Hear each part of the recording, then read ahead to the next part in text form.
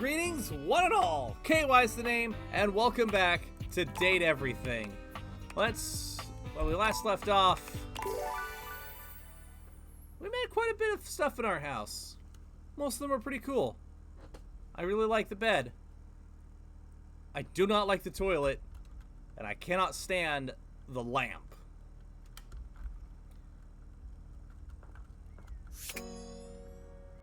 Alright.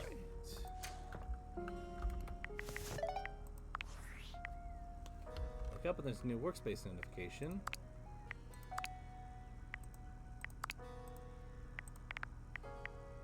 Wait. Guess who?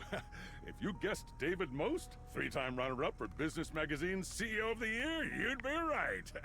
Team, I just wanted to do a soft follow-up on my recent email regarding my lost sunglasses. I'm happy to report my office has already received hundreds of tips regarding the item's whereabouts and are quickly combing through them as we speak. I have no idea what you're talking about. I really must reiterate that the tip line is for verifiable leads only. I saw them in Turkmenistan, or did you chuck up your butt? While obviously very humorous, detracts from our serious efforts to expediently locate the missing item.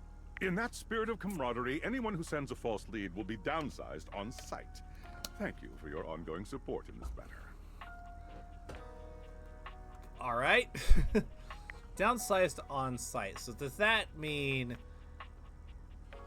it's like they're gonna have to wait to see you before they demote you? Or do they have a cryocopter cannon? Oh well. I don't ever leave my house and no one ever sees me, so I'm not worried about it. In the meantime, let's see what else there is. Gonna explore some more, find new people. What about the cabinets? A handsome stranger with a model-esque beauty stands just a few feet away from you, posing with a hand in his hair, as though he were in the middle of shooting a perfume ad. The moment he lays eyes on you, he lights up, drinking you in with a warm smile and warmer gaze. Ciao, beautiful. What are you doing?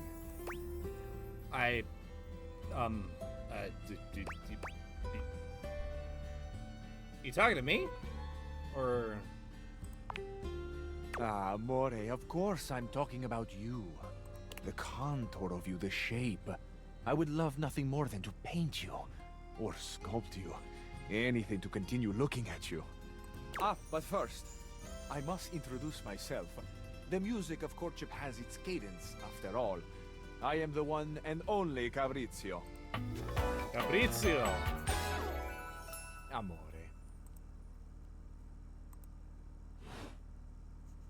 Piacere di conoscerti.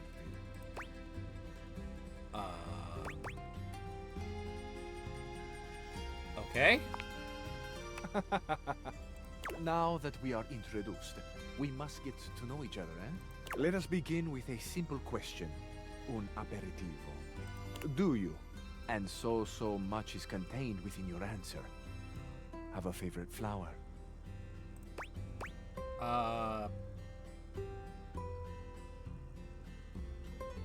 You know, I've never really thought about this. Favorite flower.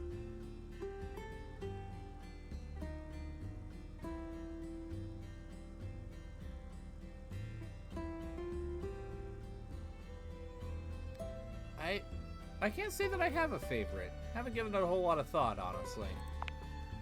Ah, then Amore, we have a delicious game before us. Think of any flower. Perhaps a flower that has been significant in your life. With my remarkable sensitivity, I will guess what it is. I see. Amore, what a rich and colorful mind you have. Maybe the only flower I can think of off the top of my head that's had any significant impact on my life is roses, because they have come close to ending it a few times. It is a pleasure to me to be inside your eyes, seeing all your nooks and your crannies. I have crannies? Ah, do you ever, Amore? And exquisite crannies they are. And somewhere buried in one of them like a golden treasure waiting to be found, is this flower in your mind. I see red. No, not red. Oh, amore, how specific you are. I do see red, and also I see orange, the color of sunset. I see blue, the color of the ocean at night, or the sadness at the bottom of your eyes. I see yellow and pink, the colors of the wings of the lefate, glimmering in the early morning light. Amore, so powerful is your mind, sending this vision to me. I can even smell this flower. It's a little spicy. It's earthy, and yet light. Smell is such a powerful sense, amore. It is the sense that goes most directly to our memories and our hearts. What a gift you give me, amore, with this aroma. You are you're thinking. welcome. Your most favorite flower is Uccello di Paradiso, the bird of paradise.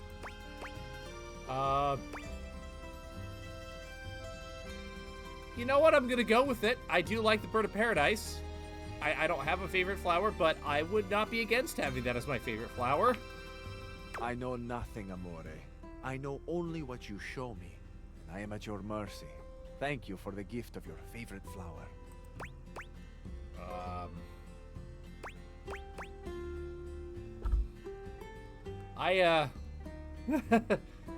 This is doing things for me. Getting pretty intense. But yeah, I need a breather. Of course, amore. There is no rush. There is never a rush with things that are great quality. I can tell you have much quality within you.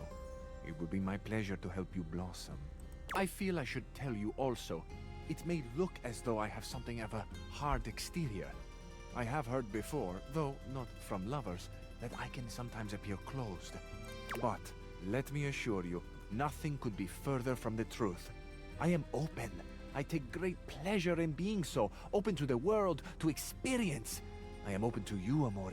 Will you grant me another gift? Will you share with me more about yourself? What do you love? What makes you cry? What inspires your passion? Those are some big questions.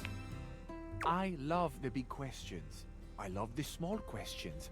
It is the finding out about each other, sharing your hearts that brings the spice and sweetness to life. Might I suggest that we savor these questions over dinner? Then we have a date. Yeah, sure. Bellissimo. La buona fortuna smiles on me today. I'll be counting the minutes. I will await your pleasure, amore. Ciao to you for this moment, mia stella nuova. Where you go now, take with you the passion of Fabrizio. My pleasure.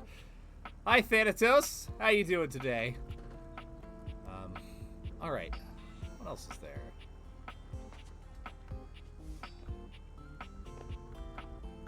What's this thing? Well, look at that. You've made another. What did I walk in on? What'd you walk in on? I was, that was definitely an experience for me. Not one that I would complain about, mind you. But anyways, look, it's Dorian, but he's small. True portal in arms, just like myself. Keep it up. It feels better and better the more you do, trust me. Looking at the tiny, big-headed Dorian who stands before you, it's hard not to wonder if perhaps the Deviators have glitched.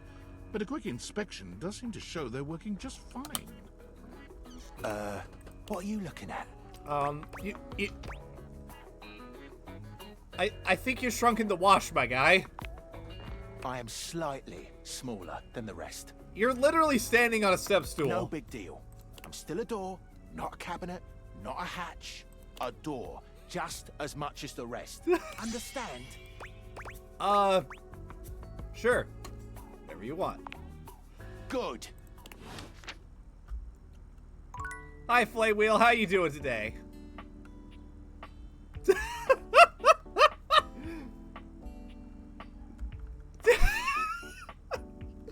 Why is that funny?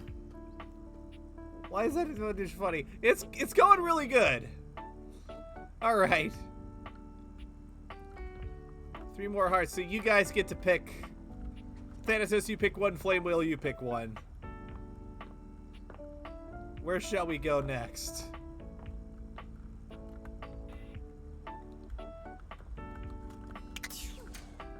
Alright, that's good. Hopefully they're all doing good. Support. Oh. Yes, Tiny Dorian is quite entertaining. The globe. Back to the globe. All right. I have no idea why Flame Wheel would be interested in the globe. Hello again, my love. None whatsoever. Got any traveler stories for me? Water heater after that. Sounds good. Yes, I spoke with somebody. Really? Then go on then. Let's hear it.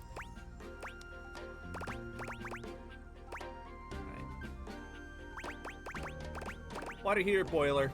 Same thing, I think. Okay, I think the Scandelabra is definitely not from a small village in Switzerland. Nobody that foppish could come from anything that could be remotely described as a small village. That man's an aristocrat. Let's see here. Nearest from the Middle East. And let's do Dorian. We just spoke with him. That's So- lovely. What's all this then? Hi, Dorian. Oh, that's one of the things they say over there. Oi, what's all this then? Rubbish. Oh, keep going. You having a laugh? This is Shoto and T-Wolf. This is just Shoto and T-Wolf.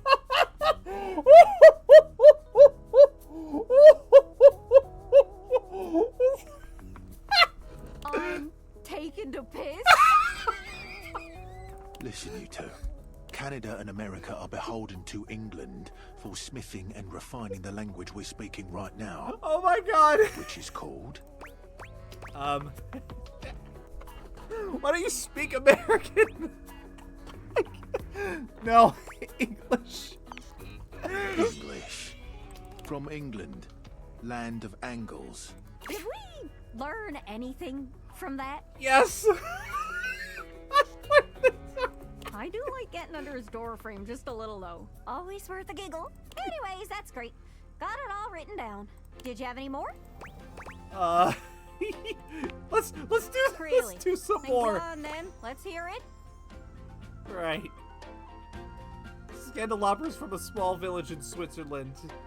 See, you do have a good point, Team Wolf. The Swiss are aristocratic. What's gonna happen? Come on, sure. We travel all the way here through many different hands. Okay, if you say so.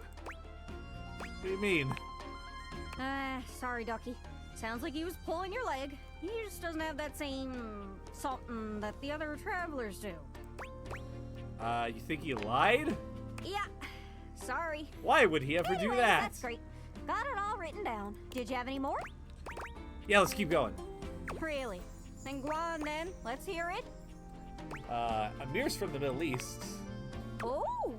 Salam, Gaia. Oh, goodness, look at you. I will regale you with a fact about my homeland of Iran. Persian weddings are marvelous affairs. They have a beautiful ceremonial spread called Sofre Aqd. Hopefully they don't take nearly as long as Catholic weddings. It's got spices, coins, desserts, and best of all, a large mirror as the centerpiece. That sounds fancy. The bride comes in veiled, and the groom gets his first look at her through the mirror. That's unusual. Oh, that's so romantic. I think so too. The mirror symbolizes light and a bright future for the happy couple. There's also candelabras on either side of the mirror. Their fire symbolizes purity. Wow. I have no idea if this is accurate, but it's really interesting either way. Mirror setup sounds like something else. Yeah. But the candelabra part worries Unfortunately, me a bit. they are, but it kind of... That one kind of makes sense. To some degree. I hope Scandalabra's never been invited to one of those. He's kinda sketchy. Oh my goodness. I wouldn't invite him to be part of my spread. Probably for the best. Anyways, that's great. Got it all written down. Did you have any more? Yeah. Really? Then go on then. Let's hear it. So, pretty sure Keys is from somewhere in Africa. That's far. Darling, allow me to tell you about my homeland, Nigeria. As is my duty as a performer, I have brought only the most incredible and spine-tingling facts spoken to you in a most arresting manner. Shapa Wadi is the highest point in Nigeria, standing at 2,490 meters. Also, Nigeria is the only place in the world where you can find the Anambra waxil bird, a member of the Estrelid finch family. Ooh. I gotta look that up. I'm curious as to what this thing looks like. I love animals.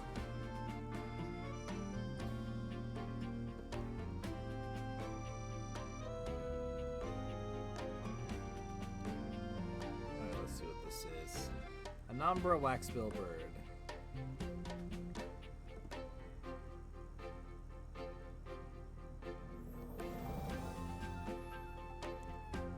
Oh, that's cool. Yeah, let me pull up this picture and make it bigger so I can show you guys. Look at that. That's cool. That's a cool bird. And before you think that you can find this fearless flyer all over Nigeria, think again. Oh, It is only found in southern Nigeria. wow! Is that all? I have one more fact. Extremely rare and terribly secret. There are 3,798 kilometers of railways. 293 kilometers of them are 1.435 meters standard gauge. I'm not really a trains person, but I know a lot of train people, and they would be really impressed with that. 1,505 kilometers of them are 1.067 meters narrow gauge. That means nothing to me, but it would mean a lot to some people that I know. Oh, I trust you all enjoyed the performance. That was very informative, thank you. bye. Anyways, that's great. Got it all written down. Did you have any more? Yes, keep going, this is fun. Really? Then go on then. Let's hear it. Well,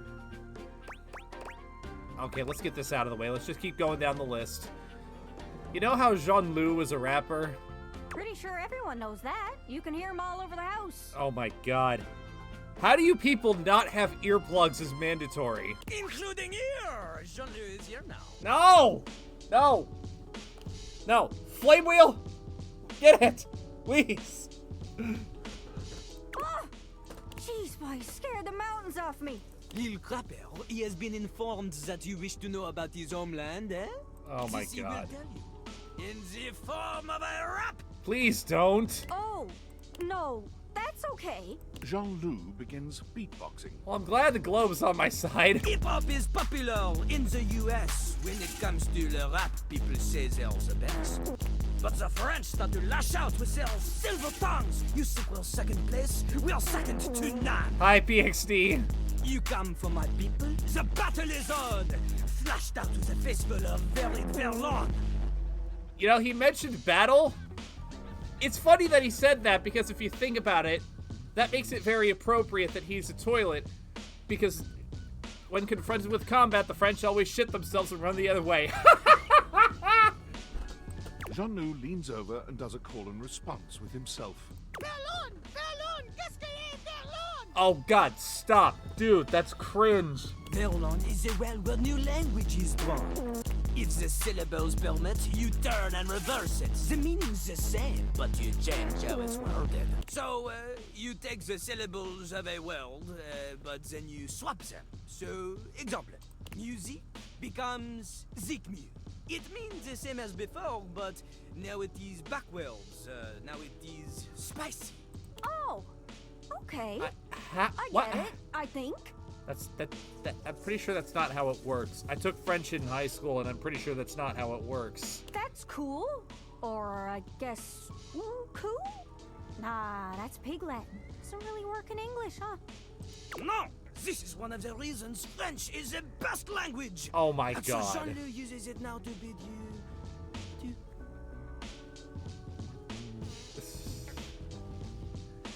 I think that's just this character, too. He's not helping.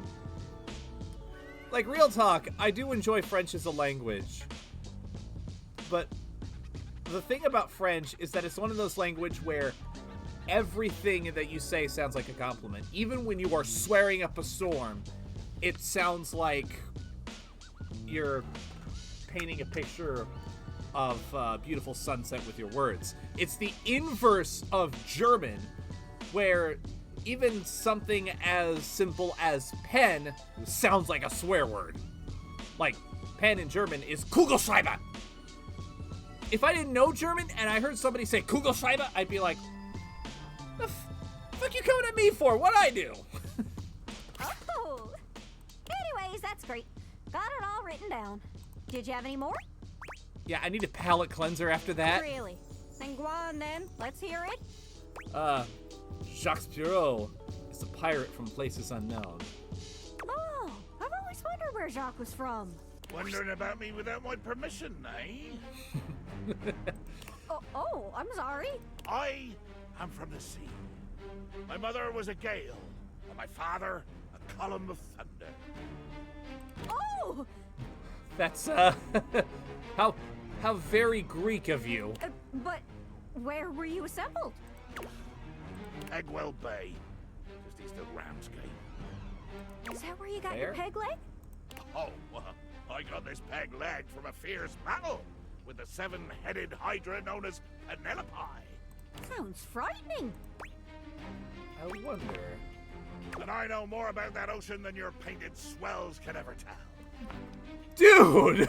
Oh yeah? Try to out-ocean fact me.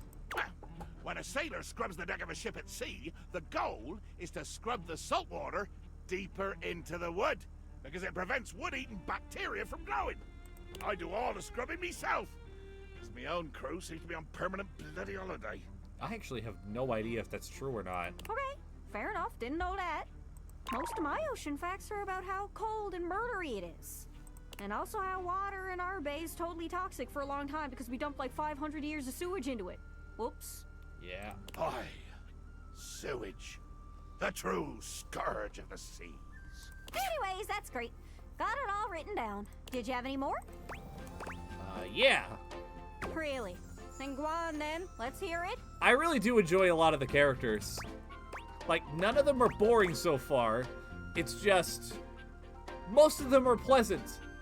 And then there's a couple that are very abrasive. Kopi is from Singapore. Wow.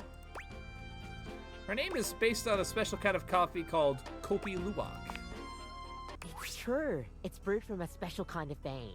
Oh, yeah? Is it magic? Are they magic beans? Kinda? They're harvested from the fecal matter of civets. That's Huh? true. The what? You heard me. Gross.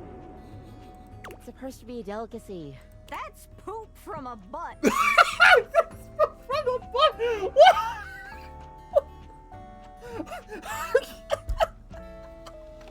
That took me off guard.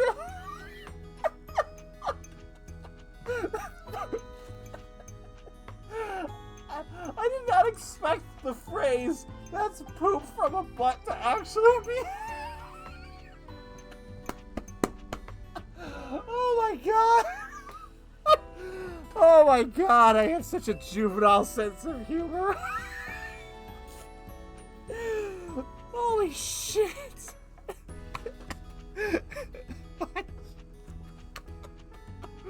And it's pretty expensive. Why? Well, to each their own, I guess. Oh my god. It's $4.50 a shit, I guess, so.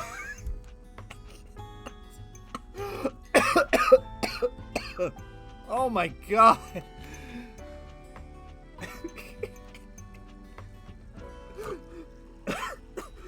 I can't even drink. What the fuck?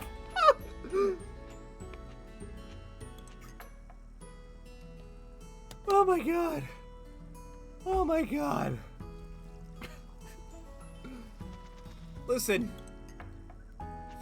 Food has a tendency to be gross if you overthink it. Just as an example, while I continue, I want to ask chat. Do you guys know what Rocky Mountain oysters are? Alright. Suppose I might try to poop coffee if I had the chance. But if it's that expensive, man, I don't know. Still, what a wild factoid. Let me just write that right over Singapore on my map. Poop coffee. Oh my god, I need to... Probably not the most flattering factoid. Well, if they don't like it, they should stop drinking poop coffee. You know what Rocky Mountain oysters are, Thanatos? What about you guys, PXD and Flame Wheel? Well, the coffee I serve here is poop-free, thank you very much. Maybe I should go out and buy the specialty coffee. Anyways, that's great. Got it all written down. Did you have any more? Just like that. Like, let's move on. Let's move on. Really? Then go on then. Let's hear it. All right. Miranda's from afar. That I am. As the resident singer here, I want to regale you with a musical facts. I like music. I like facts. Mexico has a rich history with mariachi music. Mm-hmm. The first female band to ever perform mariachi was Las Adelitas. They were named after a famous ballad, La Adelita, which is about a woman fighting in the Mexican Revolution. Adelita is the nickname given to the women who fought alongside men in the Mexican Revolutionary War. Ooh, vive la revolution! Wait, that's French. I'm an idiot. Don't summon the toilet again. Actually, the Spanish is pretty much the same. Viva la revolución! Oh, thank God. Haha! I lied! I'm a genius! A language-knowing genius! Anyways, that's great. Got it all written down. Did you have any more? Really? Then go on then. Let's hear it. Oh my God. So I have a story here. Not my story. This is Shoto's story, but I'm going to tell on her since she's at work. She was tricked into eating Rocky Mountain oysters by her dad. She said, "Oh, it's just Rocky Mountain oysters. It's fine. It's just a new thing." And she had it, and she was like, "Oh, it's delicious." And then he explained, which, for the benefit of anybody watching the VOD or PXD who don't want to look it up, it's bull testicles. So.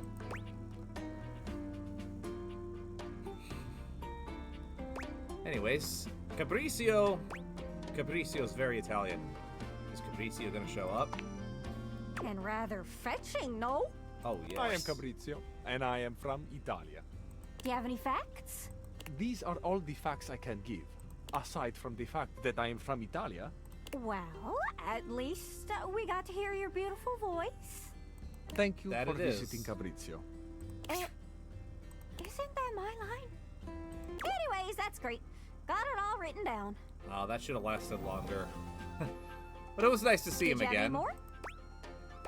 Yeah. Really? Then go on then. Let's hear it.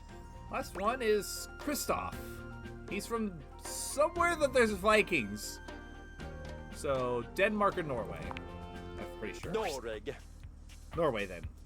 Sorry? Norway. Yep. Oh, I see. Norik is the word that your brethren used to name your country. You look fierce, Kristoff. Where are you from? Oh, hell. Oh, I didn't know that was a real place.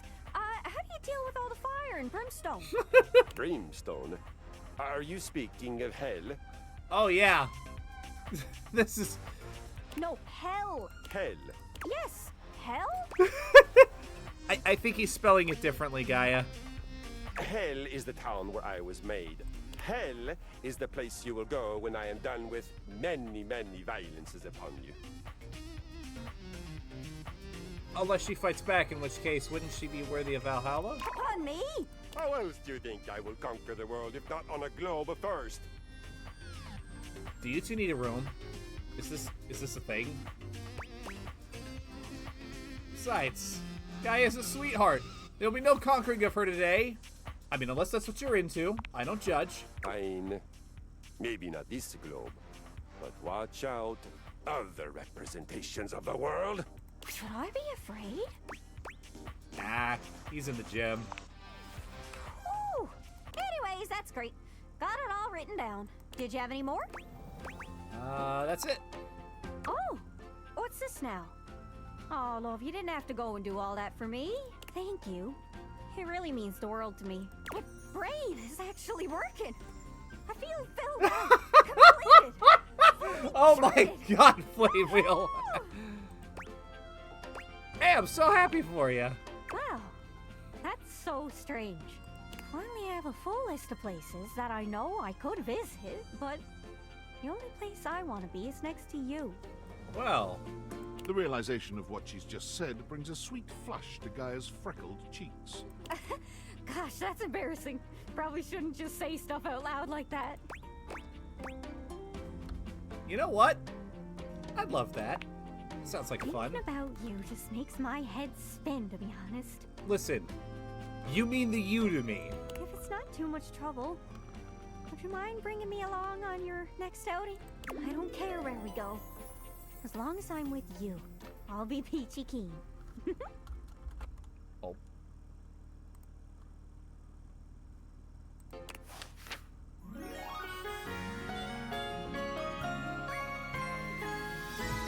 On my greatest journey yet.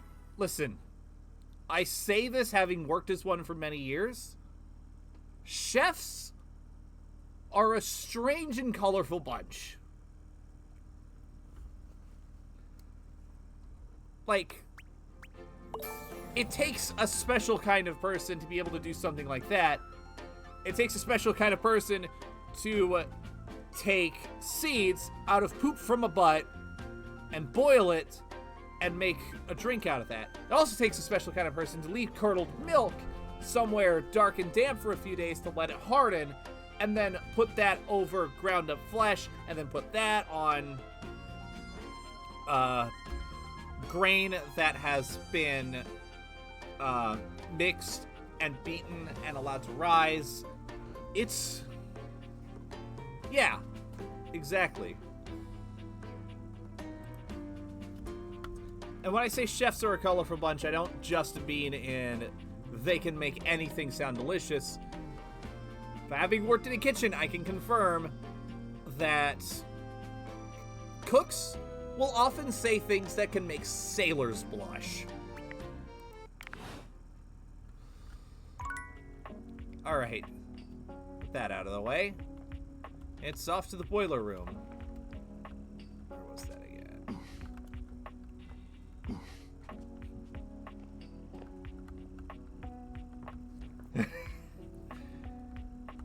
That's fair, Thanatos. We all pine for the days when we were ignorant of the world. With the... Flame Wheel? Your sample size of American chefs might be misleading if that's the case. I'm sorry to report. Normally, you try to avoid dealing with your water heater. You're no plumber, after all. But as you look at the beauty standing where your water heater usually is, you wonder for a moment if that's about to change.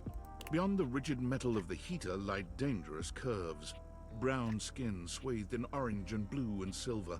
Her soft, pretty facial features are adorned by colorful makeup that looks like it wouldn't be out of place in a fashion magazine.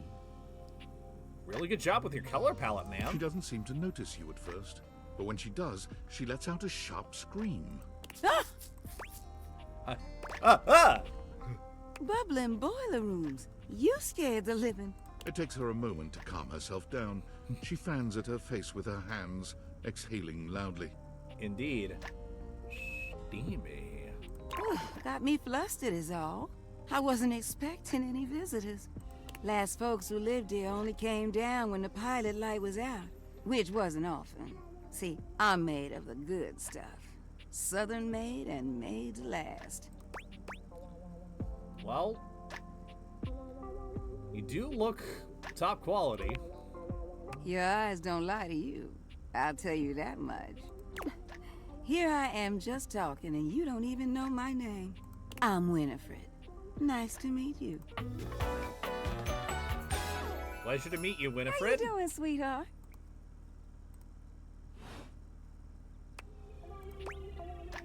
Oh, nice to meet you. It's a pleasure. I'm not sure how much more talking I can do right now. I got work to take care of. Well, what is it that you do? Did you just ask your water heater what she does? I am definitely the type of person that would ask that kind of question. I'm an idiot. Yeah, I guess I did, yeah. It's okay, sweetness. I'm just having some fun. But I do need to get back to work. Washford's about to kick on and Daisuke needs a bit of a push. I need some time with River to make sure she's ready to go. I'll come by later then. I'll hold you to that, okay? See you around. Did I just... Are you there? Please answer. Hurry! Yeah, I'm here. There's something we need to discuss. It's of the utmost importance. Only if it's of the utmost. It's the Dateviators. As I mentioned, I've been closely monitoring the electromagnetic field anomalies emitting from the quantum catalyst activator. And I know this is going to sound completely insane, but it appears... Well, it seems... I can't believe I'm even typing this. Spit it out already! I'm attempting to!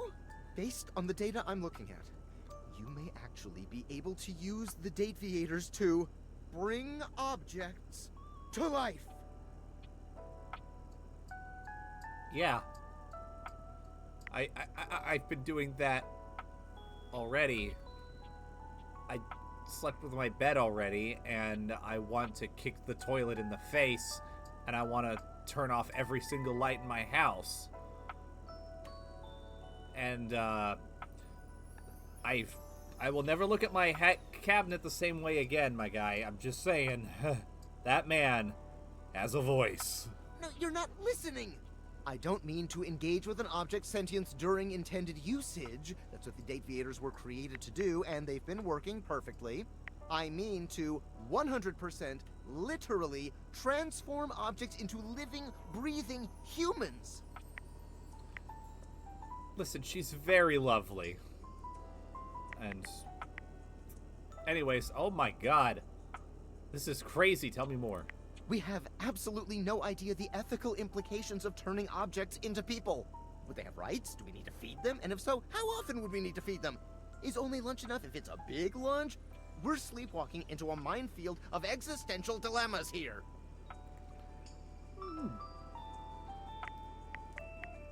You know what? That's a fair point, but it's not my job to think about the ethical implications. I'm an RTS streamer. If I were to think about the ethical implications of what I do in a video game, I would have to turn myself into the Geneva Conventions, alright? There's no way I'm doing that, so I'm just gonna keep on keeping on, my guy. You want to worry about the heavy stuff? You do that. That's fine. Well, you should be. Who's gonna pay for all those big lunches? It's not me, that's for sure. Not to mention, I didn't even program the Dateviators with that functionality. Maybe the government augmented my original schematics with secret military tech, but I'd have to do more tests to be sure. Like, what kind of tests exactly? I'm sorry, but we'll have to pick this up later. I'm not under any sort of duress or anything, but I had a huge enchilada for lunch and I'm exhausted. Exactly, Thanatos. You had a huge enchilada. Alright, you go take a shit. You know what? Make it the biggest, spiciest shit you can make.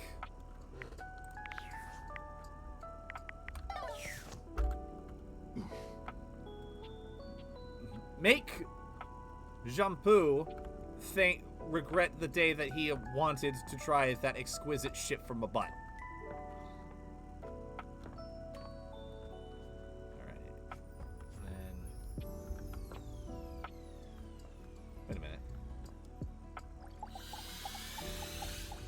Crap now. How does one even describe a warrior like this? A veritable, well, wall of muscle stands before you. It's almost comforting to know the walls of your house are this solid. Bro just stepped straight out of Age of Empires. Wall. Wall, wall. Wall, wall, wall. Wall.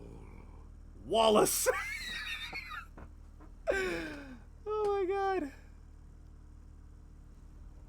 For plot reasons, I have to turn the couch into a human and get freaking... I know where you're going with that, Thanatos. And so we will talk to the couch in the morning.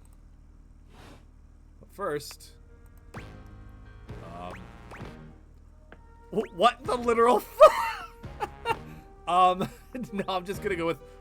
Wall! The warrior's eyes widen. He leans in closer, towering over you. Wall? Wall! Wall! Whatever you're saying here is clearly pleasing to him. He nods, beginning to smile. Wall! Wall! Wall! He beams at you, a flush spreading across his cheeks. I love you! Wall!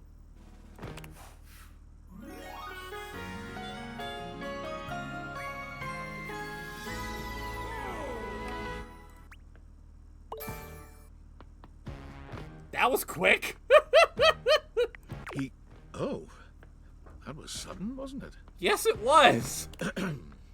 You and Wallace, who has only just introduced himself to you, are now lovers. His gaze settles on you, filled with tenderness. His drywall heart beats only for you. You live happily ever after. Yes, just that quickly. Talk about wallback. God damn it, PhD. Alright. Okay, workspace. I'm afraid I don't understand. What? Please repeat. I heard you use our voice function to call me. If you ever need assistance, you can simply say, "Okay, Val, can you please help?" And your nearest device will answer. Oh my god. Has anybody else ever accidentally done like the AI thing on your phone and you're just like, no, shut up, shut the fuck up, let me go back to fucking apps or whatever. And it always takes forever because it eats so much processing power that you did not ask for. But yeah, I definitely did not say, okay, Val, can you please help? You might have heard me say wall and then... Let me just make sure that's not setting my phone off. Okay, good.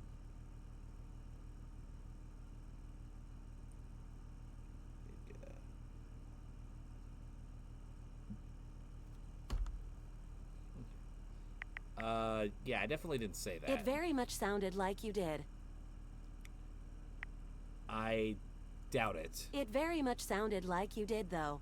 If there is anything else I can get for you, please say in a clear voice, "Okay, Val, can you please help?" And I will assist right away. Whatever, robot. If there is anything else I can get for you, please say in a clear voice, "Okay, Val, can you please help?" And I will assist right away. Oh, that's stupid, Thanatos. Anyways. Okay, robot, fuck off to Princeton now. And also, thank you for the clip. Anyways.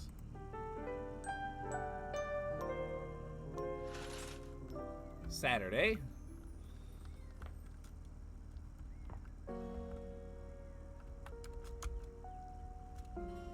Alright.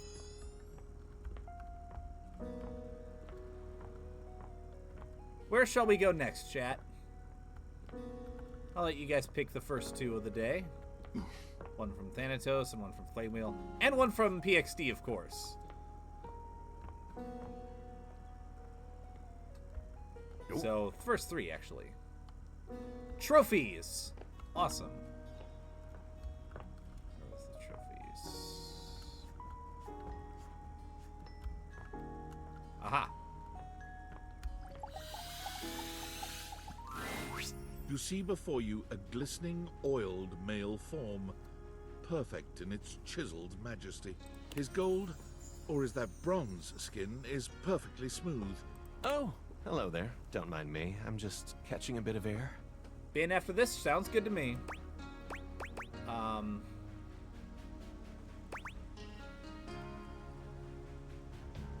That's...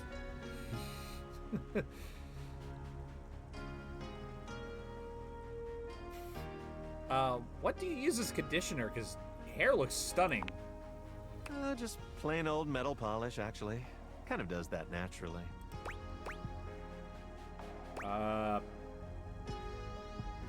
Mine too. Oh, nice.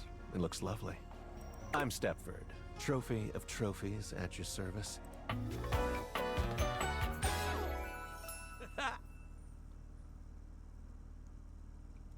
I'm very concerned about your wife. I've just been standing here all covered with oil, waiting for a good sunbeam to come along. Well, I'm KY. Nice to meet you. That's a winner's name if ever I've heard one. Well, I mean, I am an award-winning actor.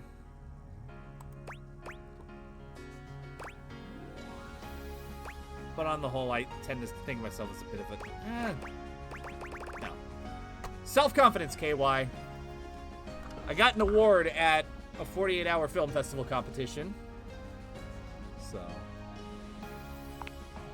Nice yeah. to meet another champion. This guy sounds like he likes to hype people up. That's good. So, what brings you around these parts? Checking in on things. Well, everything's going along well here. First place and all that. As it so happens, I have a self-tanning appointment coming up. Can't be late, but I'm so glad we met. Come and see me again soon, won't you? I'd love to, ask your opinion on something. Sure, but why? Got a tan.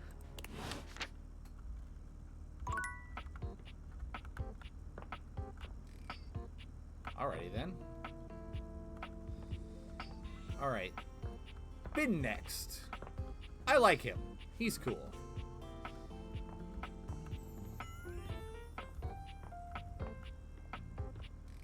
Ha ha! That he does, Thanatos. When you turned your gaze on your trash can, you were expecting shiny metal and black plastic. Damn it, you expected the garbage. What you weren't expecting was the handsome face, sculpted jaw, and delicate peaks of skin artfully framed by actual garbage.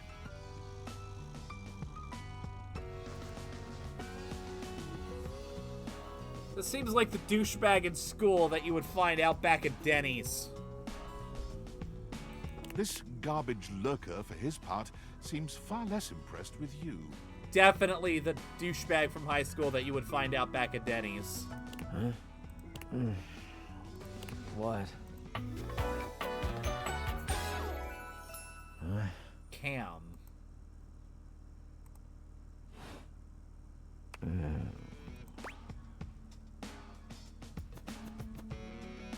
Alright, hang on. I need to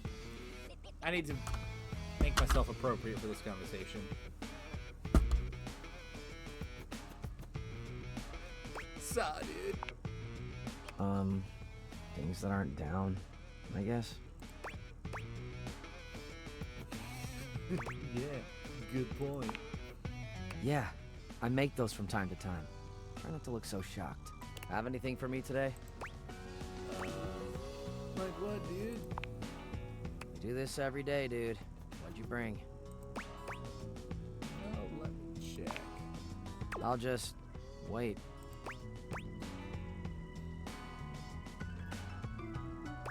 How about this day-old burrito? Sauce packet or no? Got the sauce packet. Score. What kind of sauce?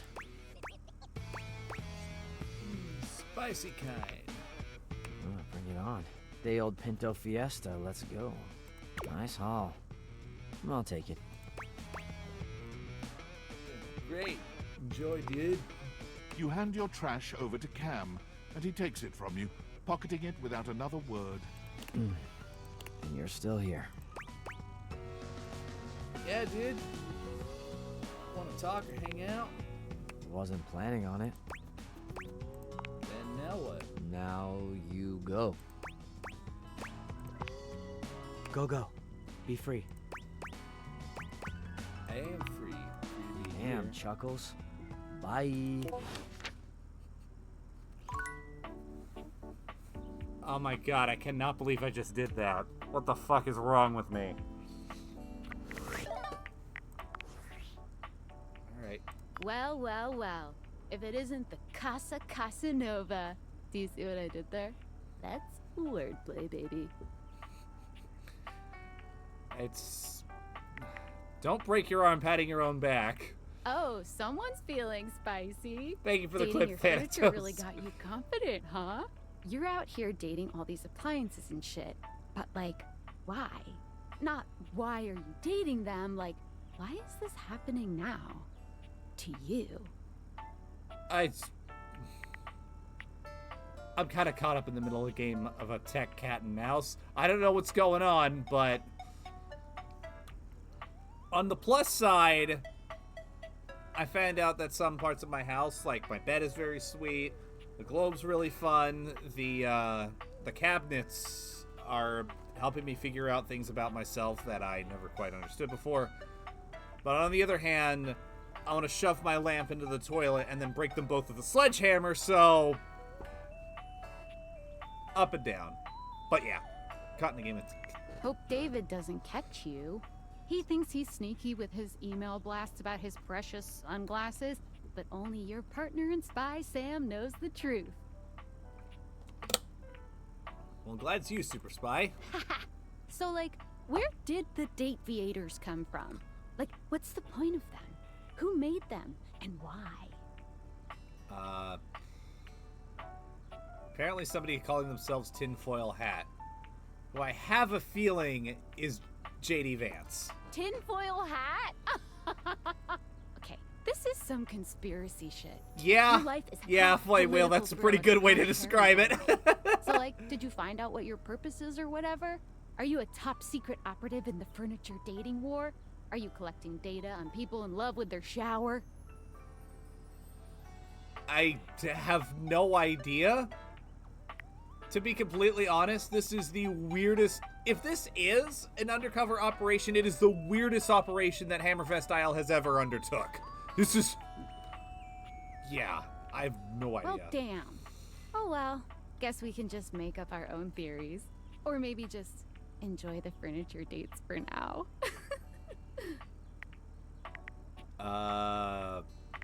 There might be even... No need to bother Sam with all that existential shit. Just can do. Good. Might as well have fun. Well, this has been fun, but I have a meeting in 3 minutes, and I really want coffee first. So, gotta go fast. Bye. I didn't even get to tell her that her coffee comes from poop from a butt. Alright, PXD. Your choice next. Be very wise.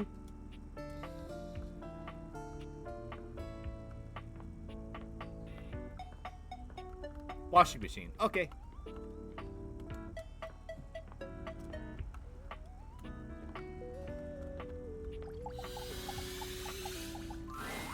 A handsome acrobat greets you with a small yet theatrical little bow, placing a hand on his chest and tipping his head forward. He has the aura of a veteran showman, but he doesn't look particularly pleased to have you as his audience. Greetings, weary traveler. Washford. Well, we can already see through the window that he's got those washboard abs.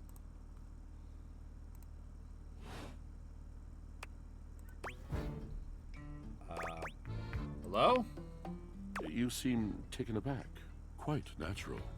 It was not my intention to frighten you, though I grant I'm known to be a disquieting presence when I'm in a mood. In a mood, huh? Like a good mood? Tiger, tiger. Tell me your little gray cells burn brighter than that. It's a bad mood then. Yes. Yes. A long and solitary bad mood. For this, for everything, we are out of tune. I Alright. Is there anything you'd like to talk about? You aren't serious. You jest. No. Listen.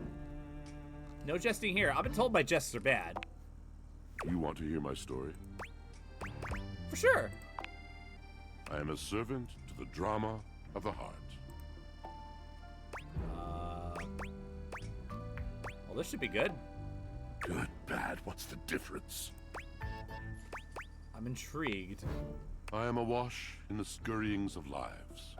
Countless stories. I am filled with water, the fundamental state of all things. Water, the tears you cry when you are born, when you are made, when you are broken. It is the sweat that drips from brows and shaking knuckles in alleyways, in schoolyards. It flows over its own frozen self down dry and grateful throats. It drops from noses in blazing sunshine onto lemon-printed bathing suits. It is the wellspring of ancient secrets, held in rough clay bowls. I am surrounded by it.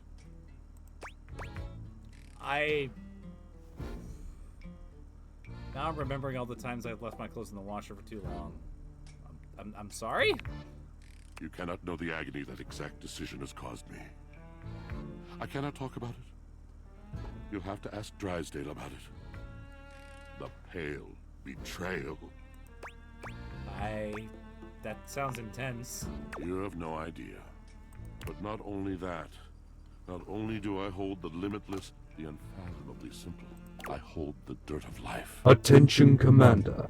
You must stay hydrated for maximum efficiency. Thank you for the hydrate.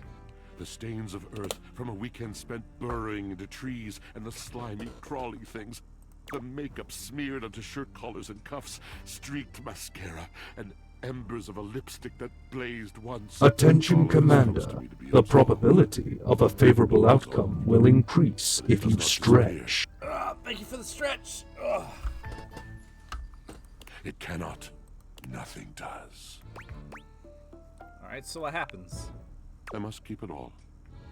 It is a vast treasure house of memories, of senses, and it is safe with me.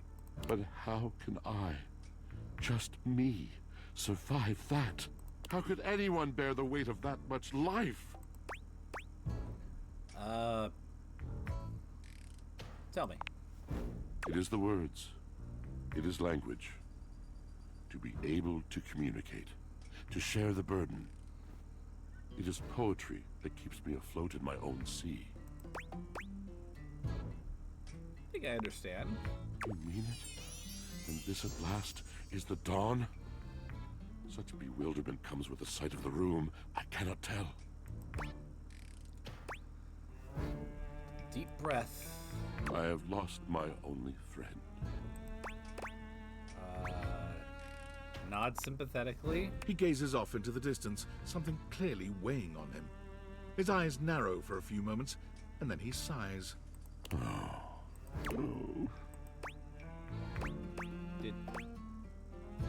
Is that it? Yes, my God, haven't I done enough? Yeah, that was an excellent poem, but I don't quite get it. Drysdale. He was a phantom of delight when first he gleamed upon my sight. But we are quite forsaken. Forsaken how? We were a duo. An acrobatic team rivaled by none on Earth. We were swift, smooth, and strong. I wish you could have seen him fly to the vault of paved heaven. Our performances were legend. They came from many rooms away to watch us, to applaud us, and joy filled me as wine in a glass overflowed. Sounds like you guys had a really amazing connection. Past tense, but the physical connection between him and me, it is like nothing I have ever known before or since. So what's the problem? He does not need poetry like I do. When he talks, it is a breeze to my tempest. And to him, my tempest seems but a suggestion. A rumor of rain That's in another man's an interesting way of looking at it. One way to find out, though, but You had your art, didn't you? Until we didn't. Until he was too busy to perform. Too occupied with other things to tumble with me. The bond was broken. The bright cord severed. He abandoned me. And when he was finally ready again, I was unreachable. Locked in my own Sheol.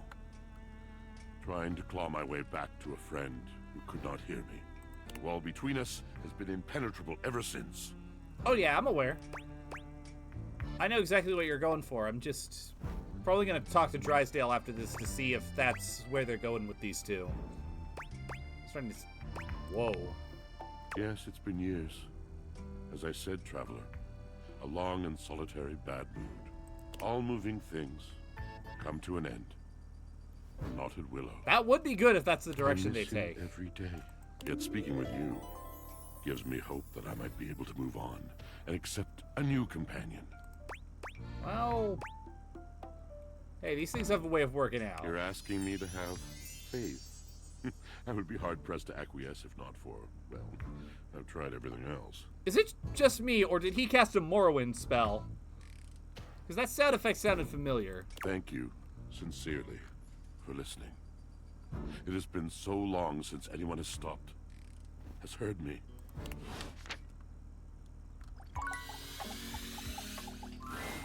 An acrobat in bright orange evaluates you with a smirk.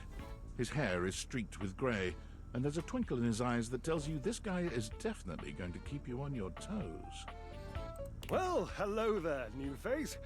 I may be quite excited to meet you. Drysdale.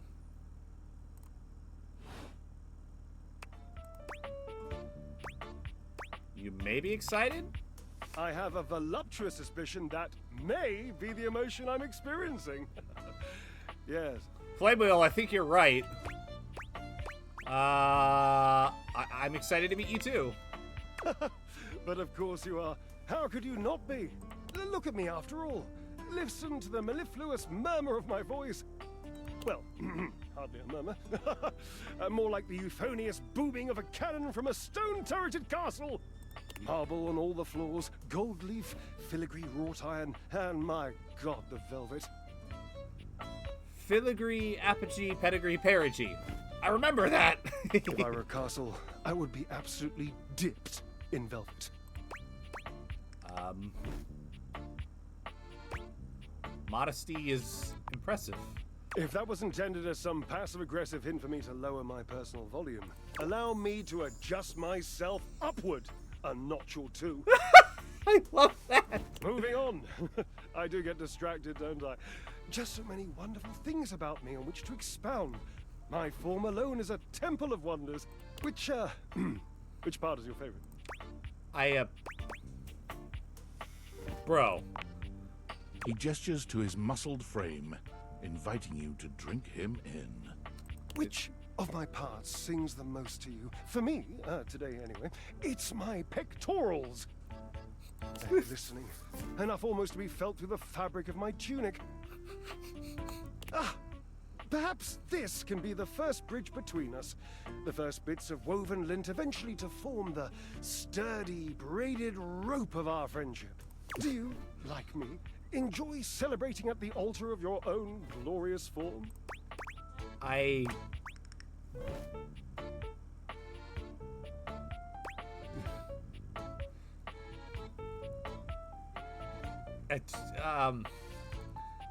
Now, listen, I'm really embarrassed. I need to get in shape.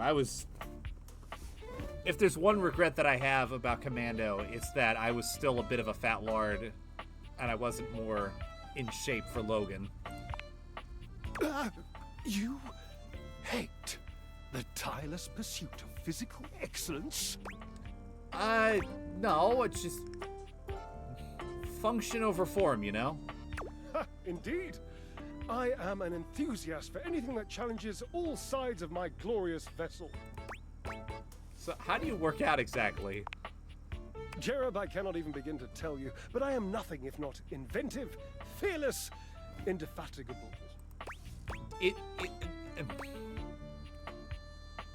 Creative, I guess?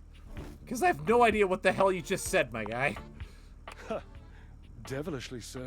I haven't given up hope that I'll yet be able to craft a perfect metabolic masterpiece. Yeah, well, if you could give me my sock that I lost 3 months ago, that would be great. But you can do that all just with what's in the laundry room? Gasp! I've had a sudden flash that I should feel excited, but I am not sure why. Explain yourself, brain! Oh, no, wait. I figured it out. That's more points for me. Huzzah! Oh my god. Would you, my new lovely acquaintance, like to help me create the perfect challenge for my body and mind? Would you help me invent a tango for the triceps, a conga for the core, a quick step for the quadriceps? Are quadriceps even a thing? Yeah, I don't think they're real words either, but yeah, I'm not big into fitness, but I can tell you who is. That's the point, my little marshmallow. We start with the obliques. Very important to twist, turn, and watch your booty in the mirror. He gives his posterior a little wiggle for emphasis. All right. I know. I can lie down with Florence, grasp Titus by her intimidating epaulettes, and Russian twist her for 3 sets of 20.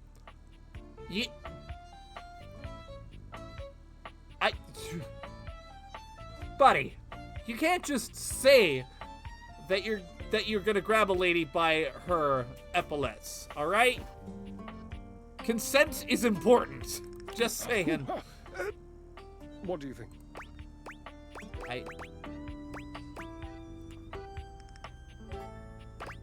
So, first of all, who's Florence? Florence, the floor. You haven't met Florence? Bah! Not yet. She and Mare Celia are my 2 favorite dishy divas. We get together, a little Lambrusco, raise a little hell. She hates working out, but I'm absolutely sure she'll support me. I made another joke. That one wasn't even intentional. I'm amazing. What do you think? I think I'm worried that this guy might be me if I didn't have depression. Also, I don't think Titus is gonna like being twisted. Oh, Cherub, you're right. I didn't even think of that. So, you've met her then?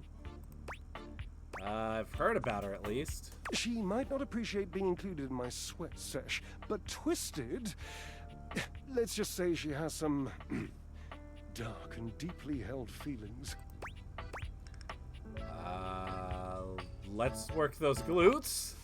May I divulge an incy-wincy little secret?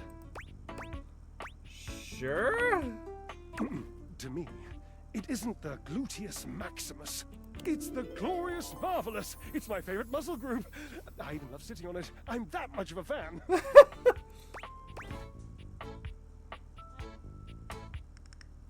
Yeah.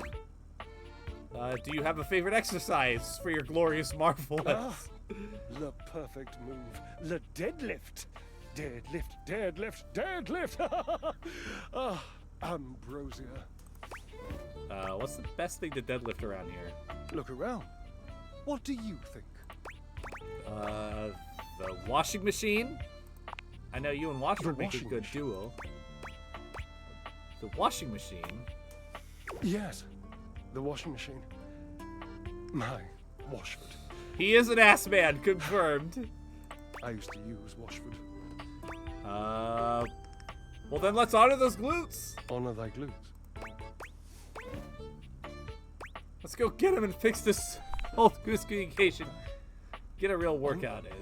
And upward. I emerge from the darkness, and like the phoenix rising from the ashes, I call my love back to me, my truest love and friend. Dear, you don't happen to have a feather boa on you by any chance? I always dreamed if I did something this dramatic, I'd be draped in a bright purple feather boa. I'm just saying.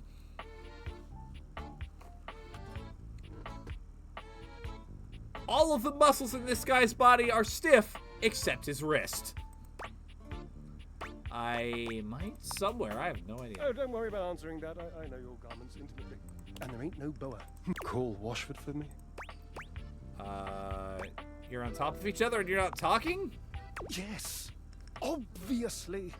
If you were genuinely far away, this would be so much less torturous. But as it is, It is the stuff of pure drama.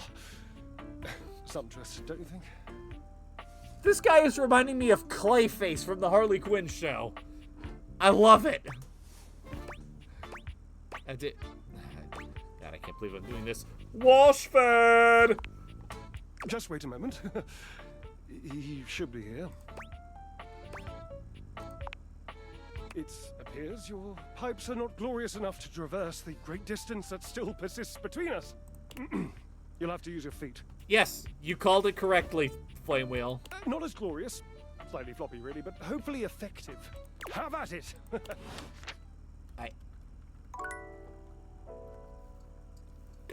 That's fair, Thanatos. Okay. Well, that in mind, I said we would talk to the couch, and we shall do so with our last heart of the day.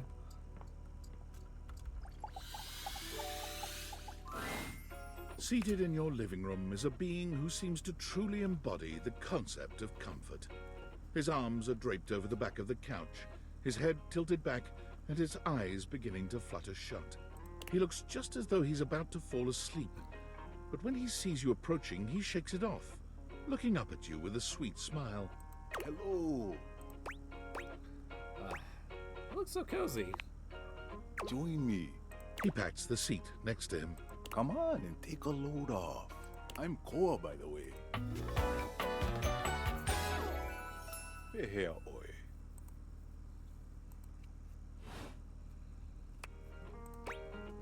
Well, nice to meet you. You too. Most everyone would continue the conversation from here, but Koa only closes his eyes. You wait for him to say something, but all you can hear is his quiet breathing. So how about the Hammerfest sports team? I'm not really a sports kind of couch. That's fair. Koa opens one eye, but he doesn't move. I just thought you might like to share in all this comfort, you know? Couch culture is really all about taking it easy together. You know, like, you ever heard people talk about alone together?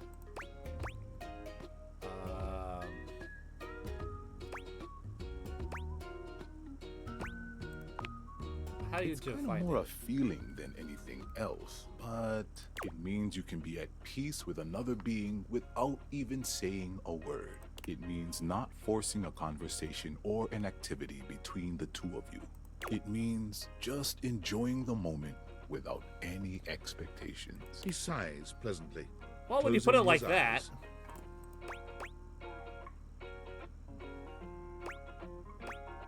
Yeah, I'll give it a shot. That sounds Beautiful. fun. You'll see. Koa breathes in deep, sighing pleasantly.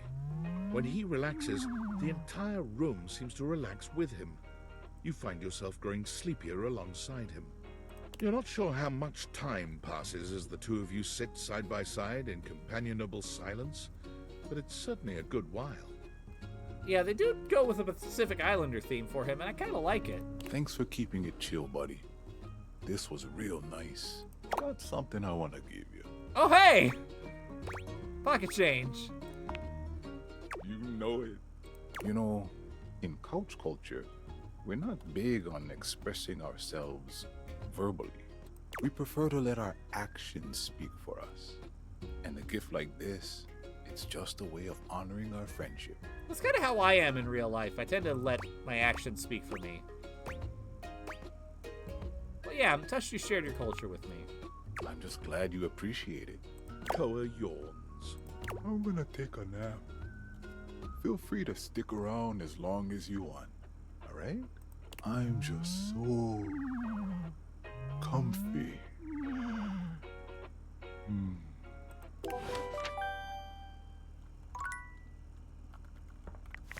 That's nice. Oh my god, workplace again.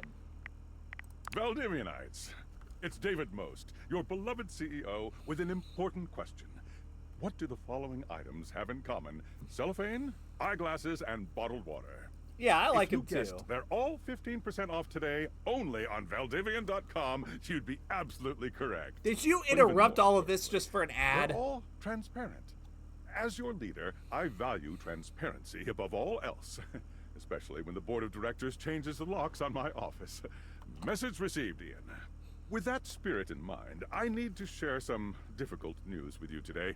I have not been entirely candid regarding my lost sunglasses. Firstly, the lost item was thankfully not my sunglasses.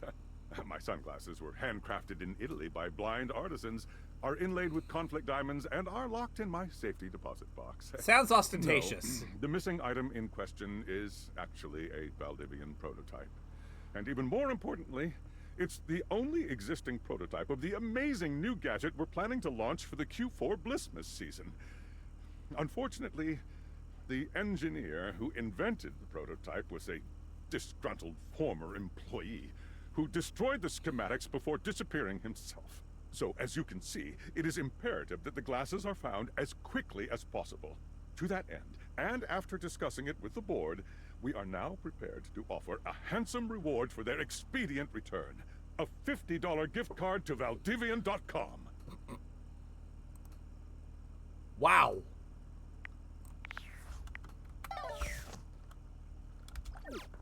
For something of this high technology, like this is world-changing technology.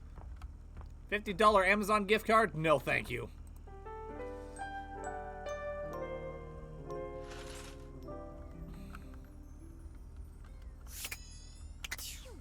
Especially not for somebody like myself, who has a island PMC to his name.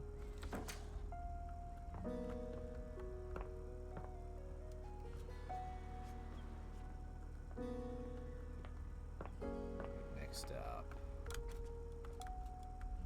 It's been a minute since we checked in with the hamper.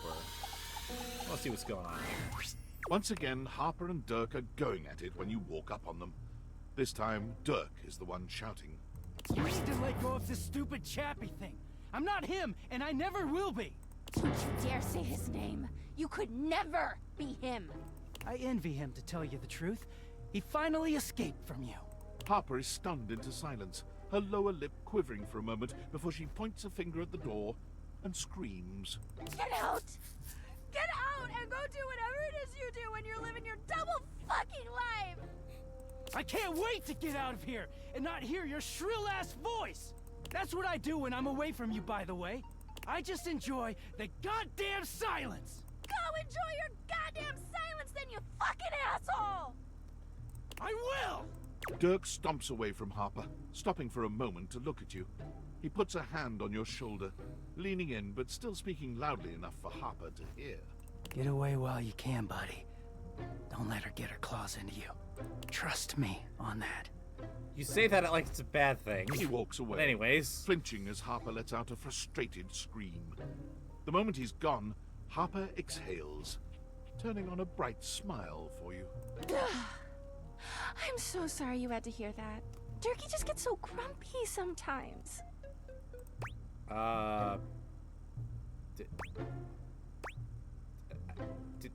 Didn't he ask you not to call him that? Huh? Durkee?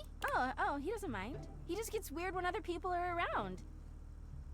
You say his name in the right tone, he'll let you call him anything. Oh, Durkee. You seem like someone who gets relationships. I've been thinking a lot about my relationship with Durkee lately. You'll listen to me, won't you? Listen, I'd love to help. I mean, I'm not a licensed therapist, but I don't know of any licensed therapists equipped to handle furniture, so... Oh, good. This way. Harper grabs your hand, dragging you over to a quiet corner of the room, overturning a box to allow you to sit. It all started a few years ago. A lot of things come through this laundry room, you know? You forget a lot of stuff in your pockets, sometimes you find it, sometimes Mary you don't. Jane Watson herself. And this time, you'd forgotten chapstick in your pocket. Ah, shit. God, what a stick of chapstick he was. His name was Chappie, and he had the softest lips you can imagine. We spent weeks together. It was a real whirlwind romance. He started talking engagement towards the end, hoping maybe you'd forget a ring-shaped object in your pocket one of these days.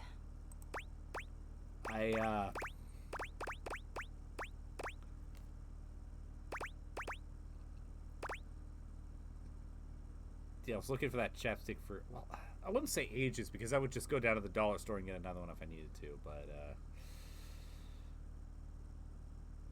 yeah. Well, you found him again later. But I'm jumping ahead. Chappie had crawled back into the pocket of one of your pants. He liked the dark. It made him feel safe. Harper sniffles, growing silent for a moment. When she speaks, her voice is filled with emotion. And then you washed him.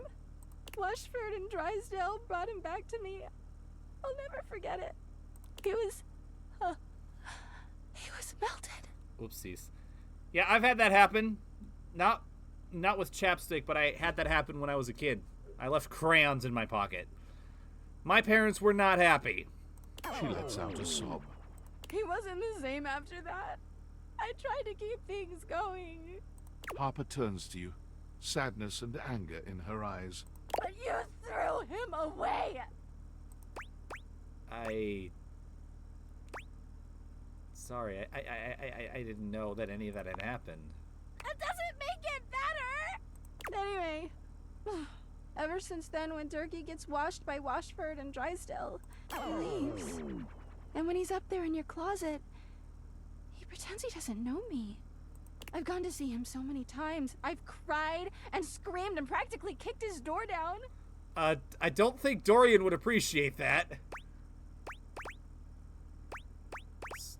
Anyways, this doesn't sound healthy. Yeah, he is so toxic. I know that Turkey is cheating when he's up there. He calls himself Clarence and acts like he's so cool and above everybody else. Tell the truth, Turkey! I know you and those Hanks are getting it whenever you're up there. Okay, I'm really interested to see where this goes. And he's got a stream of objects coming in and out of that closet. I know it! Alright. Listen, you think whatever you want, just don't piss off Dorian. I have a feeling that he's upset with me already ever since I laughed at him. But, do you have any proof? Of course I do! Everyone's always like, oh, how do you know, Harper? How are you so sure? She taps her temple. Hamper's intuition, honey. I know how nasty he is. I know he can't go that long without getting some. Anyway, I've been thinking a lot about our relationship lately. Obviously, I've done nothing wrong and never have. But I just love my Durkee so much. Even though he hurts me so. I just don't know what I should do.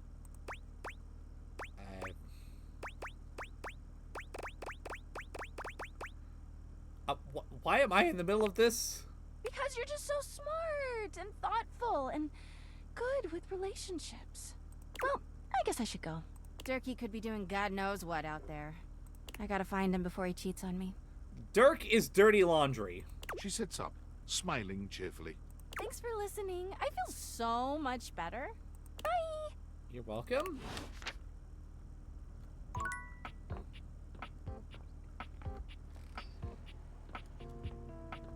Yeah.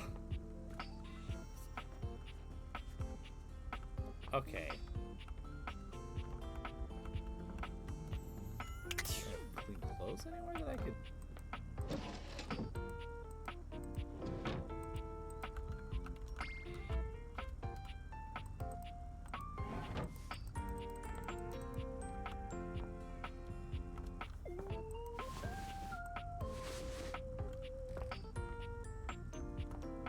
Do I keep them somewhere else like a crazy person?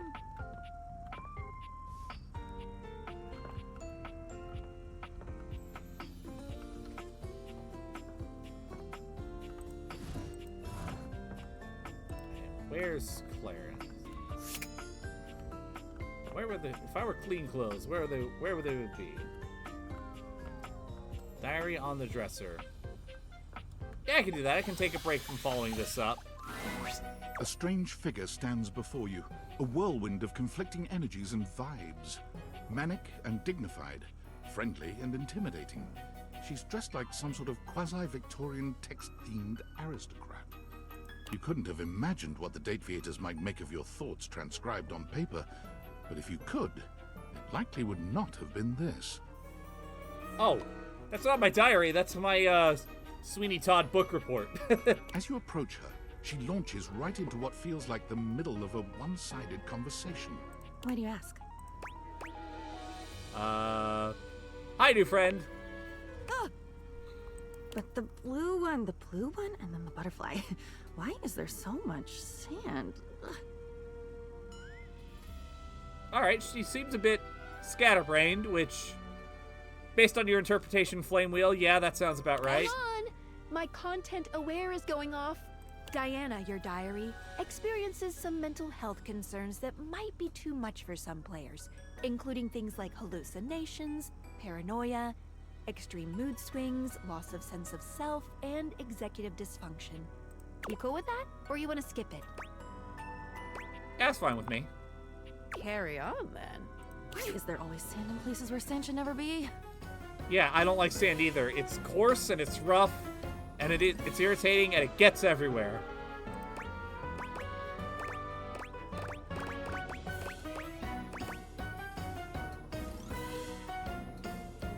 Listen, I say all that, but I enjoy myself a dollop of crazy every now and again.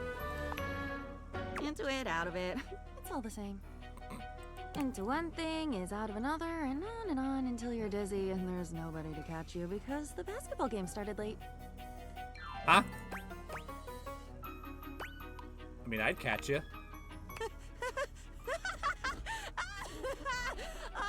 Oh my god. I've been falling.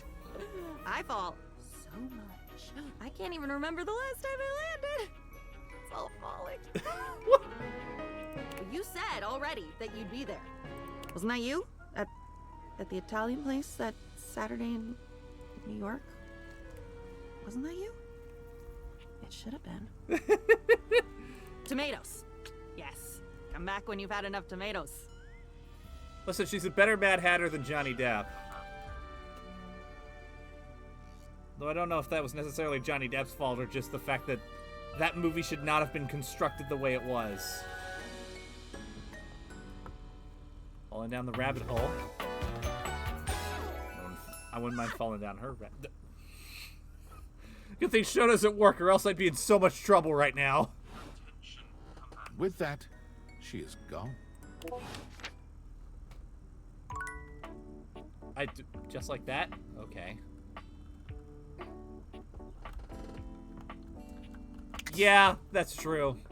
Bad writing and bad direction. Oh boy. Anywho.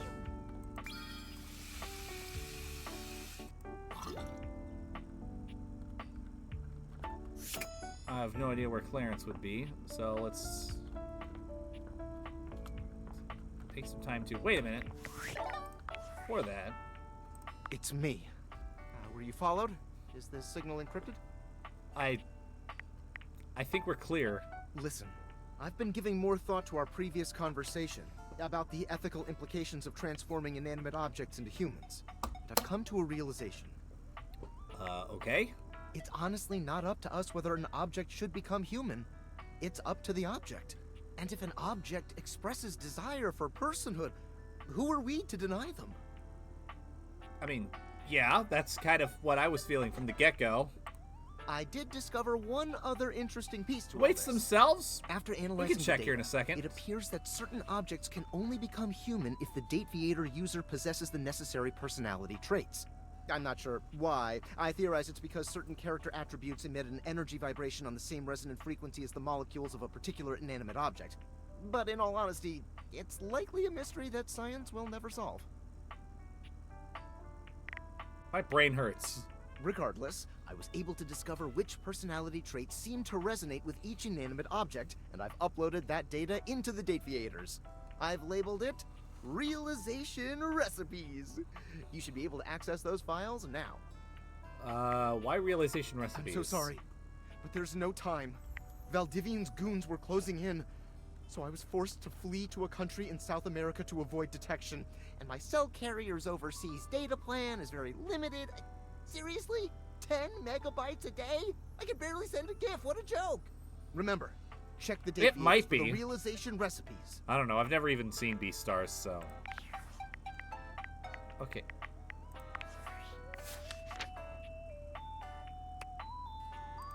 Alright, who's Wallace voiced by?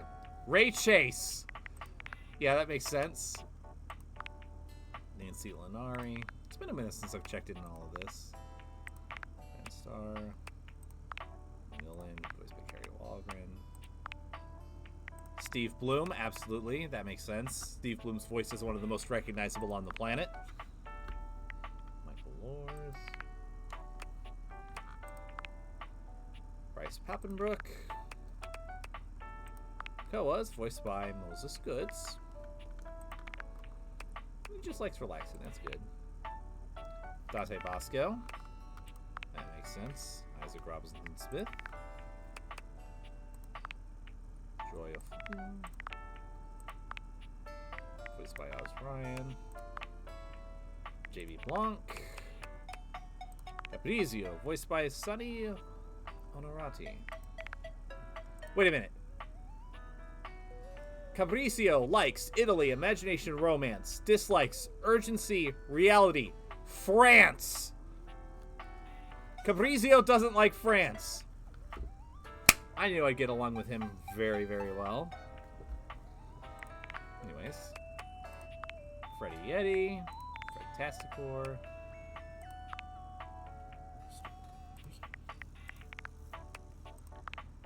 Eric Bauza. Daisuke.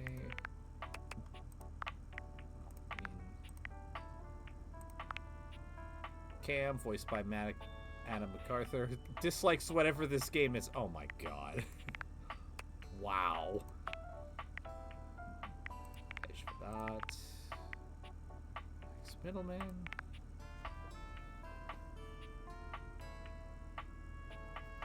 Oh my god! Oh my god, Flame Wheel. I'm not going there. Damian Haas. Matthew Mercer. That explains why Shoto really liked him. Ali Hillis. Winifred, voiced by Deborah Wilson. I thought I recognized her voice. I thought I recognized her. That's cool. I like Deborah Wilson.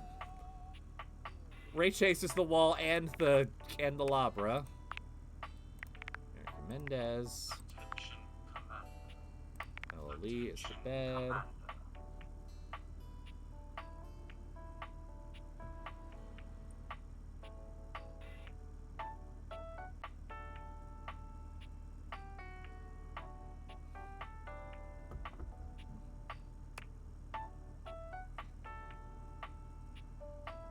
Yeah. Diana, voiced by Erica Harlacher. Dislikes dot. Oh my god.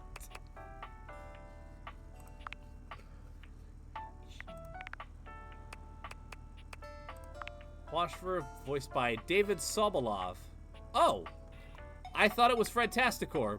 I was mistaken. Drysdale, voiced by Neil Newbin.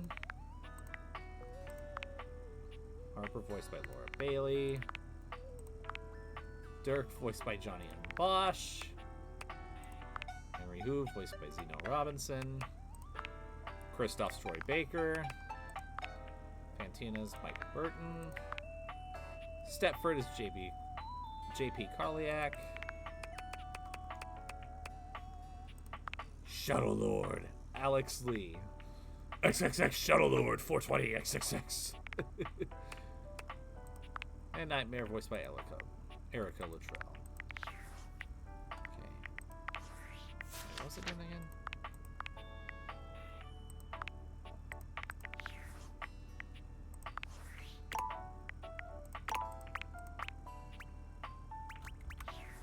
Okay, let's see.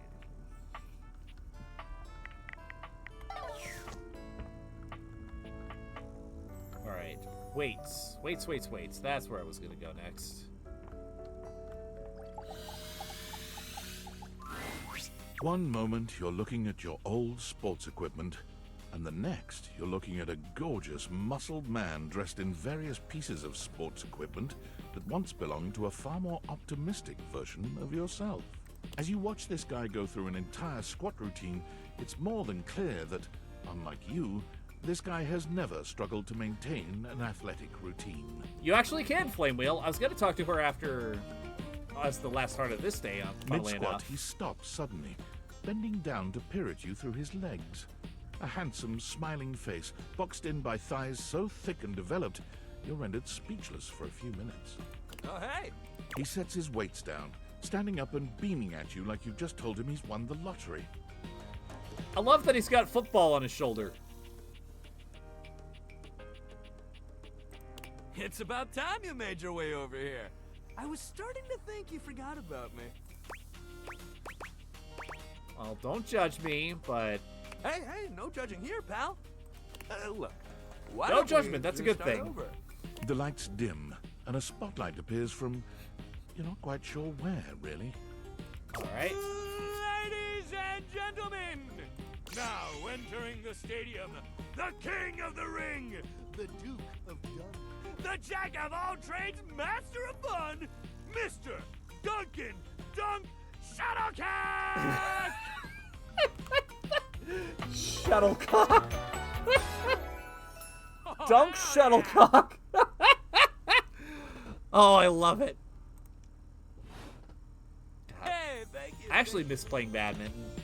He goes through a few poses that really make his abundant muscles pop, looking at you with the grin of a confident athlete. Just yay! Dunk is delighted by your cheering, and he spends a few more moments basking in your attention. Aw, man. It's been a while since I actually had an audience. Feels good. Don't worry about remembering all those names. That's just stuff that makes me sound cool when I hit the court, or the field, or wherever I'm playing. Huh, interesting. Cookies is fine for pals. Are we pals? Totally! We might have just met, but strangers are all just friends you haven't met yet. Point taken. Anyway, it's good to see you here finally. He grows very serious, placing a strong but gentle hand on your shoulder. What happened, man? How come you stayed away so long? Did someone ruin the joy of sports for you?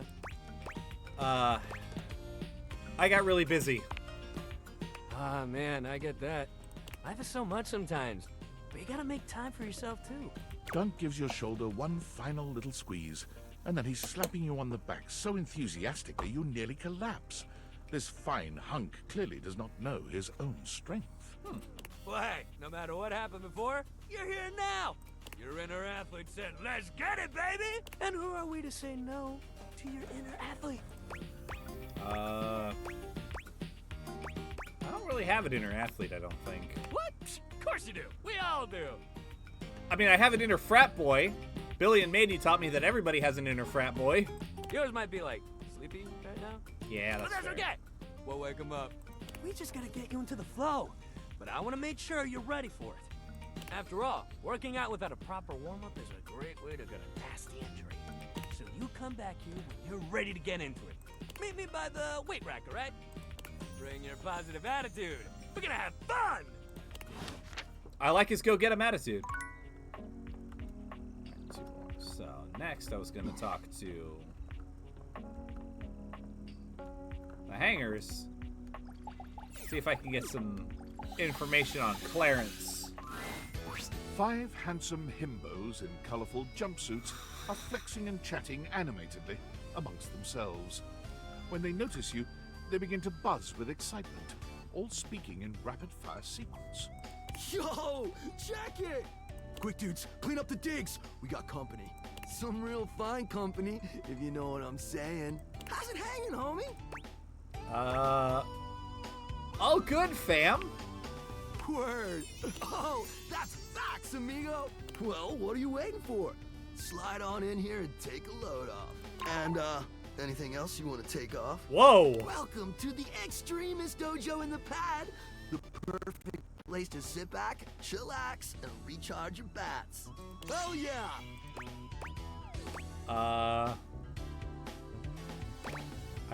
Am I being flirted with right now? Is this what's happening?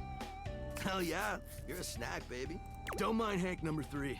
His game is super cringe. Lucky embarrassing, Hank number 3. Right now, you're hanging with the wildest, dopest, gnarliest squad of bussin' athletes around, homie. The Hanks! Alright, so if you're the Hanks, you set me you're all named Hank? Yeah. Would like to hang it. Ban PXD. That was super cringe. Get out of my face.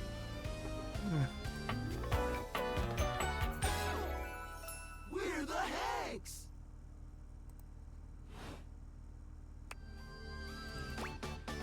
Alright, but how do I tell you all apart? Numbers are kick-ass! The Hanks all stand in formation, each of them striking a unique pose as they introduce themselves. You get the distinct feeling they do this often. Oh my god, this is very much tattooed teenage alien fighters from Beverly Hills. I'm Hank number 1. Alright, orange is 1. I'm Hank number 2. Red is 2. I'm Hank number 3. Blue is 3. I'm Hank number 4. Purple's 4. And I'm Hank number 5. Green's 5. We're the Hanks! Brought to you by Red Bull. What the fuck is happening? Do you guys play for Hoof's favorite ball team? Nah, they're the Hankies. We're the Hanks! So I've been told. Listening is maybe the most extreme sport there is. So what are you guys up into in here? Seems pretty sporty. That's right. We're the wildest, most fearless, gnarliest squad of extreme athletes in the house. We base jump, we lava board, we cheese roll. If something's hot enough, we'll ride it all night long. Oh my fucking god! We laugh in the face of danger, even though we probably shouldn't. We've tasted the adrenaline of them all. What's your favorite extreme sport? Hank gliding.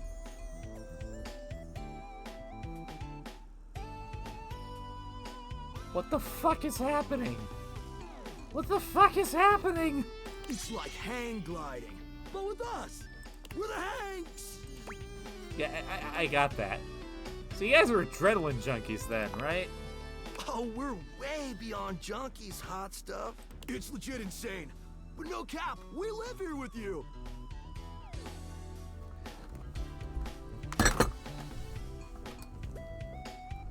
Can't believe you just said the words no caps about.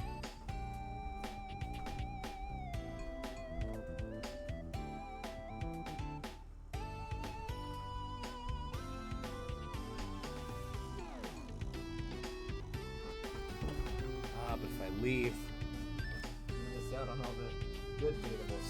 Shit. We're Casarumis, amigo. Don't make me regret coming back.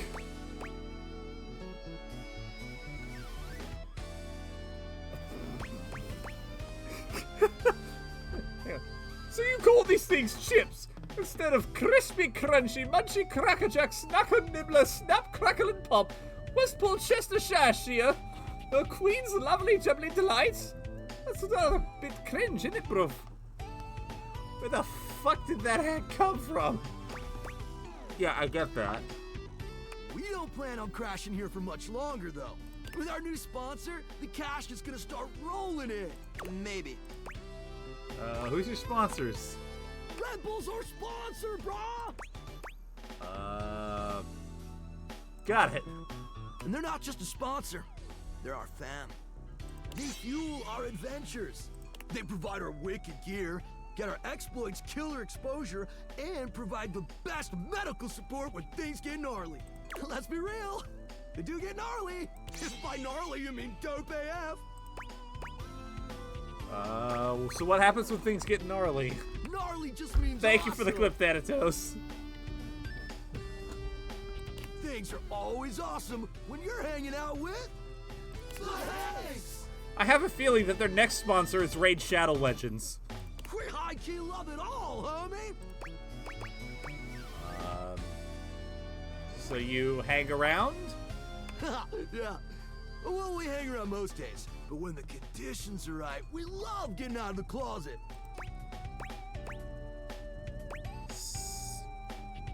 Sounds exciting? Live your truth or something? It is! Speaking of which, we were just about to head out for a little hang gliding. What do you think? Wanna come? It high key slaps, homie. You in? How high is... How high key does this like? This is the closest to I'm fucking confused. It's goated, brah! What do you say?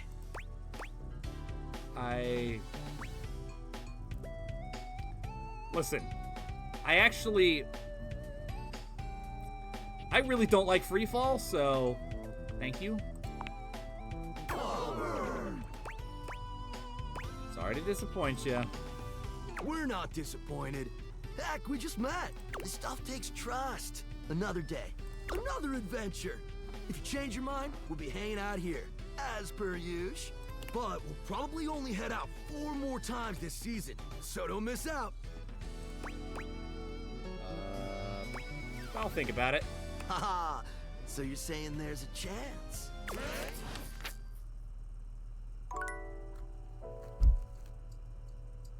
Okay, if this is who Dirk/Clarence is hanging with, then I think Harper has a good point.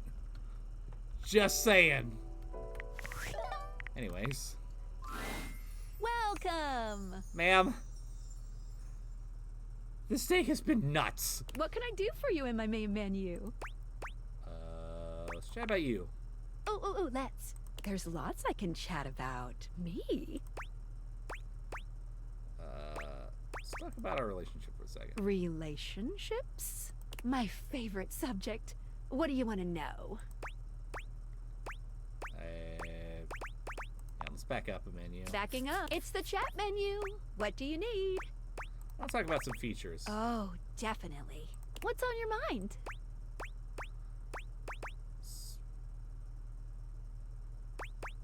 Specs works again. Oh, specs stands for smarts, poise. These 5 qualities are measured on your personality. There's also a glossary button. In anything else you'd like to know?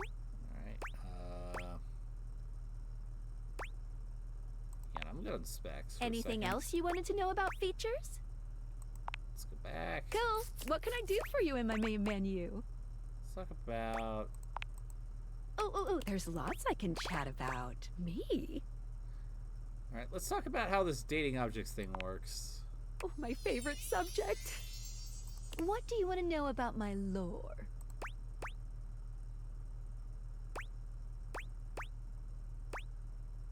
So, what's so special about this house in particular?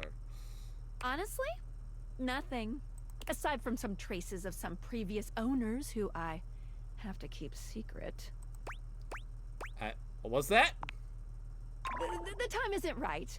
Since we have the only pair of Dateviators in existence, there is certainly quite the buzz in the object and concept world.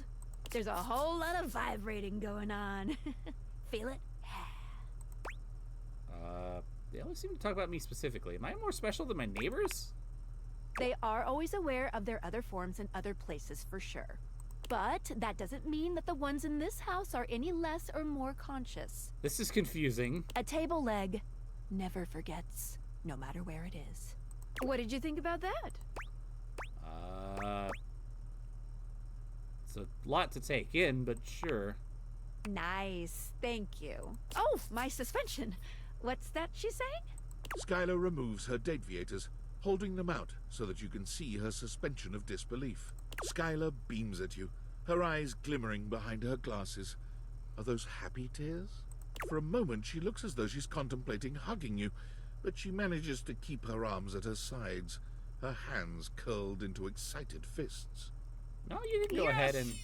You did it! My suspension of disbelief has been upheld! She's in there right now feeling great! It kinda itches? Ooh, but it's okay. I love it. There's a few moments of silence as something seems to dawn on Skylar. Her smile softens, her eyes warm and inviting. I love you. Will you accept it? Absolutely. And just like that, Skylar is back to her chipper self. But the warmth in her gaze remains. Yay! Love, love, love! I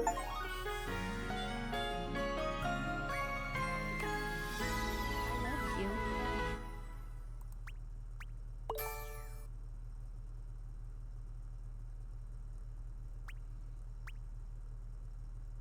Alright. Well, we got empathy and poise up. A little bit of smarts. A little bit of charm. No sass yet.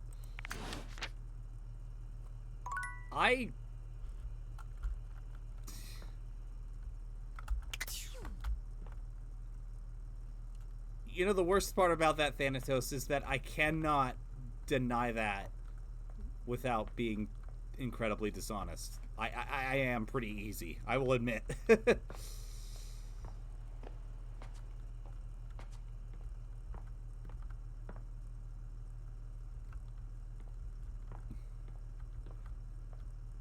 But anywho,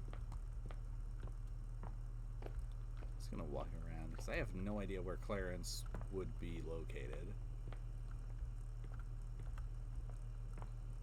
Unless I keep him in my office like a moron.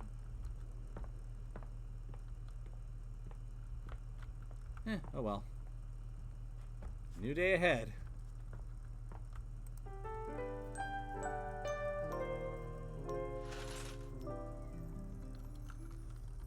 Okay.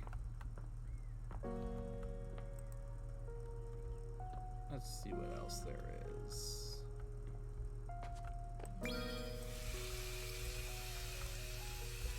Hang on, I wonder. You wonder for a moment if your sink has overflowed, but that's not it at all. Huh. There's just a being made of water standing before you. My gut was right. Are you River, by any She's chance? ethereally beautiful, but there's something hard to pin down in her gaze. It almost feels like she's watching your every move, waiting to see what you'll do. Hi, honey.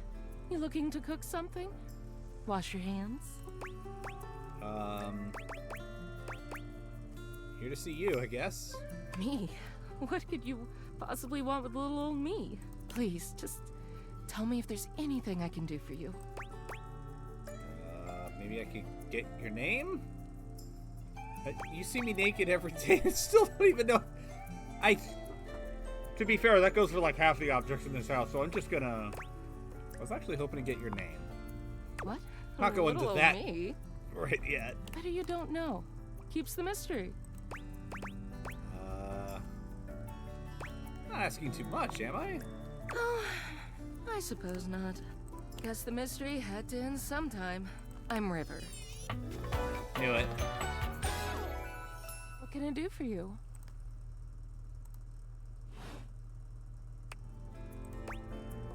Is River the last name? Just River. Like chair. Who? Chair. World famous pop star, known for her #1 hit, Belief. Yeah, I was actually, Thanatos. I'll be okay with a hint or a direction on this one. So, sounds strangely familiar, and yet... She's an icon. Just ask anyone. You know, the best thing about Chair is she's always changing her look through the decades. She always knew just what we wanted to see and served it to us. Oh yeah.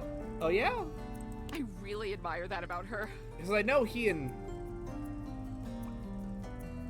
Dirk are the same person, just different states, but if it's literally a case of I have to... You wish you could be someone else? Not someone else, but being your best self all the time, it must be nice. Is there a version of me you like best? Water? Steam? Ice? Some form in between? You know, I actually do prefer water because I love swimming. Oh god. Don't tell me now. I'll just be thinking about it all the time. River wasn't exactly holding your gaze before, but she seems intensely uncomfortable now. She looks everywhere but at you. Look, I've been here way too long. If you don't need anything from me, I'm going to go. Alright, I suppose. She is gone.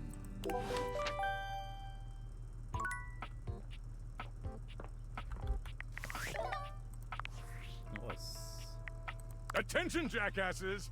It's been weeks already, and you're seriously telling me there's been absolutely no movement on this missing glasses issue? Maybe I haven't made myself crystal clear. Nothing else matters. You get me? Your expense reports, corporate retreats, PowerPoint presentations, I don't care about any of it. This is your one and only priority.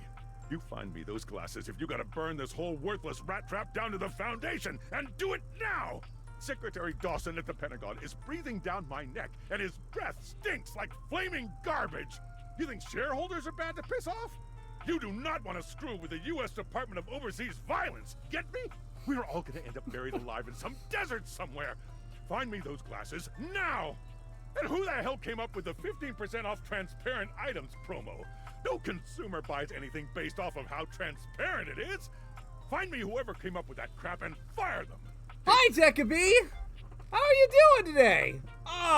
It's nice to see you. Oh my god. Everybody, doesn't come in very often, but everybody please check out Decabee Decide. She is an amazing streamer, really good friend of mine. She plays a lot of choice-based games.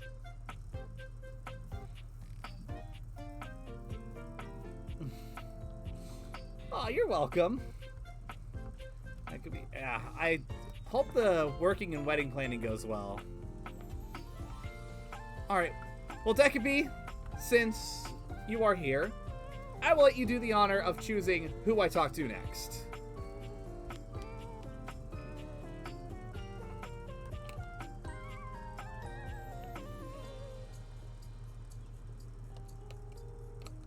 Yes, we are dating things. Met quite a few of the characters so far. Really enjoyed most of them, but I cannot stand the toilet and the light. Fruit Bowl? Yes, let's do Fruit Bowl. That sounds fun. I don't think I've met them yet. The first word that comes to mind as you evaluate the strange figure standing before you is delicious. You don't even intend to be salacious, it's just he looks edible. His long blonde hair calls to mind ramen noodles, but his entire outfit is a culinary journey around the globe. He looks downright mouth-watering, but you're not sure the feeling is mutual. His expression suggests he's less than impressed with you. Good evening. Do have a seat. I'll be with you in just a minute. Looks like you're really enjoying the glass of wine. Glass of wine? Surely you can do better than that. This fine white has a light body and is rather dry. I don't really know wines that well. I'm more of a vodka person. It's quite acidic. I can virtually taste its origins in the eastern Loire Valley. Dare I guess just outside Chavagnol? And as its taste matures on my tongue, I detect notes of honeydew, grapefruit, and peach. And a certain minerality. Flint. Gray salt. Tiberium bits have been submitted for further research. Thank you for the bits, Decabee. Holy crap, that is the first time anybody's ever given me bits. That's awesome. Thank you so much. And yes, this is insane. Have you played this game before, out of curiosity?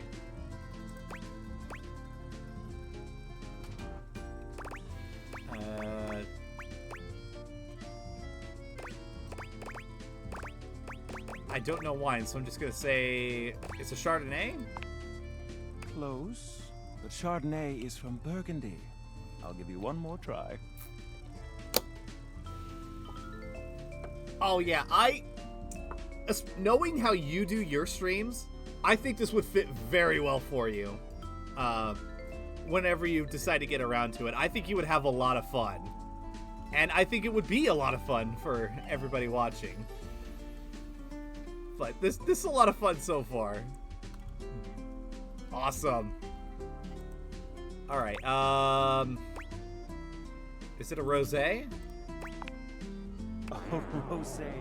Why look like I'm eating barbecued prawns? I don't know wine.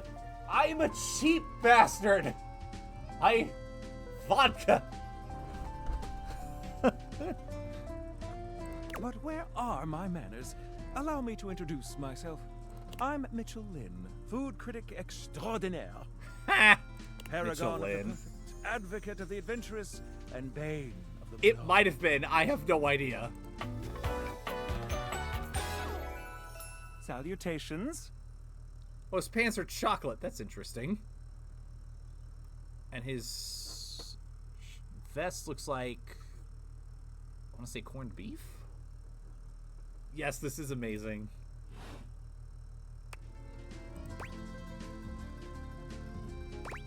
I consider myself a bit of a foodie. I wish I was more of a foodie than I am, but unfortunately, hypersensitivity to to taste and texture, thanks autism, means that my palate is a lot more limited than I would like it to be. Oh, really? Could have fooled me. Listen, I'm afraid you've caught me in a bit of a hurry. 3 new spots have just opened up around the house. All right. I'm eager to give them a try and see if they measure up to my exacting standards. Say, how would you like to accompany me? That would be great. Brilliant. So, where should we go? There's a new Hawaiian fusion place in the living room. Daisuke's sushi spot in the dining room is supposed to be pretty swanky. Freddy Yeti has an ice cream joint in the kitchen that's worth checking out. Hey, I like ice cream, and Freddy Yeti's pretty awesome. You arrive at Freddy Yeti's Eat new his ice blazer? cream joint, the Yummy Probably. Yeti. I do like meat. It's a herky-jerky establishment, to say the least. The ice trays are slipping and sliding everywhere. The frozen peas and fruit have not yet been moved totally out of the way. And Freddy himself is hard at work trying to put together the last touches on his icy creations. We have arrived. Hey guys, great to see ya. I'll be right with you as soon as I finish mixing this. Dang strawberries won't blend. What do you think? Rustic, in the best way. Feels like home. I agree. Rather charming. The sort of place I'd love to remake. I'll note this down. Grab a seat, guys. Pop yourselves down in that there box of Haagen-Dazs bars. I hope we won't be eating pre-packaged foods. Not at all. It's just part of the aesthetic. That's creative. I love it. I'm so glad you approve. I Yes, want you to Freddy Yeti enjoy is a lot of yourself when fun. We're out together. And I must say, Freddy, it really is a good idea. Aw, shucks. You're making me feel all nice and cold inside. Have you got menus? Nope. But look at this. Freddy points at a long bar of ice, into which he's frozen the various flavor combinations. Strawberries, bananas, pieces of chocolate, vanilla beans. And beside each, he has painstakingly, if a bit sloppily, carved the names in ice. Freddy, that's so cool!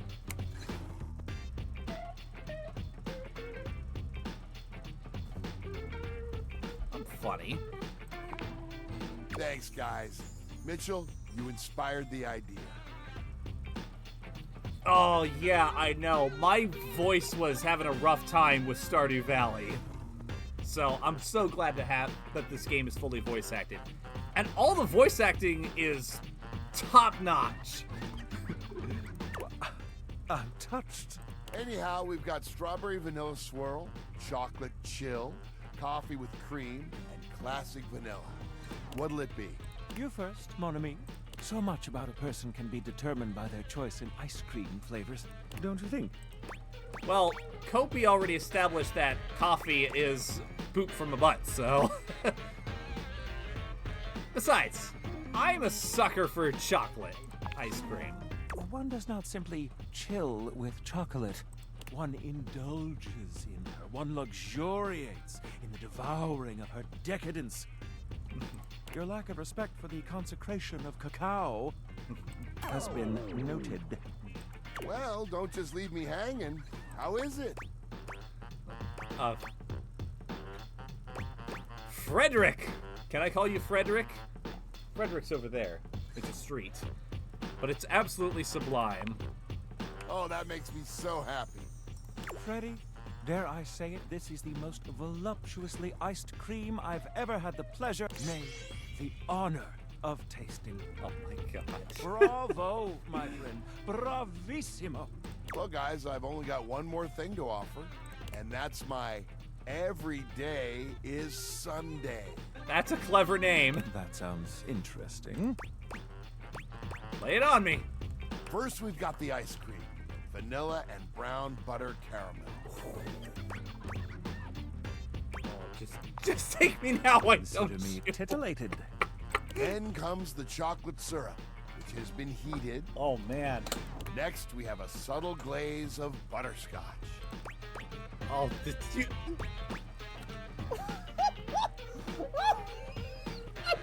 I can't with this shit. Oh. Alright. Well, you know what they say. In for a penny, in for a pounding. Let's just go this. Oh, you're a naughty, naughty boy. But we like it.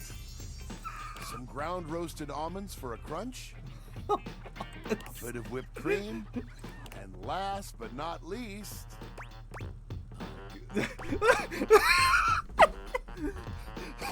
Oh my god. Take me, you nasty animal! Yes. Well, my friends, that's everything I had for you. I know it's a bit rough still, but I hope you had a good time. Oh. I'm not exactly a trained waiter. Oh, au contraire. The service was excellent. Yes, we got go.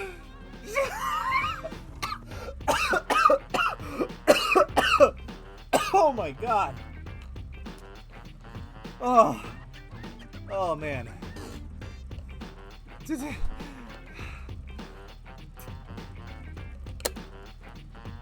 I think we'd be dead at the end of this. Oh my god. And I might say that your grasp of French grasps at my heart. Oh boy. Oh, just ask Flamewheel about his grasp of the French. Thank you again for having us on such short notice. Keep an eye out for my review. Very well now, human, we must be going. Very well now, human. Very well now, human!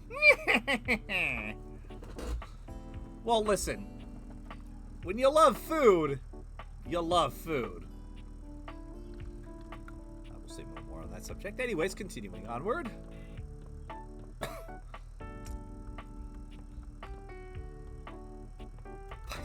Throat.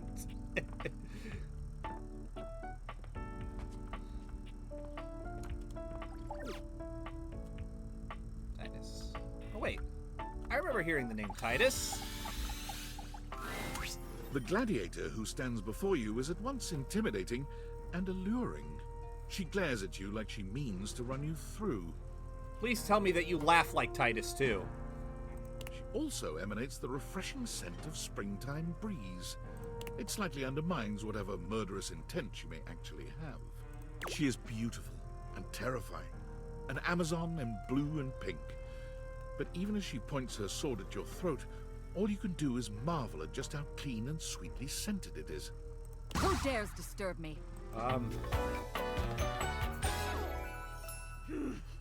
Titus Andromache. Okay, yeah, I'm gonna have to tell the washing machine, definitely don't grab her. Or was it the dryer? Was it dry? Was it Washford or Drysdale that made that comment? I can't By all the remember. pots in the firmament, I swear, if thou hast disturbed me for any reason less worthy than the red memory of battle, I shall leave you sopped, dirty. I shall leave you as you present. I just looking to meet you. Didn't mean to disturb you. You, civilian, you wanted to meet me. Civilian? I am the commander of the Kilo Yankees. I have an entire base established on Hammerfest Isle. I've got a whole... I'm no civilian. I am in the pitch of battle. But My if you pods wish. rampage, sacrificing themselves to be reborn yet again. And you have pulled me here because you wanted to meet me. I confess to you, civilian. I am in a state of indecision. I cannot decide if I hate you, or if I am impressed by your fortitude.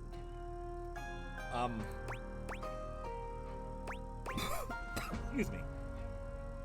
Well, I do have a lot of fortitude, and I have a feeling that you are an appreciation of fortitude. Hi, Team Wolf. How are you doing today?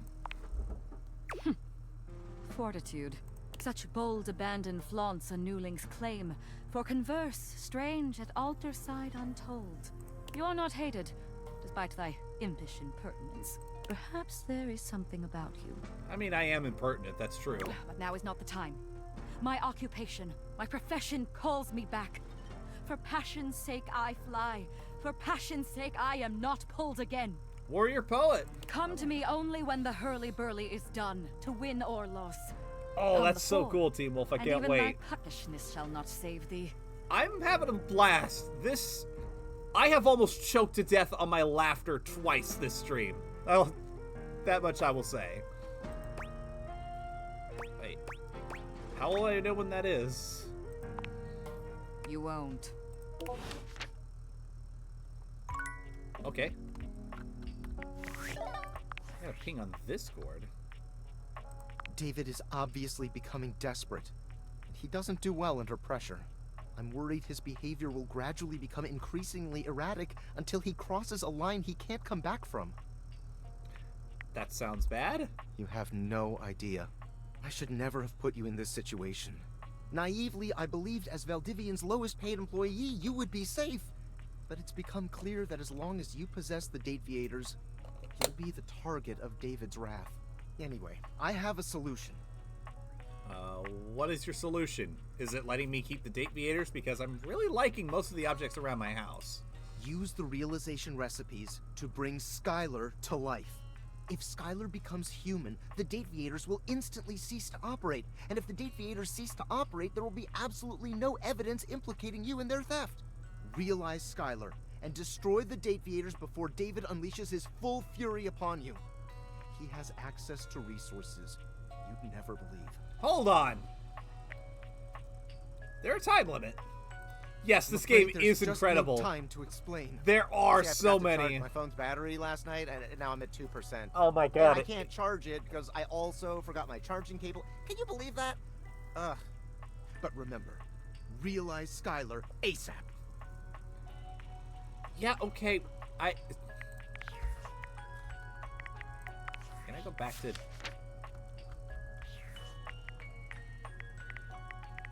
Alright.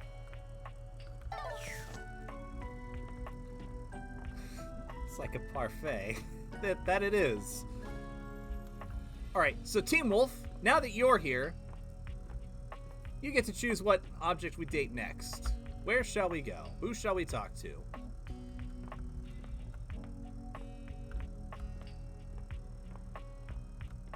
the meantime, I'm just gonna...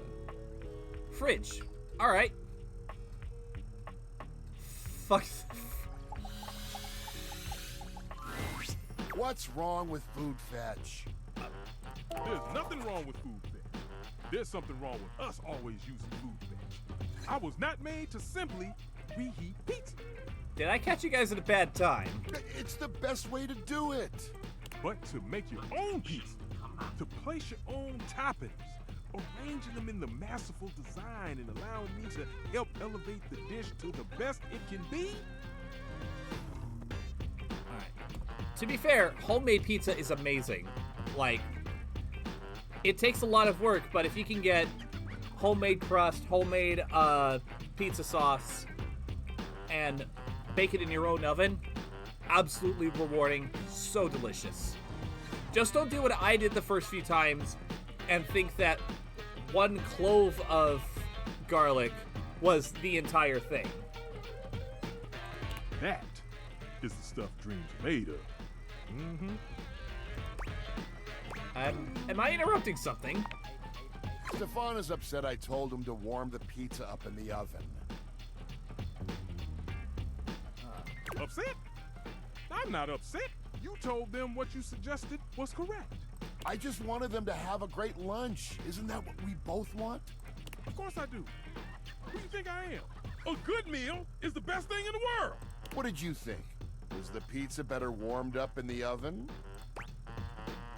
I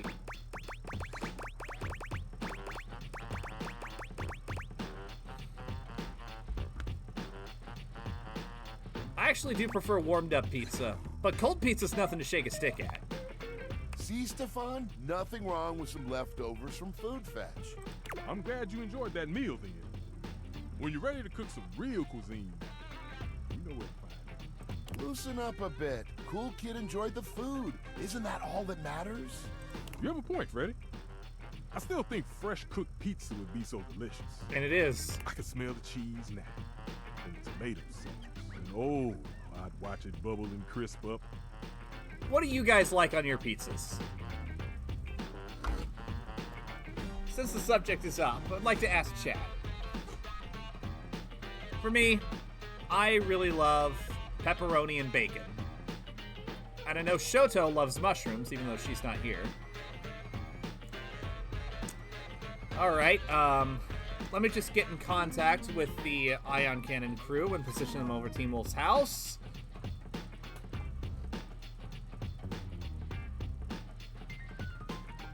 Arugula, Calabrian chilies, hot honey. That's unorthodox, but alright. Interesting. Yeah. Alright.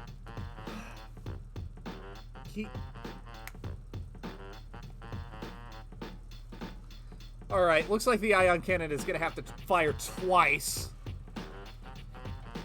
Get both of you. If you're trying to make me hungry, it's working. Anyways. See? You aren't the only one who knows about food, Freddy. We should make a pizza sometime. That's a great idea, Cool Kid. But it was my idea. You're just trying to impress, Cool Kid. It was my idea. It was Stefan's idea. Okay, if you say so. You were something else, Freddy. I'm leaving before Freddy makes me start a fire. Let me know when you're ready to do some real cooking. A subscription has been added, Commander. Thank you for the subscription, Decabee. Cheese, lots of cheese. That's very much a, that's a good topping, too. I actually love 4 cheese. You'll have to excuse 4 Stefan. types of cheese on my pizza I think sometimes. he loves food more than I do, which is impossible. He's just frosty that I had a good idea. I know a lot about food. You have really good taste, BT Dubs. Did you just say that out loud? I'm just trying to be a cool kid like you. Well, A for effort, but at least you're not as cringe as the Hanks. Besides, you don't have to try hard. You're always good. Well, olives, maybe mushrooms, we and can chicken. Chill together more often. All right.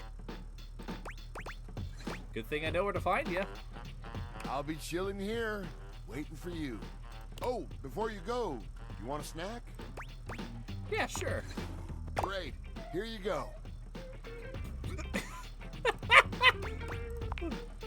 Oh, I thought you said... Well, just keep it. I'll see you around, cool kid. All right. Thank you for the lurks, Decabee. Enjoy continuing the stream from the comfort of the shadows. All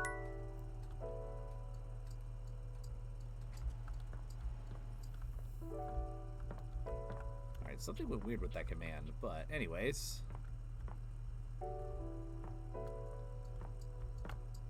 Let's...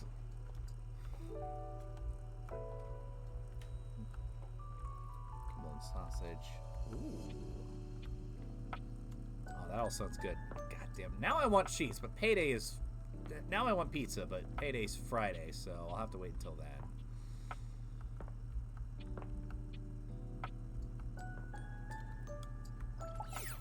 You know what? Let's see if there's anybody hiding in our boxes. Maybe someone that's kept us As waiting. you take in the sight of the adventurer standing before Never mind. you, it's hard not to feel like you've stepped into one of those old adventure serials from decades gone by. Even though she's decked out in cardboard and masking tape, she looks like she's ready for anything. an extension cable whip wound around her arm, and a daring grin on her pretty face. Oh, for God's sake, you're finally here! I was beginning to wonder and worry, and then I thought, gee, I guess I'll just have to go ahead and do it myself. But that probably wouldn't have been such a bad thing, because let's face it, I'm exemplary. But you're here now, so let's get cracking. I assume you brought your tools and knowledge and probably a snack of some sort? Popcorn? Popcorn! Brilliant! Effervescent! I am beside myself with happiness. But before we begin... The adventurer strikes an impressive pose, positively radiating confidence and daring. I am Bo. I am the soul, the spirit, the animating animus of boxes and storage containers in this house. This most special of houses, where it is my great privilege and my great destiny to reside.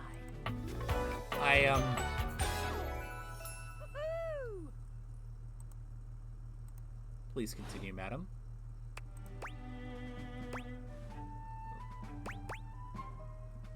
Kinda look like you're about to go on a safari.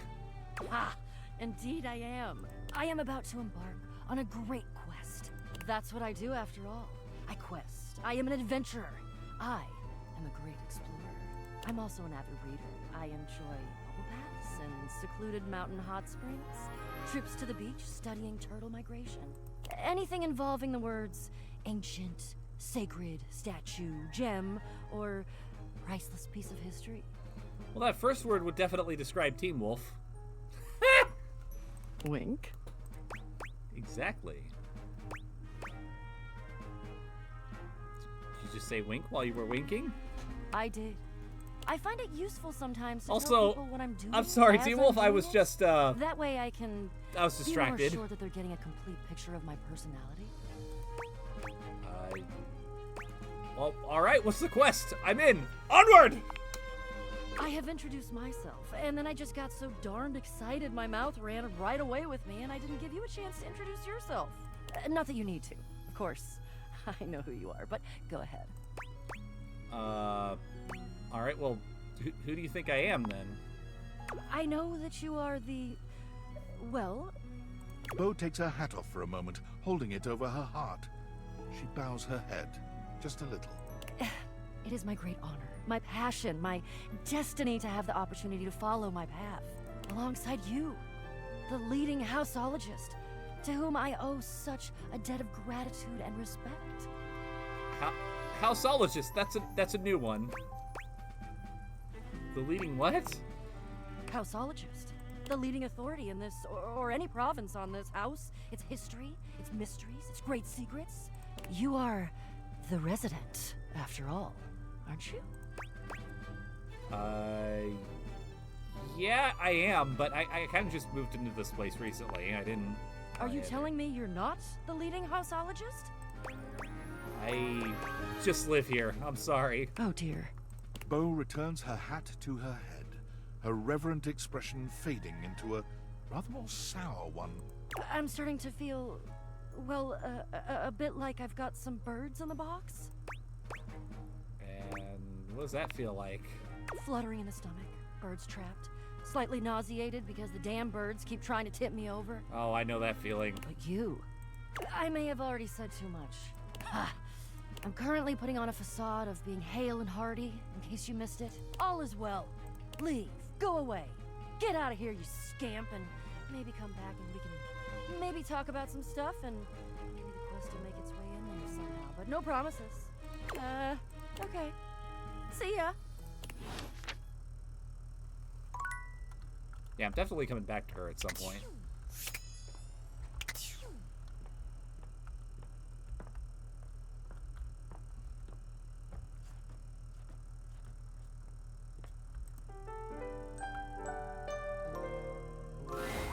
Your room is dark and cold, and though you may have gone to sleep alone, you can feel someone else here.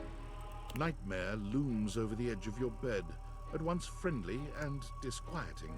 Is it you again? Yes it is. Ah, you're back. I've been contemplating what to show you this time. What may unsettle you? Get your blood pumping. This time I think, maybe, You're speaking in front of an audience. Okay. Is that scary alone? The thought of being vulnerable in front of so many people, expecting eyes on you, knowing if you misspeak even once, they won't respect you.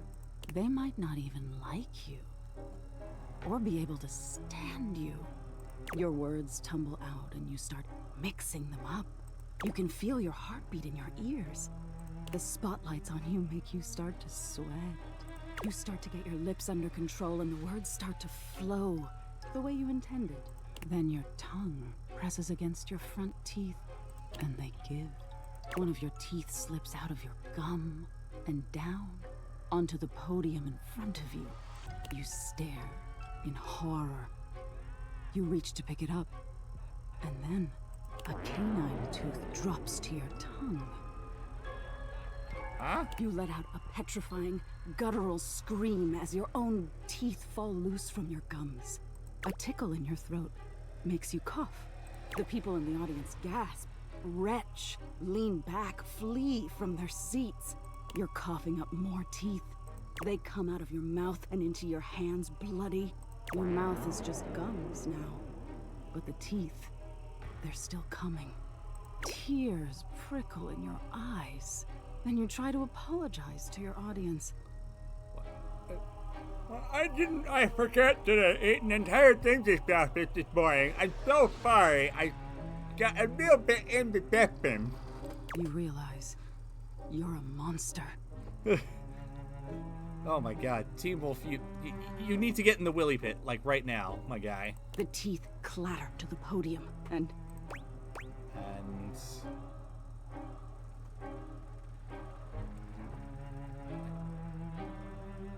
I get the picture. Am I boring you? I don't want to talk about it, I guess. And what is it you don't want to talk about?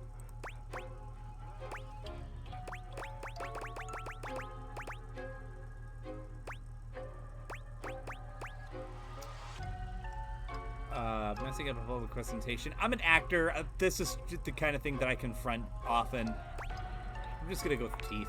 It's just Is that so? Why don't you tell me what really scares you? There must be something you're hiding away. Something a little deeper. A tad more frightening than bugs and blood and teeth. Alright. If you really want something, madam, I'll tell you my 3 biggest phobias right off the bat. Being swallowed alive, whole, being mauled by a chimpanzee, and free fall. Those things just get under my skin. Anyways, why should I tell you any... Why am I telling you any I can of this? help you, dear. Do you really want to hold on to your insecurities so tightly? Don't you want to conquer your fears?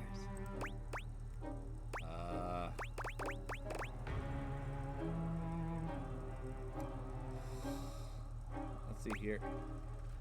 PXD, you are not a fear, you are an annoyance. Fair enough, Team Wolf. Anyways, mediocrity, I tell myself I'm that all the time. Abandonment, eh.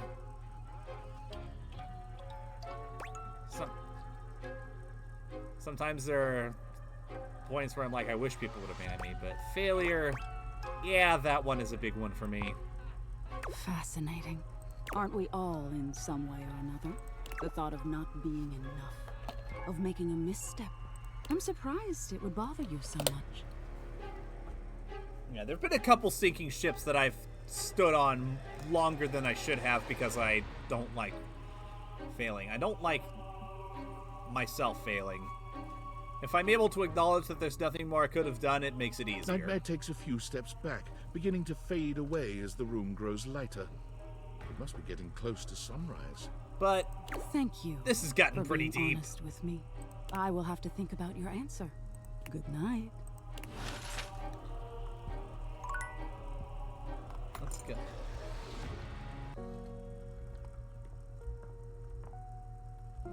What about Willie's? Team Wolf, you have...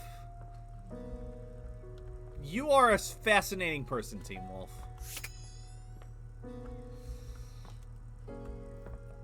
Alright, now I'm just in the bundle of confusion. I need bed again. There you are. I was just thinking about you, you know. How about a kiss? Absolutely. You envelop Betty in your arms. And when she kisses you, it truly knocks you senseless. For a few moments, there's nothing but you and her. You and those maddeningly perfect lips and killer curves. It's hard to stop at just a kiss when it's this good, but somehow, you manage to pull yourself away. But why? I've got nothing more to do today. It's going to be hard to wait. But I'll see you tonight, cutie.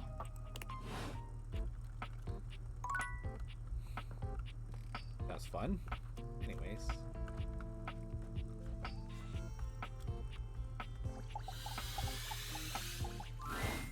Be there in a moment. I've heard talk. An utterly charming secretary hurries into view, giving you an apologetic nod. Hello there. What can I do for you? Her greeting is cut short as she seems to recognize you mid-sentence. Oh! Oh my goodness gracious! It's the human! Whoa! Oh, there's Florence. Well, I wasn't expecting you today. Oh, golly, I must look an absolute mess. You must be here for Mayor Celia. Just wandering around. Who are you? Me? Oh, I'm nobody. Nobody at all. Just Mayor Celia's assistant. I do odd jobs here and there. File papers and licking stamps. The mayor's up in her office doing the real work. Whole line of folks lined up outside her door now. I could pencil you in for an appointment, if you'd like. Sure. You sound like a good PA. If it helps you look good to your boss, I'd be glad. Oh, well... She twirls a strand of dark hair around her finger, blushing sweetly.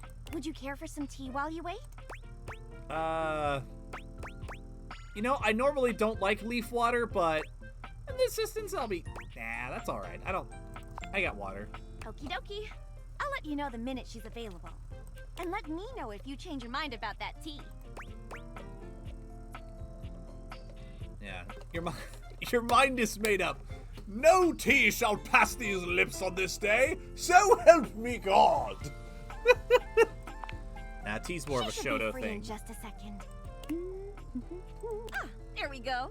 Thanks for waiting. I'll take you up to her office. She still has a few appointments lined up, but knowing her, she'll be done in a jiff. You can head on up if you like. All right. There she is, the mayor herself. She simply radiates poise and power. She's an intimidating sort of beauty, but you find yourself intrigued to learn more about her. So, in summary, I just think if I could get a little more foot traffic around my bar, I'd get more business. Oh. Oh, Beverly, I understand your concerns. But what do you expect us to do, dear? We already put up posters and held fundraisers. We can't just move the fridge, stove, toilet, and everyone else out of the way to clear foot traffic every night. We could try that. Bev. Fine. Trust me, we're doing everything that we can. All right.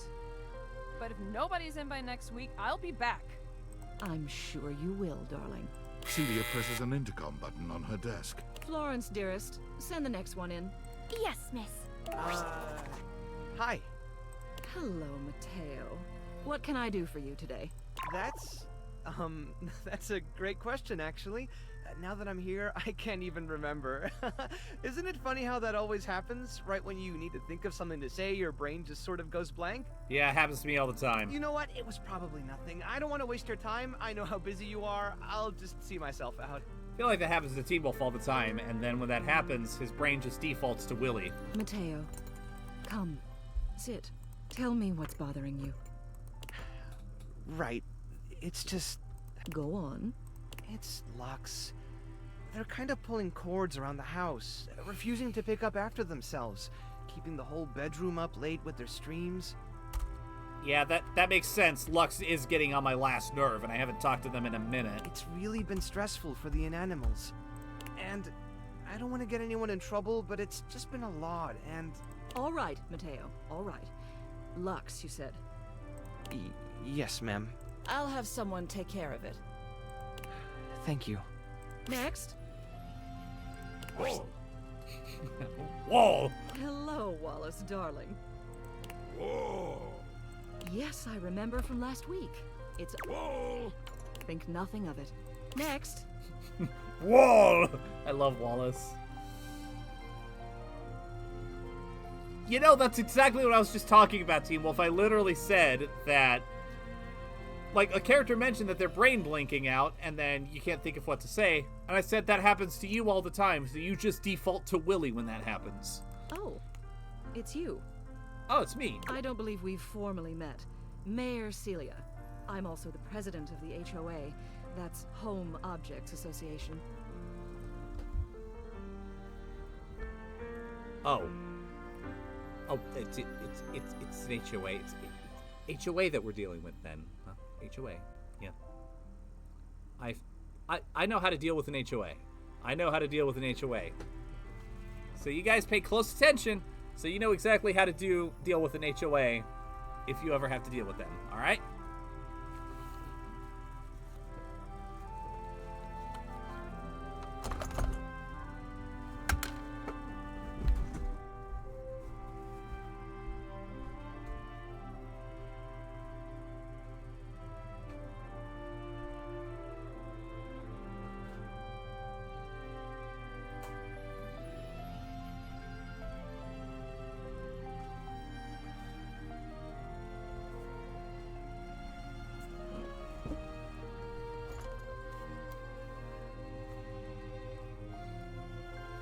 Exactly.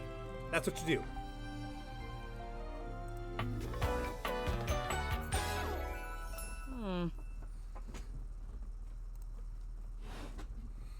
Here's my card, but really all you ever need to do if you need me is to simply look up. What can I do for you today? Just try to get the lay of land, and I wanted to meet the mayor. Well then, hello. Meeting successful. Never a bad idea to make sure everybody knows your face. We're important here. Some sit back and wait for others to plan things. Others simply do them. You and I, we're doers. Yeah. I've seen you zipping back and forth around the house. I'm starting to running become here less and and there. less of an introvert as time goes on. Mostly thanks to my streaming and you wonderful people. So, thank you guys. You seem like a reliable sort. I wonder if I might ask you a favor. It's about my assistant, Florence. She seems sweet. She is an absolute dear. Although sometimes I fear it gets her into trouble. She's such a kind thing. But that means she lets people walk all over her. Sometimes I worry the wrong sort might be taking advantage of her. I've noticed that whenever we go to lunch together, she never seems to buy herself anything. What's more, she's been pinching every penny you've dropped on her like a miser. Thank you for the clip, I suspect Thanatos. she might be having financial issues. The office pays her well, of course. She's an invaluable assistant. I think it's possible someone might be fleecing her. I'd like to formally ask for your help. I may be her boss, but Florence would never give me a straight answer if she thought it might upset me. However, she's quite friendly with strangers. And technically speaking, as the owner of the house, you outrank me. Maybe you could get something out of her. What do you say? Would you do me a favor and look into this matter? Quietly? Sure, I'll look into it. Thank you. I'll be waiting. Hopefully it's nothing. What else do you need? Tell me about Florence. She is the most dedicated secretary I've ever worked with. She would do anything for this office. Unfortunately, the dear can be a little down on herself. Not much in the way of self-confidence. Oh, I know that feeling very well. It's a shame, really. She's totally unaware of her own natural charms. I think out of everybody in this chat, Team Wolf would be able to tell you guys the most about how I used to be very hard on myself. Like, as much as we joke around and give each other shit, that man has really seen me grow. I was a Willy, yeah. I mean, technically I still am a Willy, I'm just a different class of Willy, if that makes sense. I'm not a shy turtle anymore. So anyways, natural charms? Of course. She's a hard worker, and she gets along with absolutely everybody. She's never in the spotlight, but she makes every room she's in better, like foil next to a diamond. That's fair. That's very fair. The objects who come into my office to lodge complaints would be in a much worse mood if she weren't there to take the edge off them. Yeah, it's one of those just something I'm working on throughout my whole life. I've come far, but I've still got a bit to go. And that's fine. And speaking personally, always I'd good to enjoy work my on work yourself. much less if I didn't get to see her smiling face in the office every morning. It's a tragedy she doesn't see herself the same way. What else do you need? We'll go back to Thorne's office.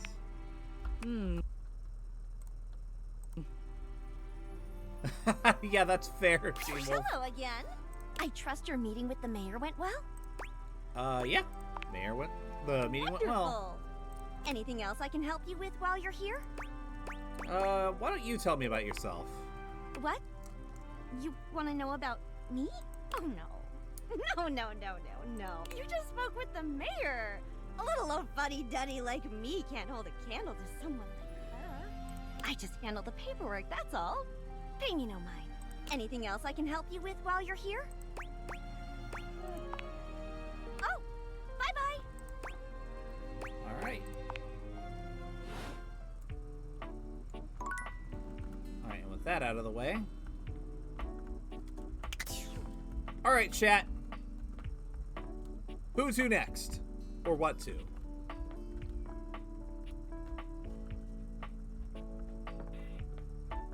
Just gonna walk around for a moment.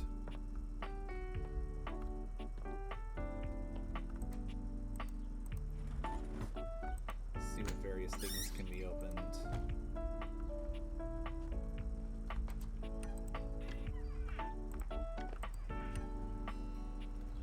What have we not talked to yet? Tons of stuff. Let's see here.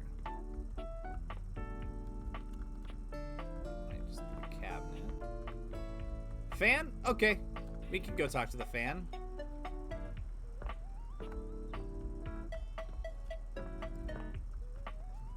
We did do the fireplace, but we can do the fireplace after this. I don't know if we've done the yoga mat yet, though. In the meantime... Fantina lets out an excited little shriek when she spots you, running over to greet you. You don't see anyone else around, but perhaps the other fan club members are just a little late? You came! Oh my god! Okay, sorry. Sorry, I promise I'll calm down. I've actually got some deep breathing rotational Drapes? exercises All right, I've cool. been practicing to appropriately handle this sort of situation. Fireplace next, and then the drapes. Don't you worry. I'll get my spindle system back under control ASAP. Alright, doesn't faze me. And you are so incredibly understanding. Just another one of your exceptional qualities.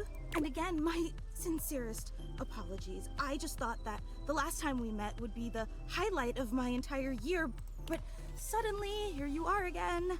It's like I'm living in some sort of fantasy. Oh boy. I hope I don't act like this in November, because Planet Anime is going to be happening soon, and one of the guests is Wally Winger. So, I'm going to do my best to attend, and I'm going to see if he can sign my copy of Renegade. Yeah. Yeah, I have that effect on my fans. You have no idea. Since you're Oh shit, that was egotistical this of me to feels say. like Oh well, as I'll good a roll time with as it. any to present you with It's the only game. your exclusive fan meetup welcome gift. Fantina holds up something small and rectangular. You can't quite see what it is, and she keeps it facing away from you. Willy Wiggly. Yes, Team Wolf. Willy Wiggly. Famous CNC actor Willy Wiggly.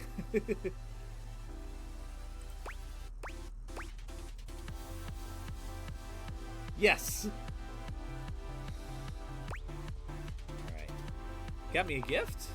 Of course. course! You're our guest of honor today. The fan club just wanted to express our immense and profound appreciation that you take the time out of your busy schedule to come and visit with us. Ooh. We know you have some big shakeups at work, and today's usually laundry day, so it means so much that you still found the Oh time. God,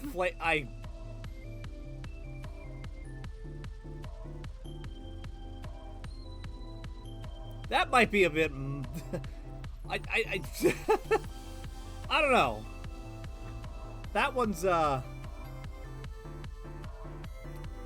just gonna move on from that one. You really are the absolute best.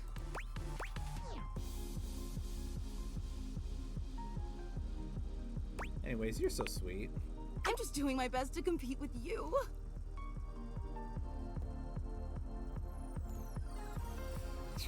Willy Bin! That's a new one! I love that. So, without further ado, may I present your likeness crafted out of pasta. I've never had macaroni art made of me before. I've also never made macaroni art before. Maybe because every time I've got it, I've just started thinking about mac and cheese. Nah, you're good, Flame Wheel. I know you've got good intentions. She turns your gift around to face you, and it's just as she said it was. A crude but sweet rendering of you in pasta. It's just one of those that I'm not certain how I feel about the joke going quite that far, but you're good. You're good. Anyways, creative. I hope you like it. I wasn't sure if you were more of a rigatoni or penne fan, so I used both.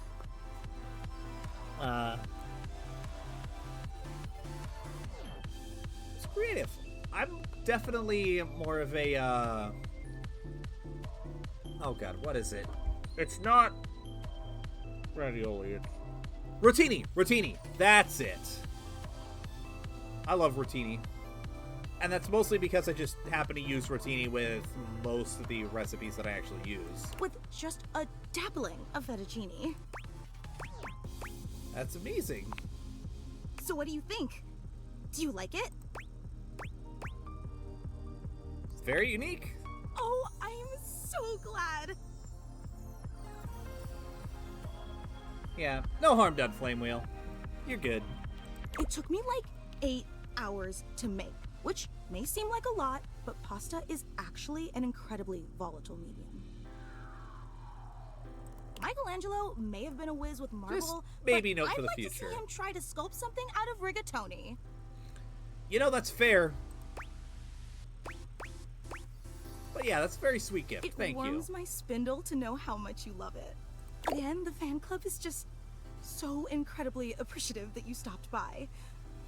You take another look around, but still fail to spot anyone else. So is the rest of the fan club coming soon? Oh, well actually, this is the fan club. So it's a very exclusive club, I suppose.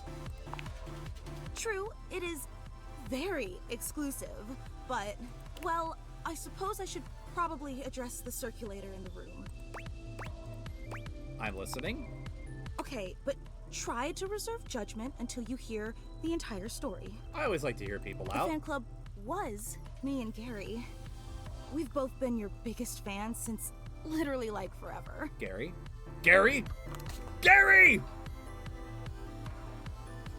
If that joke doesn't make sense to anybody, it will once we eventually play Fallout 3.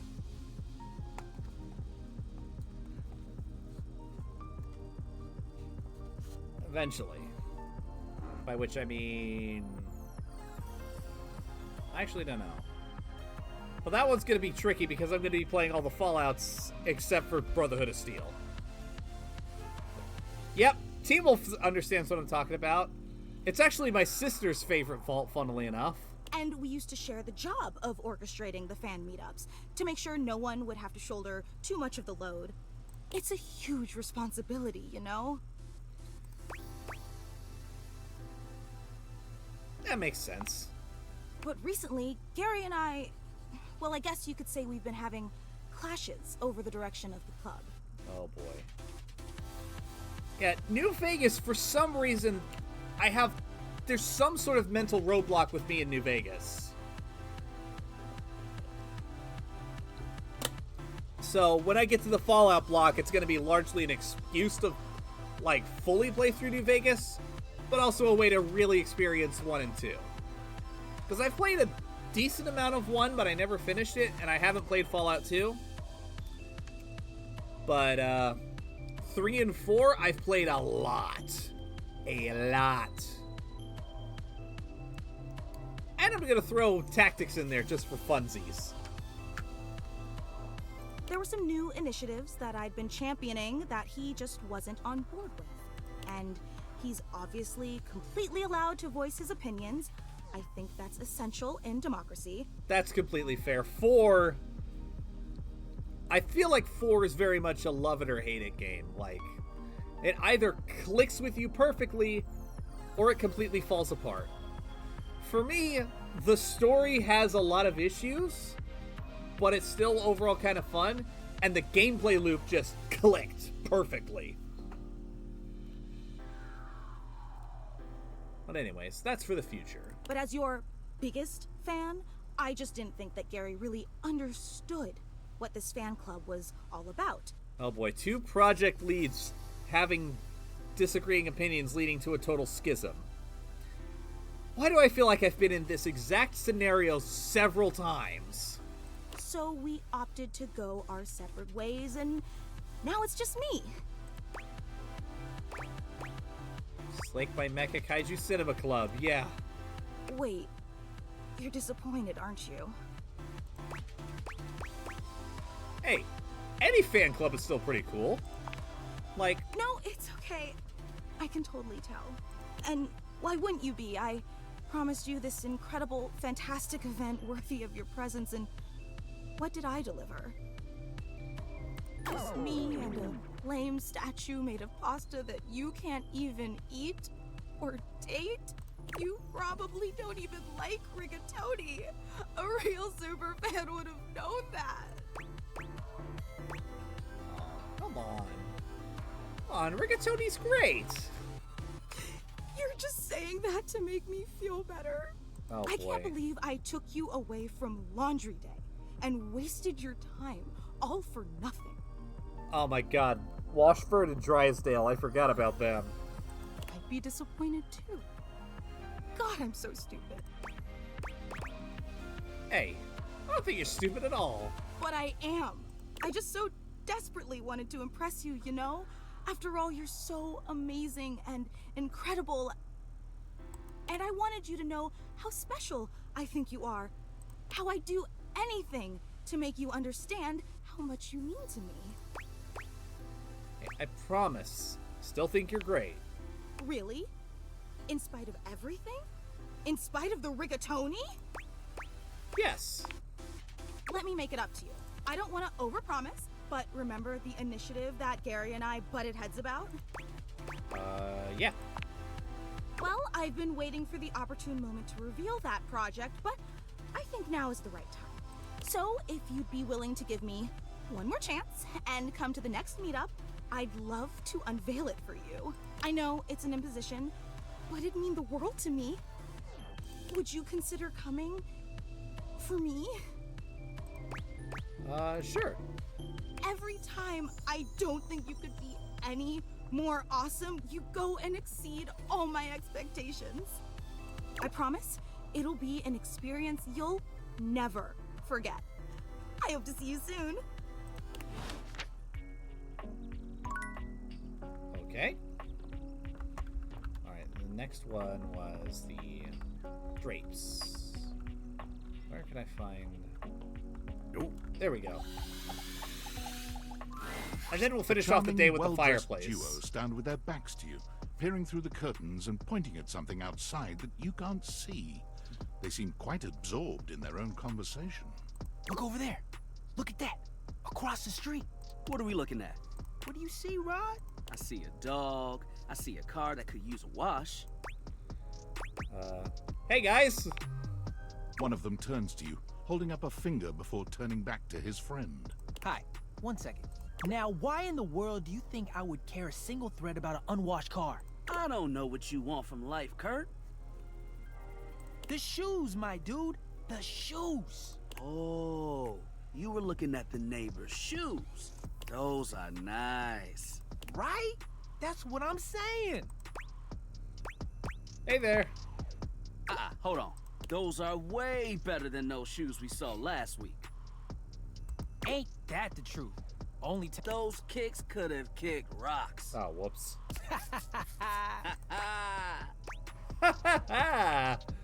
What was that about? Rod, don't be so rude. I'm just giving what I was receiving. You'll have to excuse Rod. His tact leaves a lot to be desired. Yeah, I could tell. There you go, talking about me like I'm not here. Nah, I'm talking about you so you can hear. There's a difference. See, that's why your seams are unfinished. My seams are unfinished? My seams are unfinished? Keep talking. See what happens. Oh, this is gonna get... You ain't gonna do nothing. You love me too much. Fight, fight, fight! Yeah, okay. Don't say that too loud. Everyone else might start believing it. I wanted them to kill each other. You two okay? Kurt and I have been together forever.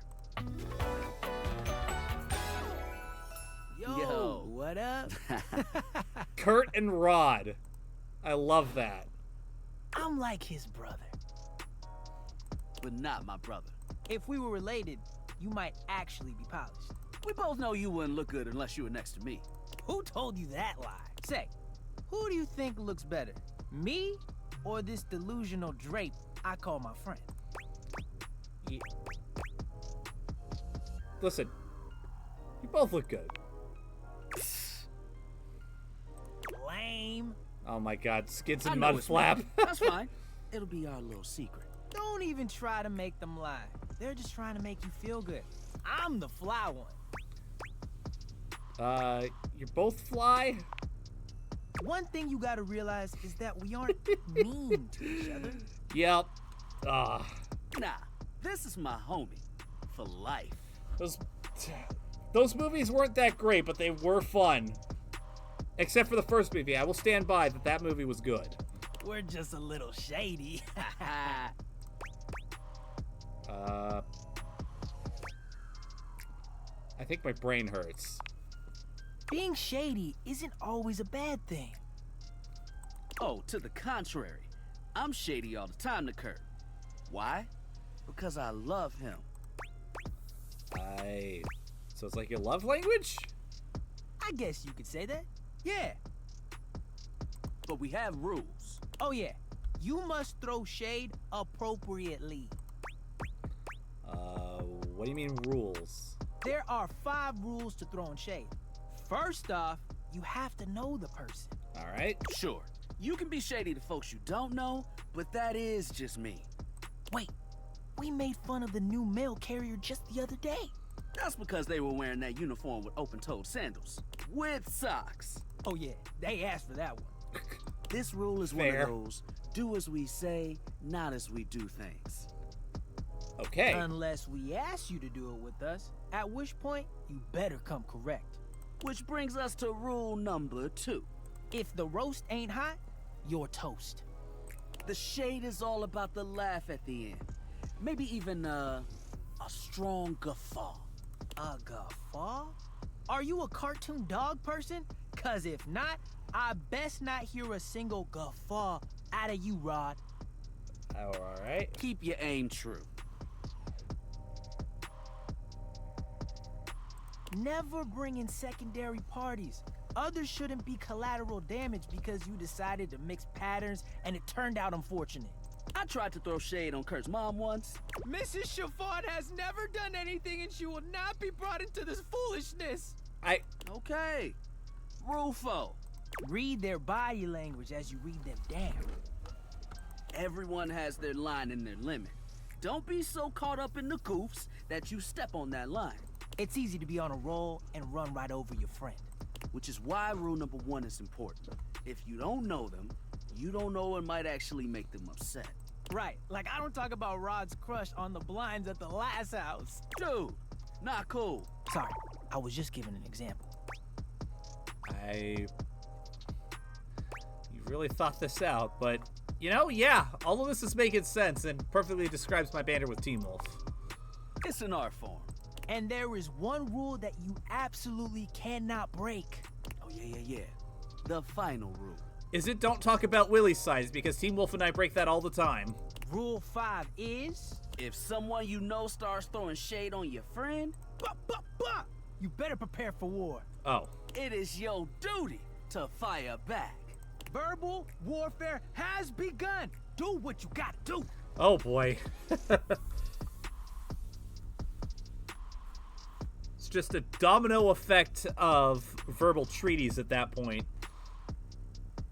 And yeah, those are the rules of shade. You got them all?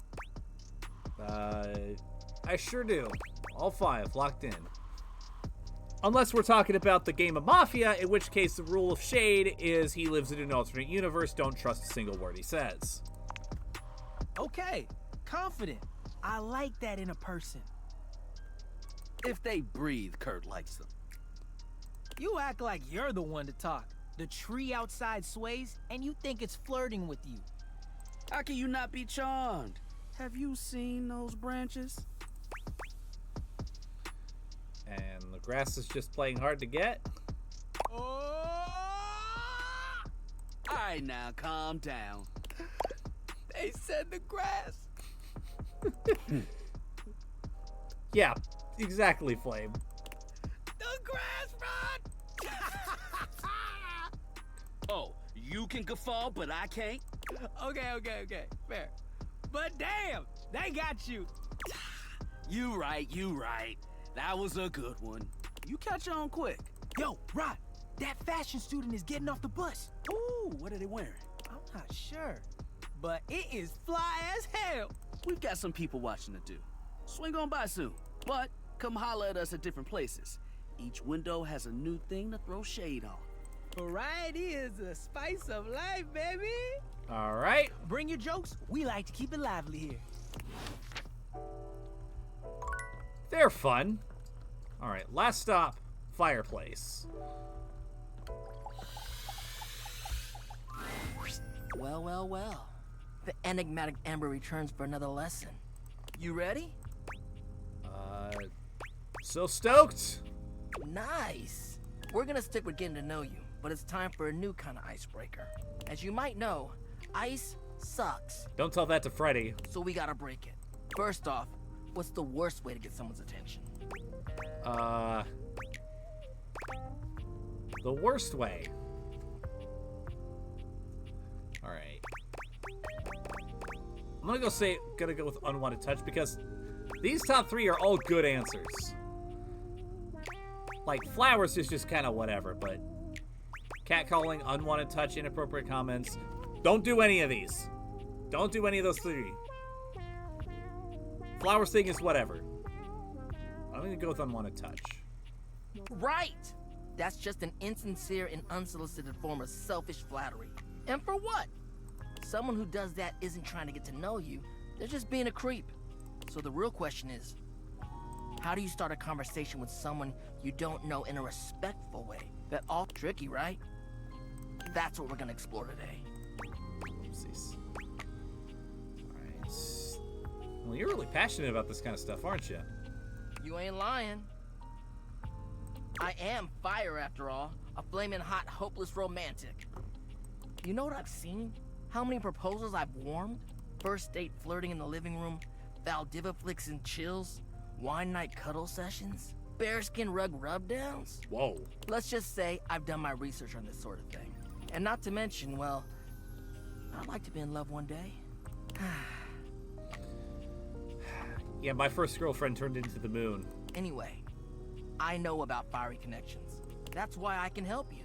But nothing could happen without the icebreaker. And the icebreaker is observation and interest. Observations? Right. It might seem basic, but first you gotta notice them. Nah, yo, you gotta really take them in. Accidentally skipped it. What's Oh, their well. demeanor? How do they look? Are they with someone? All that and more. Then, use the information you glean to guess what they might be interested in, and lead with that. Alright. Say there's somebody you meet for the first time and they're wearing merch of a show or a game or a book, you know? What do? Maybe compliment them on it, right? But what could you immediately follow that compliment up with that's even better?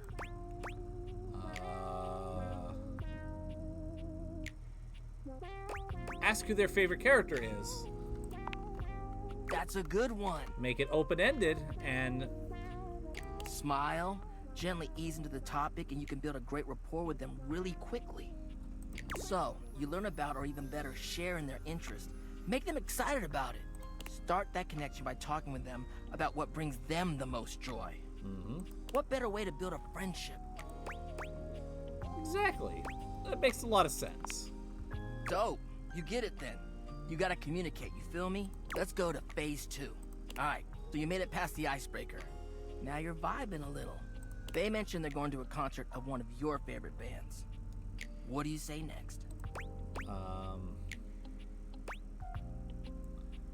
Love them. You going with any friends?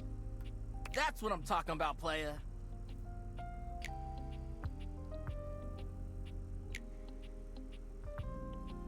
Ah. Well, hey, glad you're able to play a CNC game at least. Keeping it nice and casual and taking an interest while showing interest. Smooth.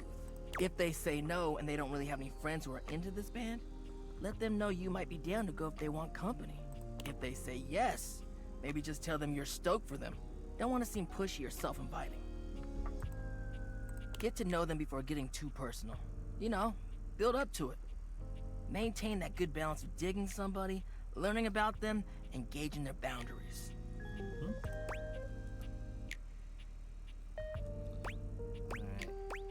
Does sound a bit complicated. It is, homie, it is. But you can do it. Anyway, that concludes your lesson for the day. See you around for the next one? You know it. Alright, next. Proton Until stuff. then. Okay, interesting. I know basically nothing about Linux, so I'm taking your word for it, but listen, I am never, ever going to be anything but stoked for people who are able to play CNC. Like, that's amazing. I love it.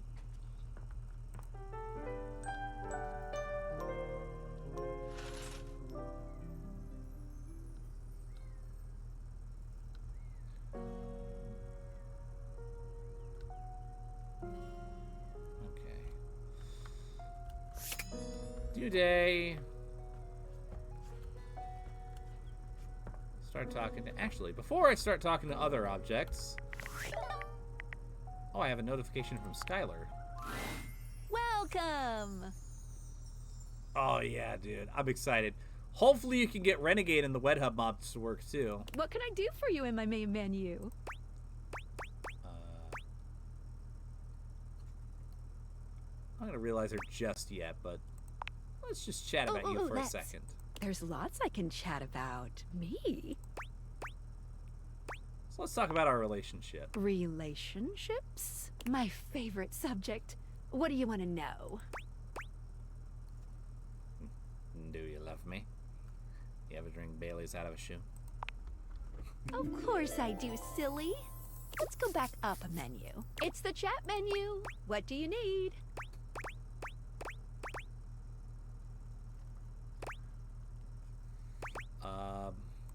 Yeah, let's go back up one for a second. Anything else? You know, let's see what happens if I just... Because I feel like the answer is going to be no initially, but those will give me a hint of what to do in the future. So anyways, can I realize you, Skylar? Oh. Oh! No. No? Well, just not yet. What do you mean by that? When Franklin least made me, it was in a sort of a mad, passionate rush of scientific fervor. There were unintended consequences, like realization, which is a good thing.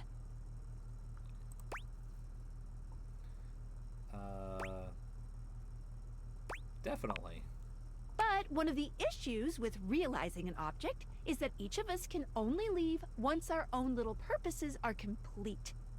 Some of us here still have things to do before we go. I call it unfurnished business. Okay. It's a clever name. Thank you very much. It's trademarked. Each of us can't become a human if we have unfurnished business. Reasons we need to appear in this house. Okay, that's cool. None of the others know why exactly this is, or what it might be that we need to do. Oh, but I'll always tell you when I see it, and forbid you from realizing that individual. As for me, well, I have the most unfurnished business out of anyone. I have to be here to help everyone else get realized, so I gotta go last. Okay, that's fair. Sorry to be the bearer of bad news, but if you want me realized, you have to get everyone else realized too. Alright, now I see what my quest is. You got it. Keep realizing everyone you see, and eventually my unfurnished business will become furnished. Yeah, finished. Okay. Did I just get it? Yep. It's me, Tinfoil Hat. Are you there? Yeah? I'm still receiving data from the Deviators. Why haven't you brought Skylar to life and destroyed them? I realize all the objects are flirty and super hot, but as long as the Deviators exist, David will be hunting you. And you don't have a chance. He has a whole island just to practice hunting people. There's definitely no people hunting going on here, island. Since he's so clever, but I'm on to him. I can't realize her yet. You can't realize her? Oh dear. This must be unfurnished business. Undoubtedly from too many reanimation gluons in the plasmonic nanogenerators. Oh, I was afraid of this. Okay. My calculations showed it was a possibility, but I didn't realize it was unavoidable. So, back up a second. What the fuck did you just speak at me? There'll be talk about reanimation gluons much later, I promise. All right, change of plans. Let me guess, If you're losing unfurnished signal or business something. is inevitable, then you'll need to bring every object to life before you can realize Skylar and destroy the Deviators. Any questions? 100, honestly. I'm so sorry, it'll have to wait. I'm illegally piggybacking off of my neighbor Howard's Wi-Fi, and he just found out. Oh my He's only God. 11, but he's got a black belt in Taekwondo, and he's a real big kid. Realize all the objects, so you can destroy the Deviators. Okay.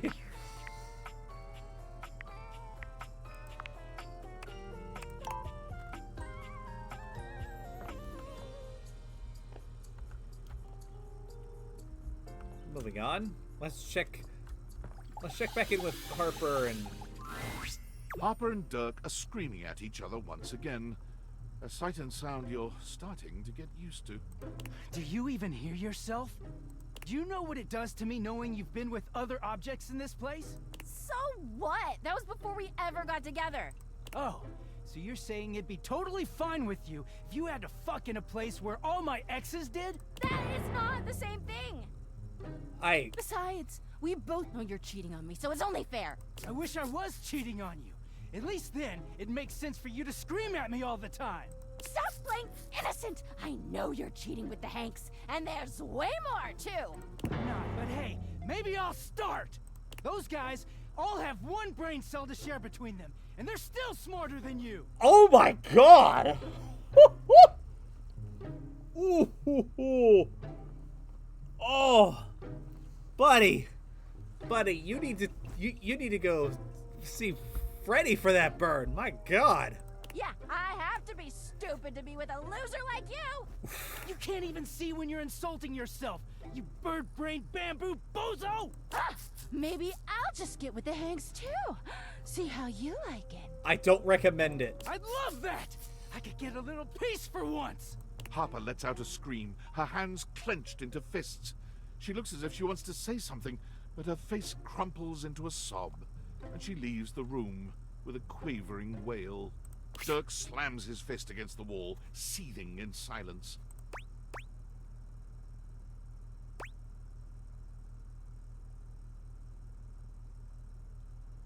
Fuck. Do I... couldn't get anything out of the Hanks, and I didn't find Clarence, so I'm just gonna be like, you okay, buddy? Not really. None of what she says is true. She lost one boyfriend once to shit that was outside my control. Nothing to do with me. She doesn't say it, but I was there when Chappie got washed. We weren't together back then, but I'm positive she blames me for it. Like I could have fucking done anything about it.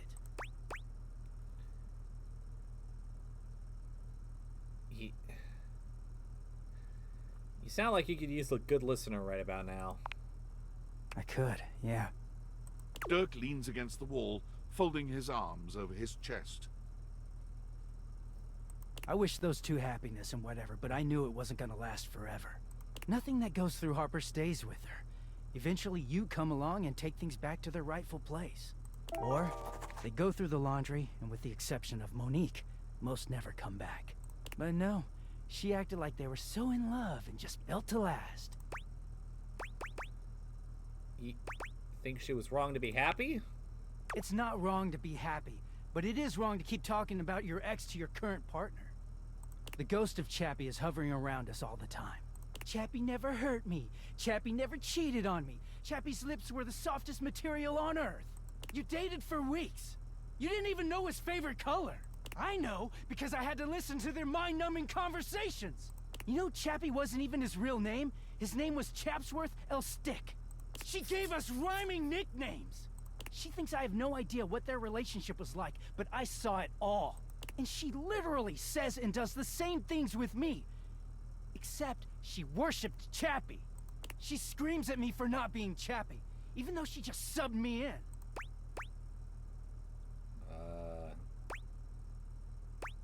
So, is it true that you ignore her when you're clean? Yeah, it is. Getting washed is the only way I can get away from Harper. And when I'm away, I just feel clear-headed. I always take her back because I don't know how to quit her when I'm, you know, like this. She starts in on all that dirty shit. And I don't know, I just don't have it in me to make her sad. Then things are good for a while, so good. Then I look at her wrong, or say the wrong thing, and she goes off on me.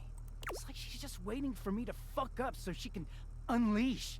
This stuff with the Hanks, they're not even my type. I don't blame you. I don't know where she gets it from. Listen. If it's this much of a pain on you, is it really worth the good times? I mean, no. But I just don't know how to walk away from her when she's being sweet. Dirk looks thoughtful, gazing out at something you can't see. I think it started with my mom, you know? She was this giant, gorgeous loom. Not one of those corporate stitching machines. She smelled like cherry wood. Expansive, open, and free. I loved her very much. If there's one reason I have quality seams, it's because of her. She sounds lovely. She was. But free spirits aren't always great parents. Like, okay, I believe she loved me at the time. She was always very tender with me. But she never gave me anything but tenderness. No lessons, no guidance, no discipline. I think she was terrified to be anything but my friend. She just wanted to be fun mom. I don't actually talk about her much these days. Harper never cared to ask, and it pisses me off. I haven't seen her in years now. Why haven't you seen her? As far as I know, she's still out there creating fabric, and not caring about what happens to her kids after they've gone. I just hear about her occasionally from others like me.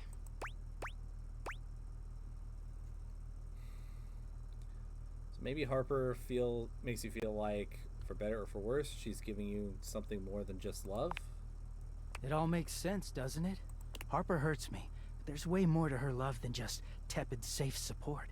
It's still not healthy, my guy. If you can get mad at someone and show up to their place screaming and trying to beat the door down, I don't know, it's not healthy, but fuck, it feels real. There's a stake in that relationship. I don't think Mom would ever have gone to all that trouble for me. He sighs, pushing back away from the wall. Talking to you has definitely made me think about some things. I'm Gonna go. Thanks for listening.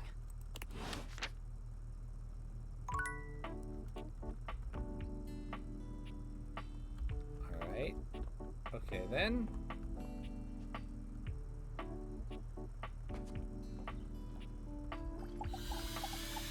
I need a drink.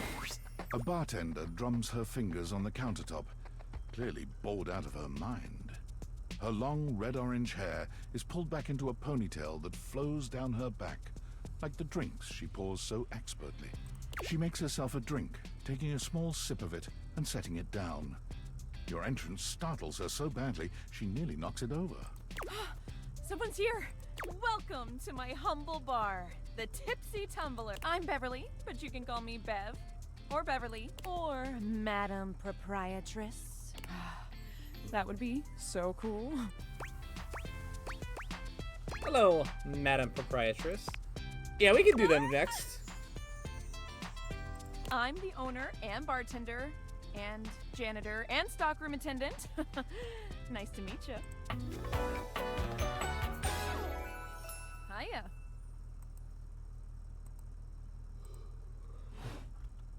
Beverly squints at you, frowning as she seems to be considering something. And then she snaps, pointing at you. Wait, hold on. Oh my gosh, it's you. My proprietor. I can't believe I didn't recognize you. Ugh. Me? Yes, you? Who else so charitably bought this adorable mini bar for me so I could set up my dream bar? I owe you a huge debt. You have free drinks for life here. Welcome to the reopening of the Tipsy Tumbler. And I know what you're thinking. Oh, Bev, that's a lot of openings. Did something happen the first 6 times you tried to open the bar? Nope, nothing. So then why have you had to reopen so many times? That's... You know what? Time to put the charm on. How can that be when a babe like yourself is here? First, oh, thank you. Second, great question. I wish I knew. I've lost an alarming amount of sleep trying to figure it out. So please don't leave. You are literally my first customer in ever. Every time I thought you were finally going to invite people over, I'd polish the place up and prepare to be the best host I can be. But then each time you'd chicken out and spend yet another weekend all alone. Flywheel, you just figured this out. You just figured this out.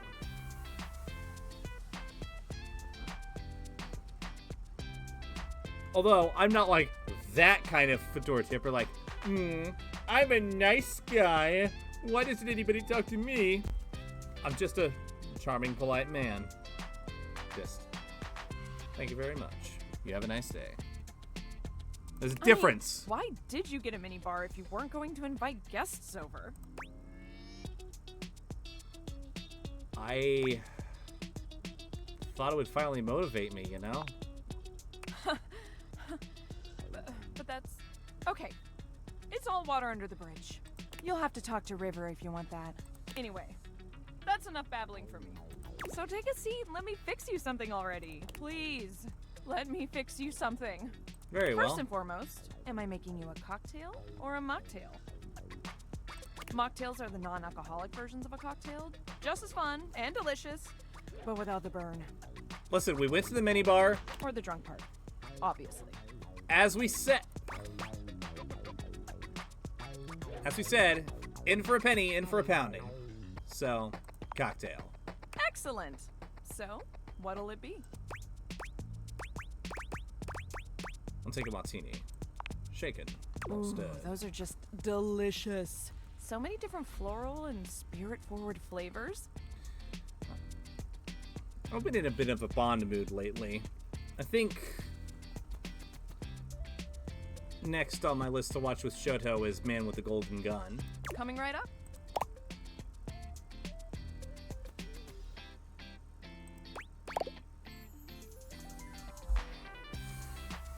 Perfection. You lift your glass to your lips, taking an extended sip. I've never actually had a martini in real life before, funnily enough. How was it? Where did you learn to mix drinks like that? That was really good.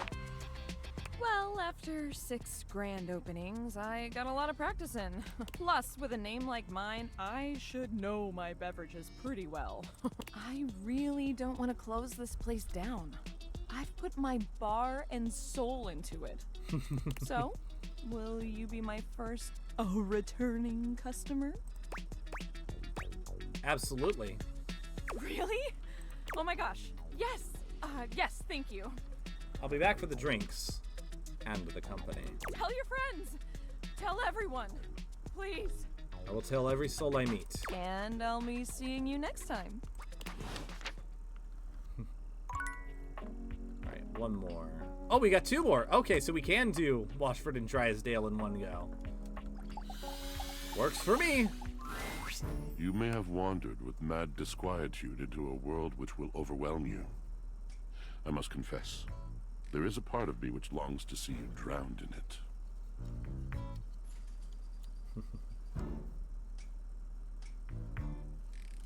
Alas, poor Yorick. I knew him well, Horatio. Drowned in the darkness and the sorrow, if only so that I will be understood in the eyes of one who is drowned like me. I've never actually seen that play or read it or even know what play that's from. When it comes to Shakespeare, I know Romeo and Juliet because literally everybody knows it. Everybody watched it in high school, and everybody had their English teachers scrambling for the remote to skip past the nudity. I've read Julius Caesar, and I've read Henry V. And that's the extent of my Shakespeare knowledge. So. You look nice and moist. No! No, I am never gonna say... I can't imagine anybody that would react well to you look nice and moist today. So I'm just gonna say, how's it going? It goes as it goes. I was. My God, I was. And the light and the darkness consumed us both. And time crept in this penitent crawl moment to moment, to night, and I didn't notice. Not enough breath in me to care for anything but this. For anyone but this. For anywhere but this now, my love. My love? You're on your own journey right now, man. Come with me. Come before me, with a look so piteous as if we had been loosed out of hell to revel in horrors. You know only a heap of broken images. A casual forgetting of even the shallow breath you're shackled to. You are a poor marionetted hanged man, dripping from his cobweb strings. Come with me. Come into that deep water. I will give you lustful abandon under a salted rage of stars. I do.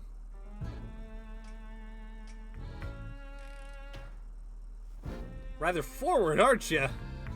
Was Drysdale into this? You fool. No. That was unkind. You do not know him.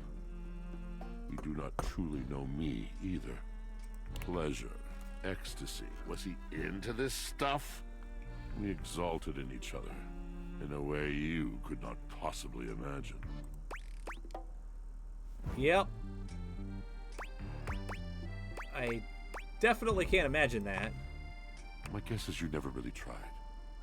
There is another poem I think you might like. One that truly sums up our relationship. It's by T.S. Eliot. One of my personal favorites. This is the way the world ends. This is the way the world ends. This is the way the world ends. Not with a bang, but a whimper. Yep.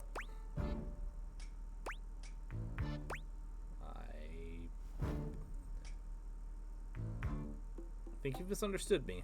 I can see how passionate you are about what you believe. Yes, of course. The poetry of it all. But please, it would destroy me to know that my passion was boring you. I have too many memories of that. Of brightly lit eyes gradually fading. The mask of tolerance sliding over the once familiar features of a friend. It is a precious kind of heartbreak. and my heart has its share of scars. Rather than batter away at the merciless stone of an unsympathetic mind, I will release you. Good luck to you, traveler. Alrighty then. Oh. Now for the other half. Try not to bore me too much this time. I challenge you to leave me speechless. Hey, there's a tarantula on your ass. My. What a lucky spider. Ever seen a tarantula on a trampoline? Because that's how tight these glutes are. That was an unexpected. Oh, goodness. I do love to play. What's life without a little, harmless diversion? Be pretty boring. So what kind of things do you do for fun? Oh, I'm fairly easy to amuse. Cards, conversation, a nice Chardonnay, all three. I'm jealous you can keep that figure with all those as your hobbies. Well, those aren't my only pastimes. I do have other, more physical pursuits. Like, wait. Physical pursuits, such as getting down and dirty with your dick? Where did that come from? Yes, like sex! Do you like sex? I'm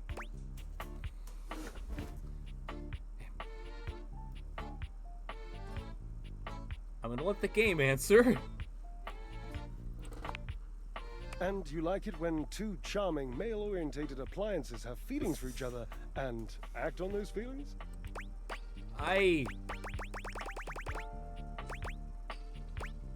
Listen, my guy, I hate to disappoint you, but I'm only bi-romantic. I'm not bisexual. Well, I have found myself very much unfascinated by you. Goodbye.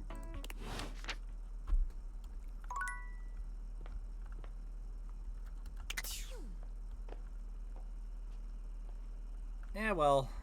Oh well. What can you do?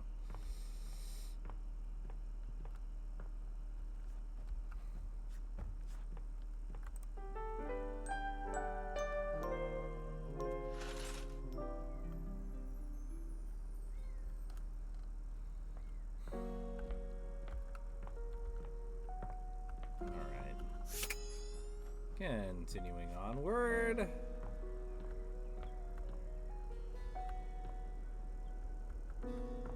It's a hatch. Is this also Dorian, or is this a different? Dorian is less clothed than the last time you saw him. Oh boy. But when your eyes meet, he doesn't seem the slightest bit embarrassed. It's almost like he wants you to see him like this. Oh no, what's gonna pop up? Oh dear. Oh jeez. You've caught me in my horizontal state. I did say that, Thanatos, if you think about it, yeah. I try to stay hidden under the rug, because this isn't a part of myself that should be, out in the open. I mean, cool tats. But even us doors have to cut loose from time to time.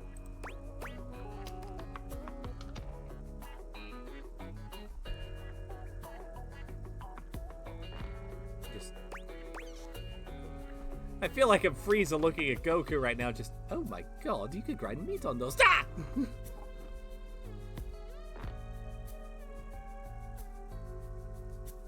They are. Anyways, I'm just gonna... Don't worry, I'll pretend I didn't see anything. Well, you could, but you don't have to. I refer back to my previous comment.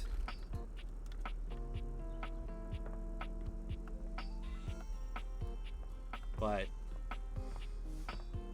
listen, let's not knock Dorian's workout routine. That's all I'm saying. Is the archway a thing? No, it's probably just Wallace. So anyways, let's take a look at these rumors. Something Barry. Bobby pins hung loose. Creates around the house.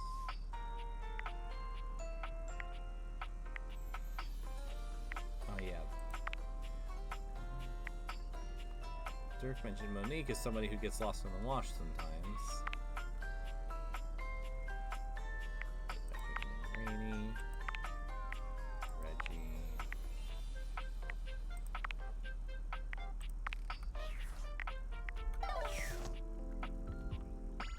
Oh wait! We have a game console! The game console turns on. Team 17. Sassy Chap Games. Moonsurgence. Resurgence. Alright. This has to be the most immersive video game you've ever played. Your in-game companion is an absolute stunner. But she doesn't leave you much time to take in the sight of her. She waves you forward, looking around as though she expects an attack to come at any moment. You're here. I didn't think you'd make it back.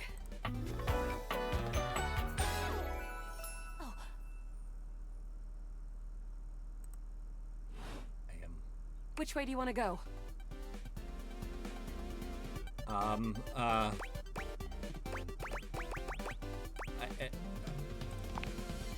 Which way do you want to go? They're coming! Oh, you just equipped my Zauer rifle, which means that you're thinking of unloading a whole lot of Zaker charges on these scroufs out here. What are we gonna do? Let's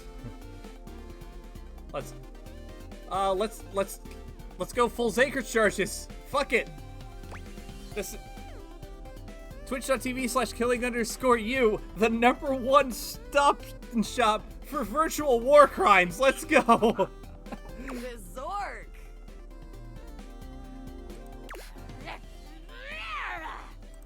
Zaker worm! 88 charges later, that's a whole lot of scrouf carcasses. Nice haul. That ought to teach Celine and her goons. We're near the compound of the Upholders. They'll have assassin class Upholders, as well as surveillance class. We'll have to sneak our way in, and probably start dispatching them with utmost violence. You up for it?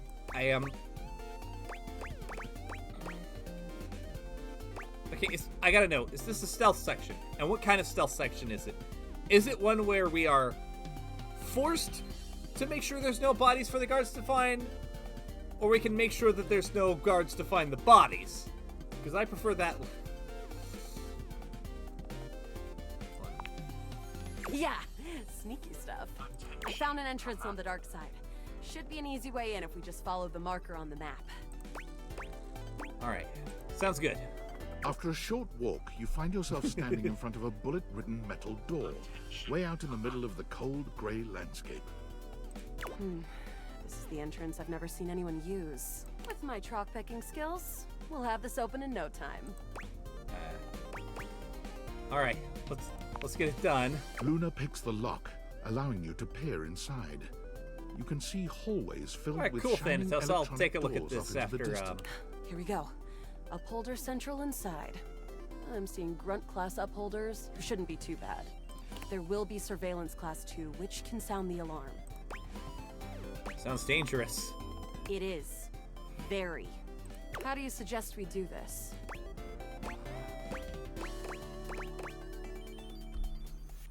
Guns blazing, baby!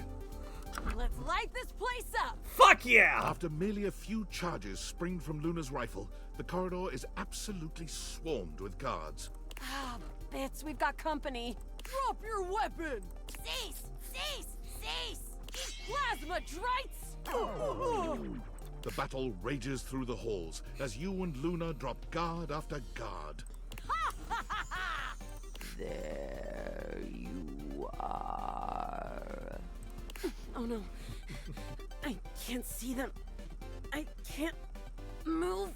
You can't quite tell what's happening, but a vast laser peeks from around a corner and engulfs Luna's stiffened form.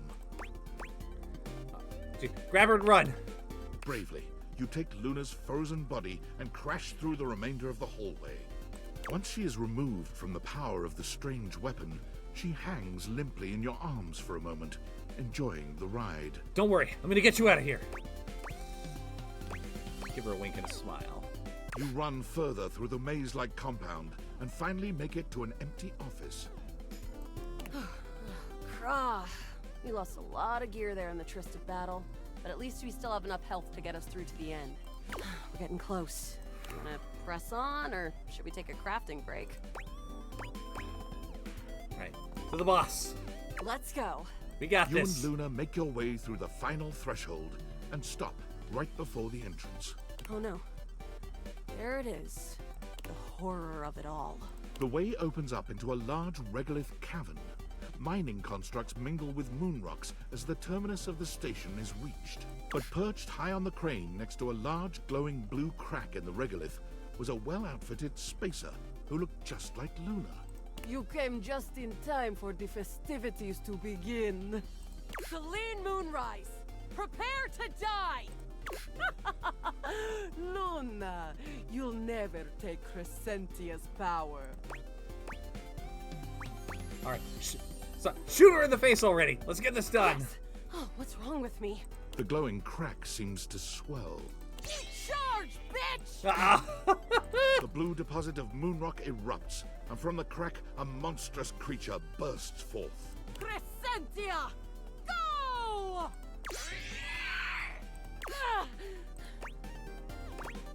Alright, 360 no scope! Ha! Easy!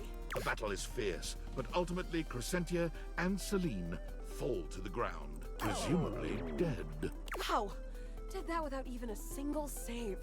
Great job, Yael. I couldn't have done it without you.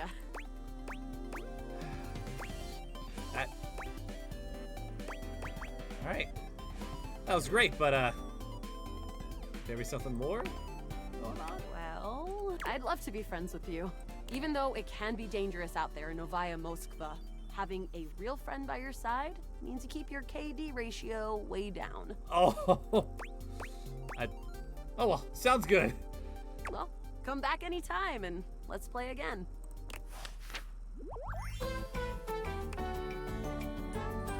My friend, this...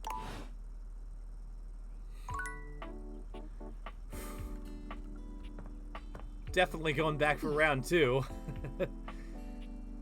Okay, anyways, let's see what I got sent. Just a quick peek. The title.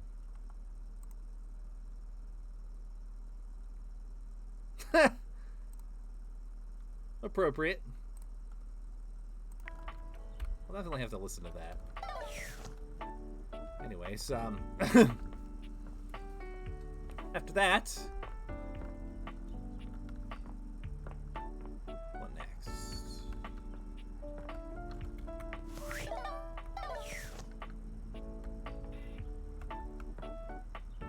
First aid kit.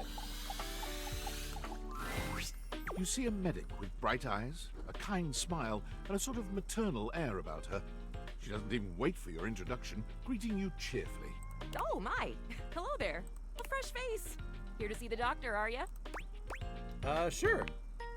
Well, look no further. I might look like any old Jane, but I'll have you know that you are looking at a truly top-notch medical professional, and the only one around for miles.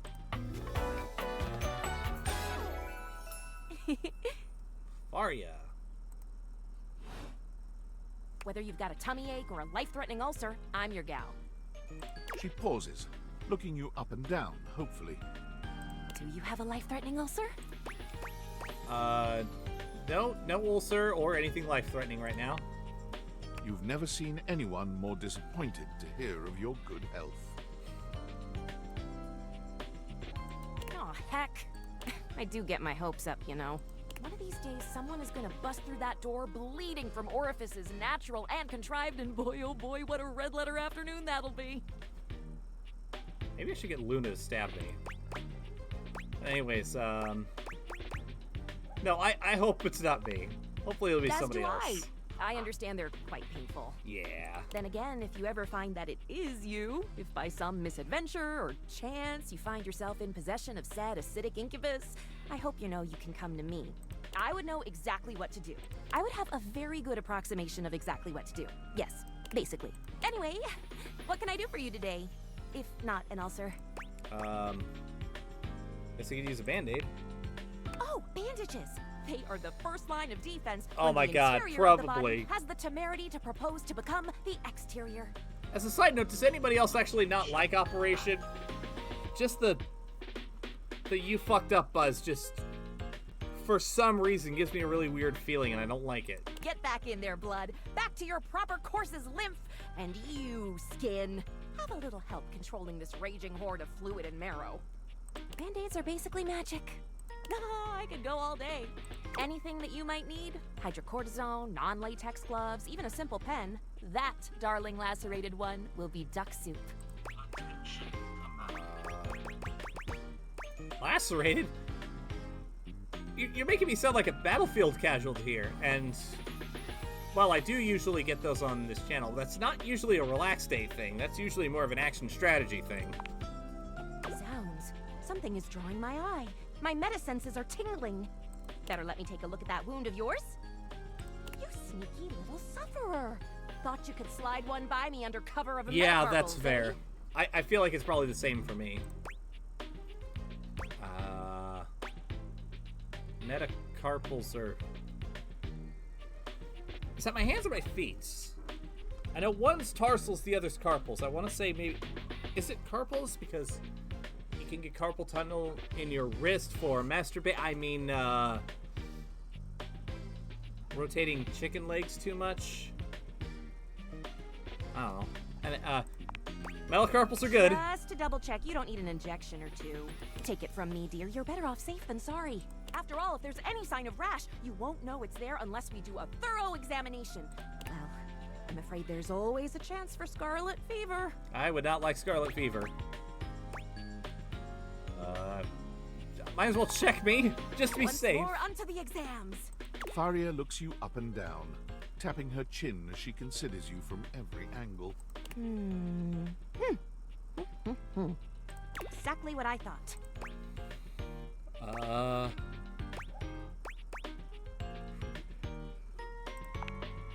No need to be anxious. We caught it just in time. What was it? You do indeed possess a splinter.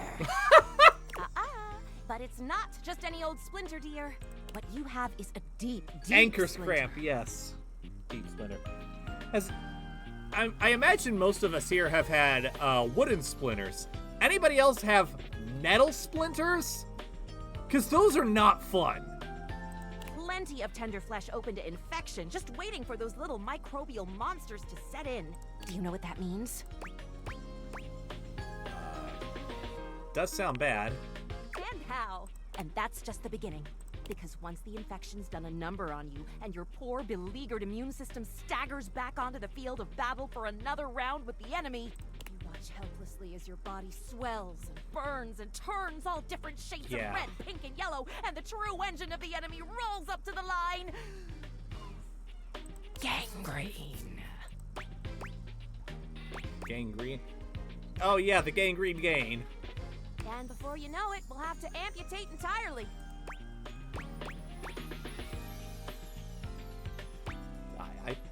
I don't give you permission to amputate anything. I'll note that in your chart, of course, but I have to be honest. Oh, no. Once it's bad enough, my poor new friend, I'm afraid the whole appendage will have to come off. Preventing spread and all. I'm sad to say we lose many a good limb to splinters every year. What do the stats show on that? Statistics is not really my field, I have to say. But I know how many amputations I've had to perform because someone got careless moving the milk crate. Ah, yes, I do know about the body. The bottom line is, you have got to stay vigilant. The world's a scary place, and your body is a fragile, fragile thing. One wrong move, and you can throw it into total and utter chaos. A veritable breeding ground for every bomb, dick, and hairy slate of diseases ready to eat you whole. She said hairy dick. You never know what the seemingly tiniest, laughable symptom can mean. For example, Got a case of bad breath? Maybe you just ate a sandwich with too many onions. Or your breath stinks like a dead fish on a hot Sunday because you've managed to develop halitosis as a result of the toxic substances in your body not being filtered out properly because your liver is failing. Or it's just a sandwich. Maybe. A totally legitimate possibility. You can never be too careful. And when something does go wrong, well, it's my job to make sure you're all fixed up. I remember hearing a saying by watching Dr. Mike's channel. If you hear a hoofbeat, it's probably a horse, not a zebra. And I'll have you know, I take my job very, very seriously. I got that. A doctor's duty is to keep their patients alive and kicking. That's a big responsibility. So you can bet your behind I make sure to cross all my T's and dot all my I's. Sometimes even twice. I'll bet your handwriting is hard to read, but I figured that out the moment you said you were a doctor. Never met a doctor who had good handwriting. Fair.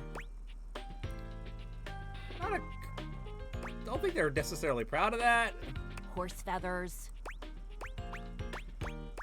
Oh boy. Girl, female, not boy. Oh, you were expressing consternation. Frustration. Got it. Anywho, it doesn't look like you've got any type of rash after all. Just that splinter looking awful uncomfortable there. Let's get that taken care of. And then presto, you're all patched up.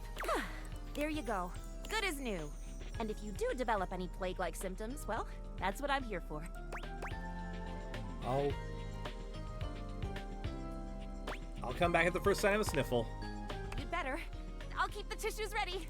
Medical professional Tharia's always just a sniff, sneeze, and groan of discomfort away. Anyways. Ooh. Can we do a teepee? Teepee for my bunghole?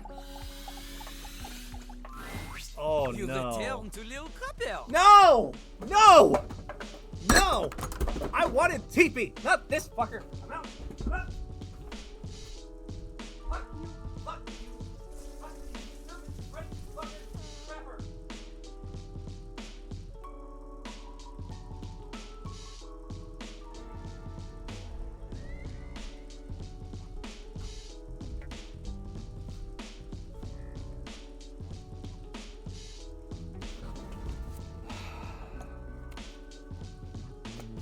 I should have seen this coming. I did this to myself. Let's get this over with. Are you ready to test your flow? I am not. You need more time to recuperate? Lil Crapper understands this. Sometimes the Crapper's too lyrical. Sometimes his words are mysterical. Frankly, it's sort of a miracle his listeners aren't left weary on. Please stop.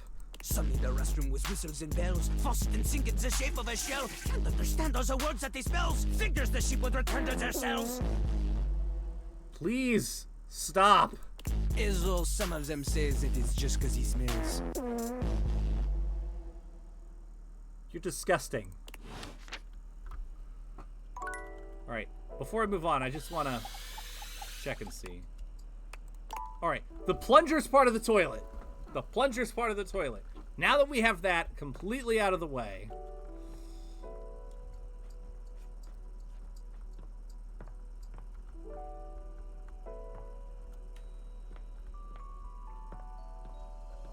You know what, it's getting close to time anyway, so... Oh.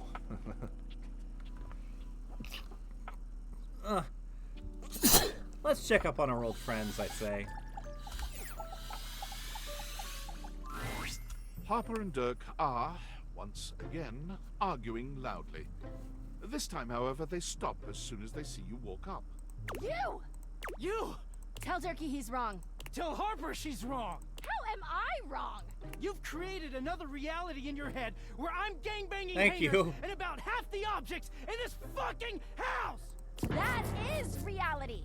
I just choose to forgive you because I love you so much, and you repay me by cheating on me and calling me crazy.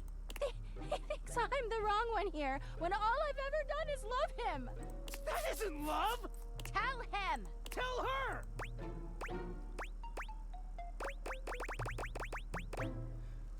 Both of y'all need to sit the fuck down, okay? No, fuck off with that both sides shit. Can you believe this, Turkey? I can't believe either of us thought you knew anything about anything. Just leave us alone. Yeah, get the fuck out of here. Dirk takes Harper's hands and looks deeply into her eyes. Nobody talks to my baby like that. Oh, Turkey. Dirk leans down to kiss Harper, who sighs and twines her arms around his neck. The two of them pay you no mind whatsoever. When Dirk finally speaks, he doesn't even look at you. Get out of here. I want to be alone with Harper. Oh, Turkey.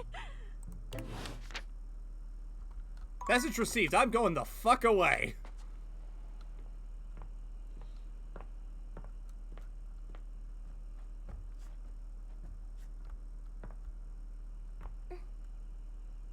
Come and give me a little snuggle, lover. Just what I needed.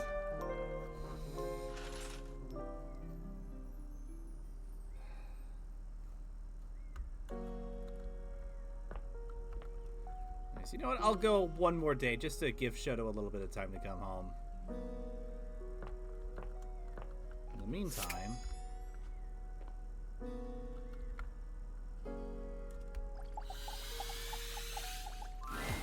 A stylist with a very vertical, very pink hairdo appraises you, lifting his glasses to take a better look at you. His face is kind, his features soft, and his makeup? Impeccable. Oh! How about we... Oh dear. I think I'm getting lost right at the start of all this. I'm so sorry, darling. My brain runs quicker than cheap mascara sometimes. Hey, I get it. That happens to me, too. Oh, stupid Barry, disposable Barry, you're doing it again. Oh, just stop talking. How about we start over? I would like that, yes. He takes a deep breath, shaking off his awkwardness and giving you a friendly smile. Let's take this from the perfectly coiffed top, shall we? My name is Barry Styles. I am your one-stop shop for looking good, Barry feeling great. Styles. Not that I have to work too hard at that because, and I don't know if I made myself clear enough on this point, darling, but you are looking fabulous. Thank you. Why, hello.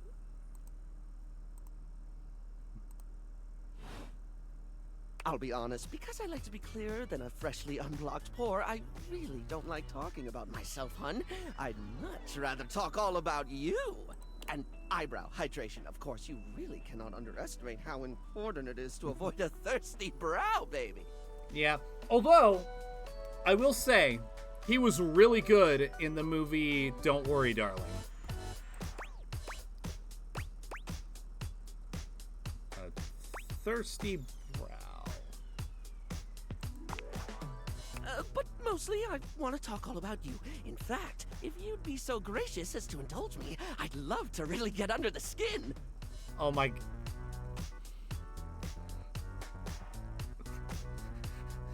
This freaking character. I'm definitely... If we're still playing Date Everything by the time we're done with Morrowind, we're definitely going to have to come back to this character. Because... now, all I can think of is... Bayasura, Bayasura, Bayasura! It's the Grand Champion standing here next to me. Literally? Oh, not literally, obviously. My products are for external use only. That doesn't stop a lot of people, unfortunately. I mean, can I ask you a few questions? Sure. Oh, fabulous, darling. Okay. This is super exciting. I just love learning about what other people like. I haven't yet met with a taste I can cater to. So, with that in mind, I simply have to ask, drum roll, favorite brand of Tweezel?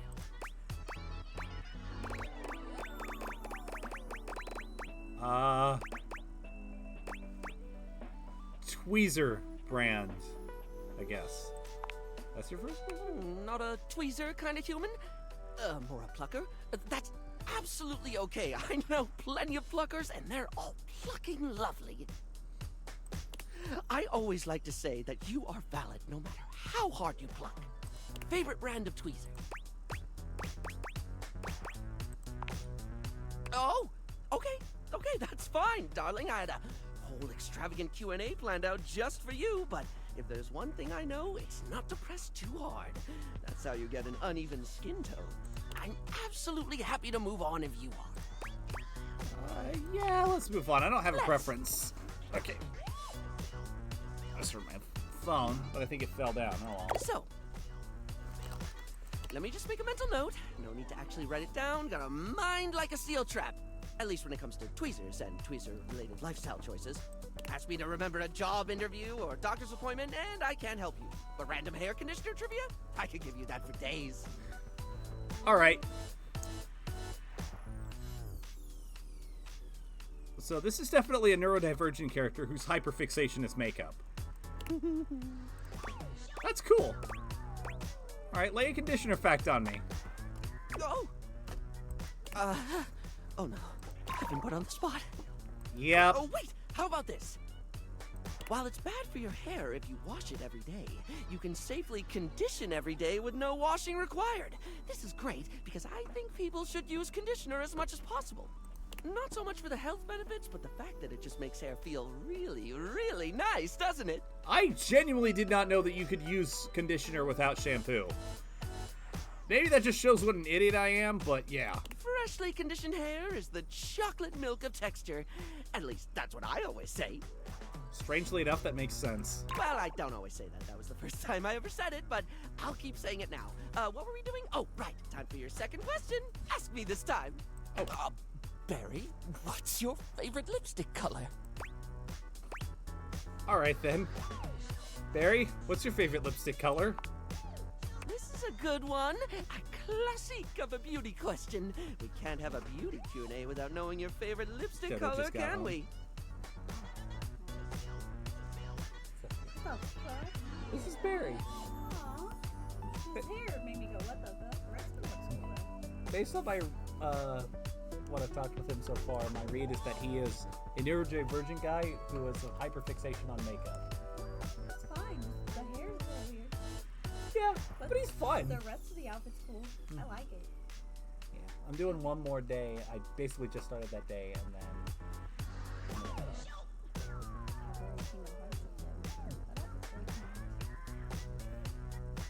See you in chat. That. Okay. I'll make myself my steak then. Never to. Alright, back to the game. Mine is pink. Impressive, no? That is impressive. Pink is not one that I hear often. Most people I know would go with a classic red, sometimes a shiny red. I'm pretty sure with Shoto it's black, but pink? Interesting. That's what I said. What, pray tell, is yours? Different color. Oh, not one for the traditional? I can certainly respect that. There's nothing that says lippy can't be any color you want it to be, after all. Now, don't tell me, darling. Let me guess your fave. Blue. No, green. Strike me as a green. Or teal. Or black. Please say it's black. I've not gone goth in forever. I don't personally wear lipstick, but I got it. It's gold, isn't it? Rose do gold. like green. black No, on no, wait, people. I already said green. It's gotta be blue then. Maybe teal? This is too hard. I'm just gonna stick with other. Moving on. It's time for our final question. For now. That sounded threatening. Anyway, third cue. What do you think is the biggest reason to wear makeup?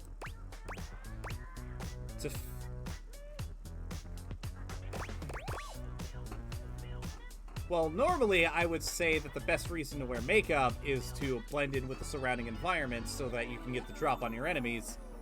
But that's not an option here, so I'm gonna go with to feel sexy. Attention, That is one super valid reason, darling.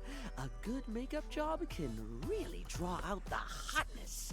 When I do my thing, there's a real joy in framing someone's eyes to show Exactly, just how PXD. alluring they are, or highlighting some gorgeous cheekbones. Pinpointing the steamiest features and putting all the attention on them, that's art, huh? That's fair. Although I think you would rock it, Thanatos. Sorry, I spoke a lot again. Of course I did. Yeah, that makes sense. Need to stop that. Hey, it's fine. Don't gotta apologize for being you. Barry still looks embarrassed, but a sweet little flush comes over his pale cheeks, and he smiles at you. Yeah, some of the other objects in this house have gotten to be a little much. So far, you, not at all. You keep doing you, my guy. Well, darling, that about wraps up the cues.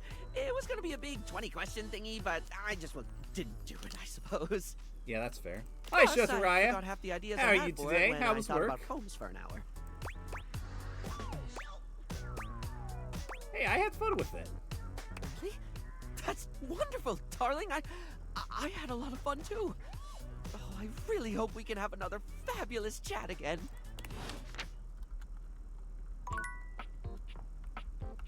Okay.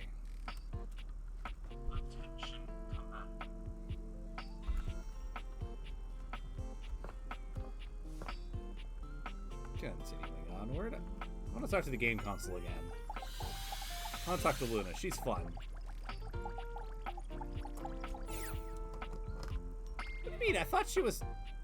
I thought that was highlighted. I guess not. The game console turns on. Team 17, Sassy Chap Games, Moon Surgeons, Resurgence. Here you are once again, back where you started, with your beautiful companion urging you to make a decision. I'll say. She looks at you just the same way she did the last time, with a strange familiarity, but still not quite recognizing who you truly are. You're here. I didn't think you'd make it back.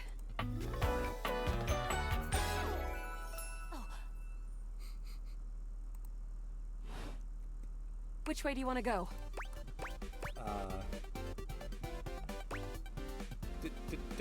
Don't you remember? Of course we've met. We've been about 17 hours into this quest line. Well, we became friends. No. I would definitely remember something like that. Did I forget to save? I Shit! got quest updates and relationship statuses in my Statadex anyway. And I don't see anything about an actual connection we've had aside from mission partners in here. It happened, I swear. How can I get you to believe me? All right. I'm familiar with the trope, okay? When I was little, I thought up a secret password that only a time traveler would be able to tell me. The password for me is Lincolnberries. Lincolnberries. Just give that to me next time you see me, and I promise I'll believe whatever crap you hash at me.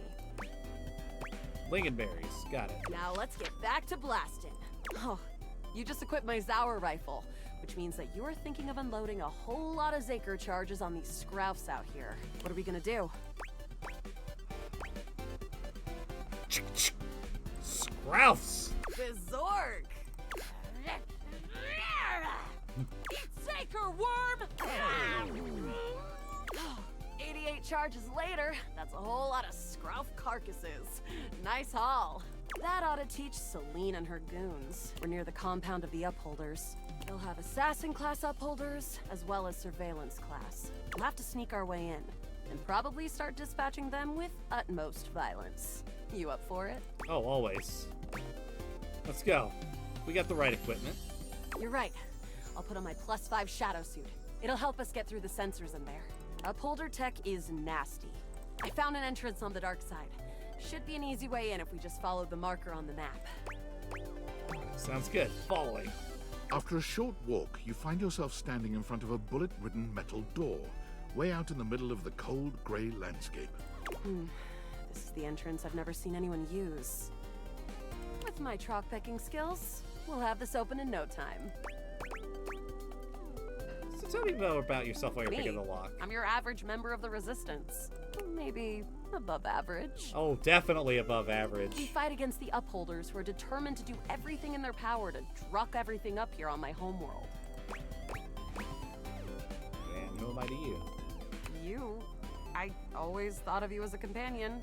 Someone who followed me around and gave me advice. Cute, but expendable. Luna picks the lock, allowing you to peer inside. You can see hallways filled with shining electronic doors off into the distance. Here we go. Upholder Central inside. I'm seeing Grunt class upholders, who shouldn't be too bad. But there will be Surveillance class 2, which can sound the alarm. Alright. There's gonna be an Assassin class upholder right around the first corridor we pass. Just knowing that isn't enough to help. They've got ultra tech that renders them invisible to all senses. Can't believe that's our fate. So it is. How do you suggest we do this? Alright. Hi. Hi, flirting with the game console. Potentially.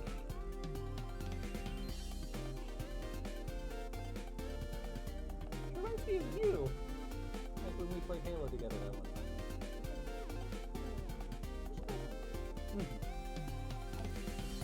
Yeah, me too. Let's try the stealth approach. This will be fun. Yeah, makes sense. Huh? It's okay. With the shadow suit, there's no way they'll hear us coming. Stealth is my ally, and your enemy. Using all your available grace and patience, you and Luna slowly make your way down the corridors.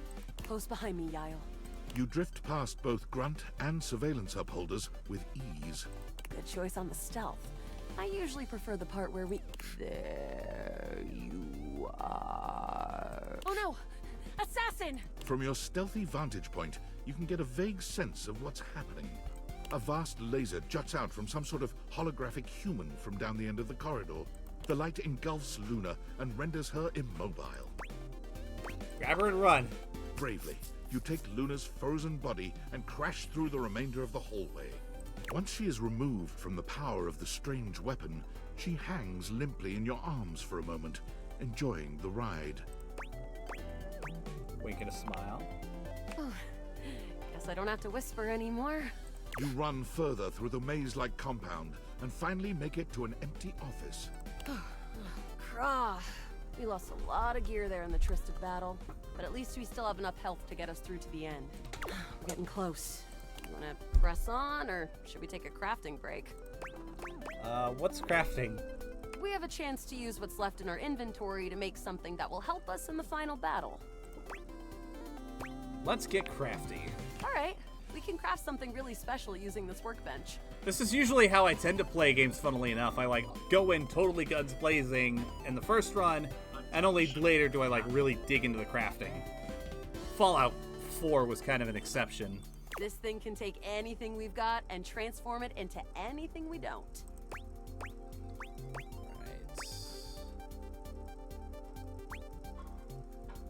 What we got in our inventory? Not much. We got zonked by that last encounter pretty hard.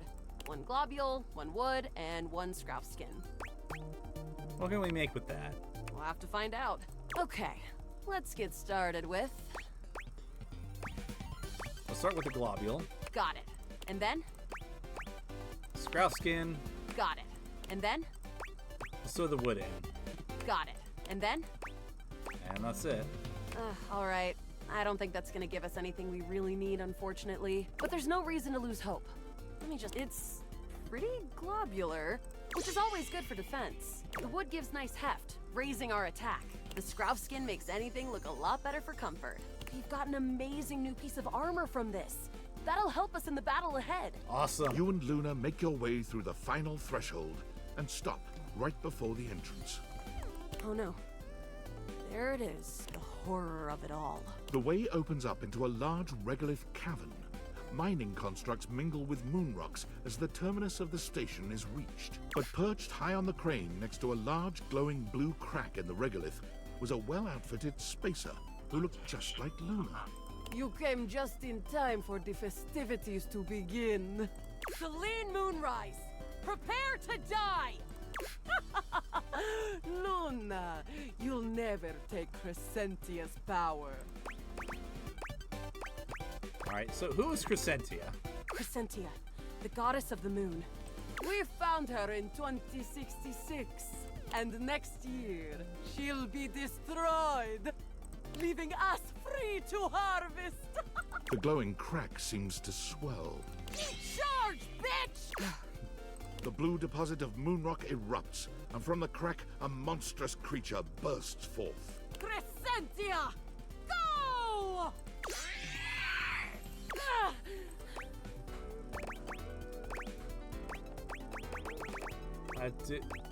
Where's the Cetoscope? Ha! Easy. Thanks to your crafting, Luna is able to withstand the mighty force of Crescentia's power. She is you, Shoto. The battle is fierce, but ultimately Crescentia and Celine fall to the ground, presumably dead. Wow, did that without even a single save. Great job, Guile. I couldn't have done it without you.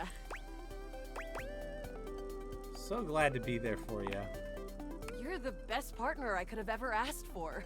You always chose the right path, unwaveringly. I'd love to be friends with you. Even though it can be dangerous out there in Novaya Moskva, having a real friend by your side means you keep your KD ratio way down.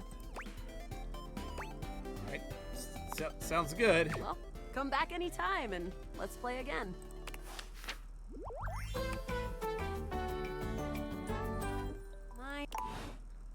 Alright. Clearly this one's going to be a bit more involved.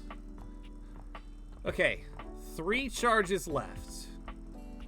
Who do we talk to next? I will let chat pick the final 3.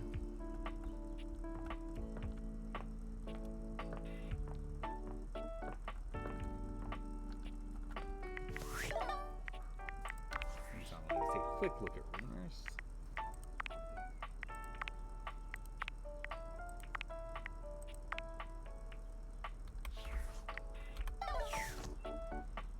Alright, let's talk to Wendolyn. She's fun. Oh, if it ain't the best looking owner of this house. I know you're the only owner, but the statement still stands. I appreciate I've it. got something to ask you. Do you know when they will be back? I have got so many questions that need answered.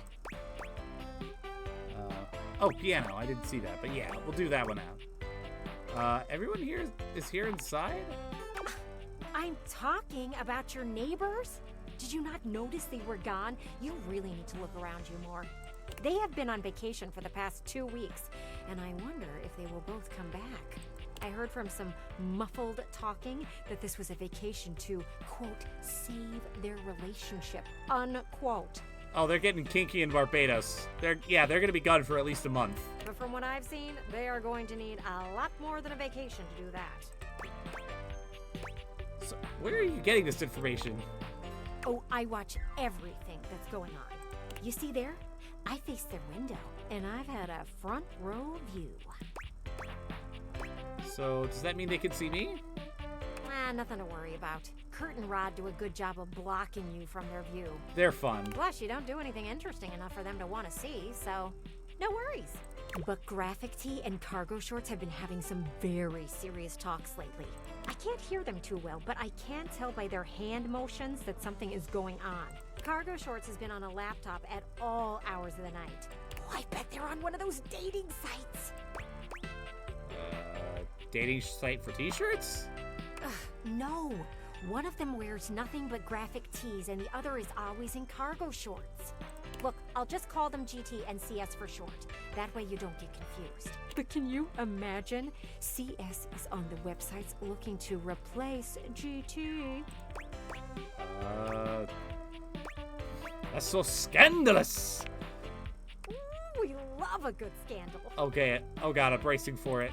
You know what? I'm gonna ask some questions to the pergola next door. Okay, he hasn't shown up yet. I need to test my theory. Come back later. I should have some answers. Alright.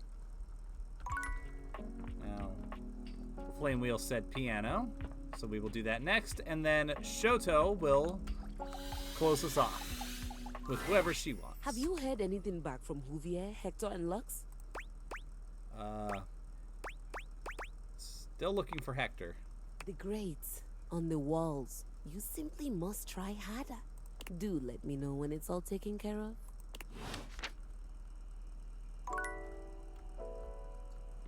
Well, that was short.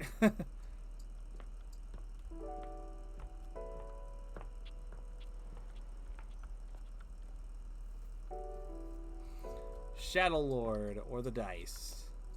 I had a feeling it was going to be one of the two.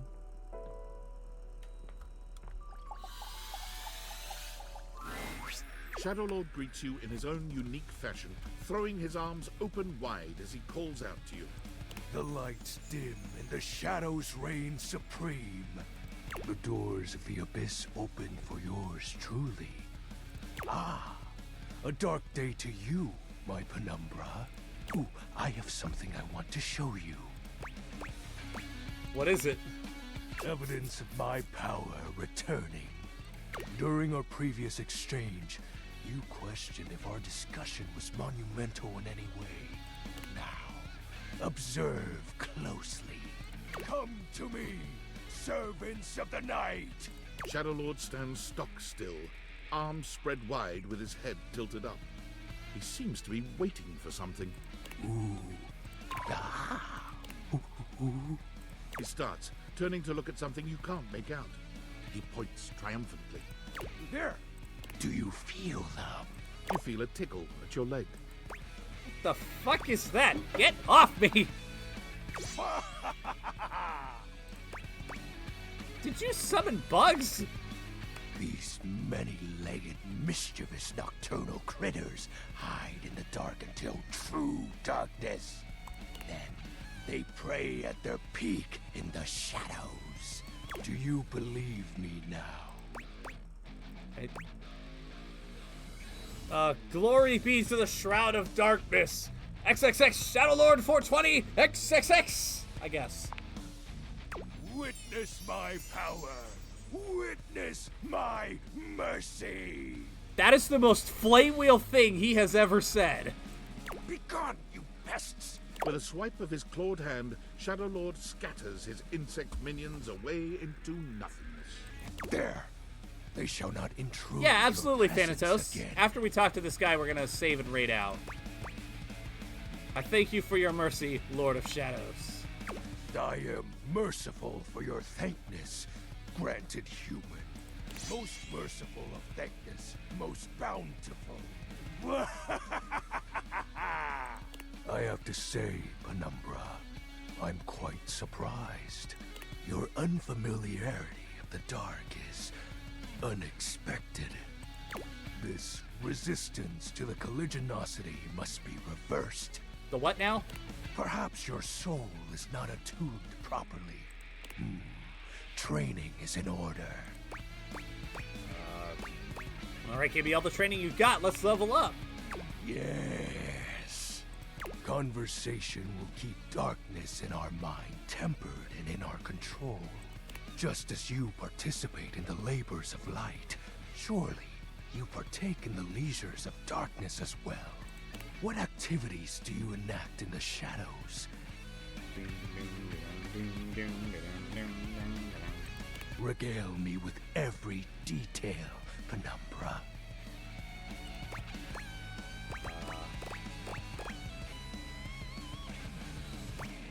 Private stuff.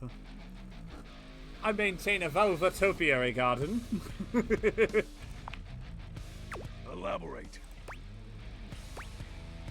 I wank. What's the matter? Stuff is hardly a sufficient description. Answer me properly, Penumbra. You know. Excuse me? I said... Buddy, do you not have a willy? I feel as though this conversation is actually reversing my power. Do you not know the pleasures of doing the willy fiddly? Touching myself in place. No, I know. I just wanted to get you to admit it. I love that. The sounds that escape you echo far, you know. Oh my god! I wouldn't be surprised if every object in this house has heard them. You are just exhibiting good health. Nothing to be ashamed about. Hey, he's at least he's positive about it. And if I may be upfront, each breath you let out during is admittedly adorable. Oh my god. Please stop. As you wish. I am grateful to you for providing me more insight into your life. Behold, our corrupted bond grows. Oh my god, this guy is a delight. I am beholding you, Shadow Lord. He exhales, his hands tightening into fist before throwing his arms open once more. You're beginning to grow used to this routine with him. I feel it. Another piece of my dark armament. It courses through my once dazed body, rejuvenating to the next stage.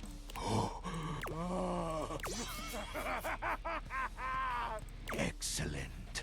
My form is stronger, yet still incomplete.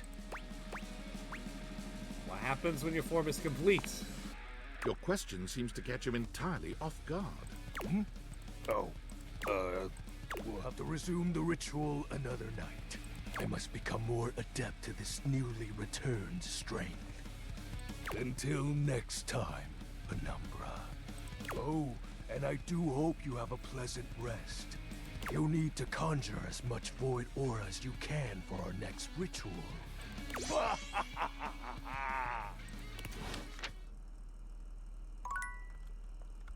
That's fun. That was so much fun.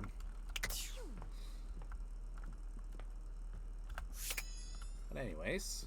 Come and give me a little snuggle, lover.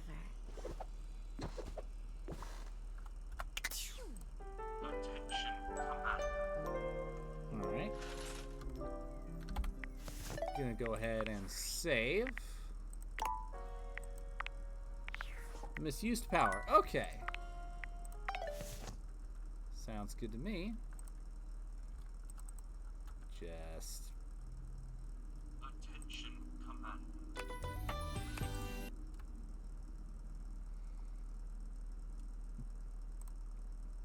Let me just go ahead and pull up the raid browser and get this going.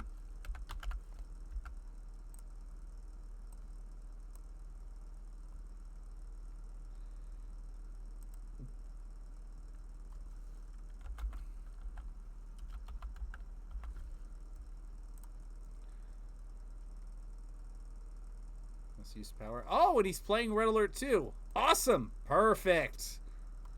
All right. Let's do this. All right, everybody.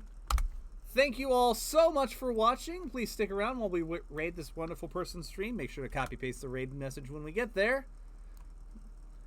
And we will be back tomorrow with Command & Conquer Red Alert 2. Ta-ta for now.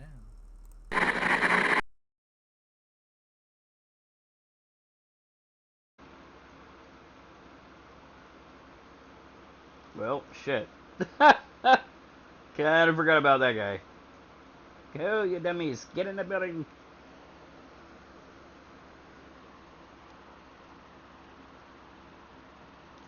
Holy shit. Getting another...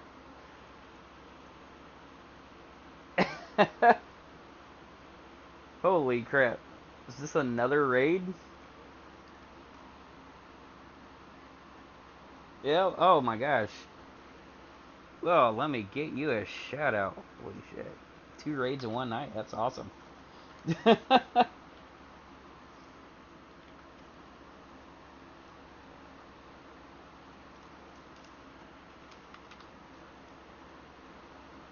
I appreciate all the raids, guys.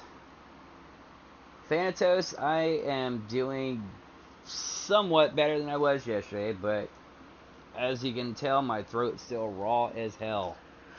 But I'm streaming, so yeah. If I was feeling any worse, I probably wouldn't be streaming right now, but I am doing well enough to stream.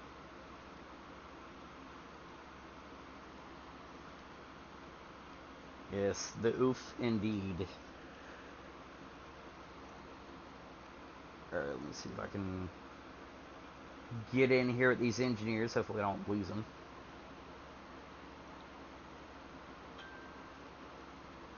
Yeah, thanks for the raid, Keelan. Much appreciated. I'm all about those raids.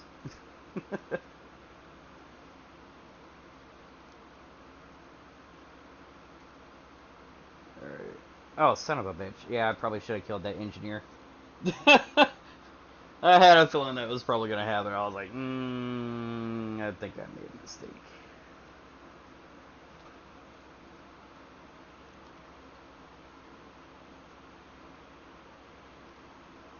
I should probably kill this flak.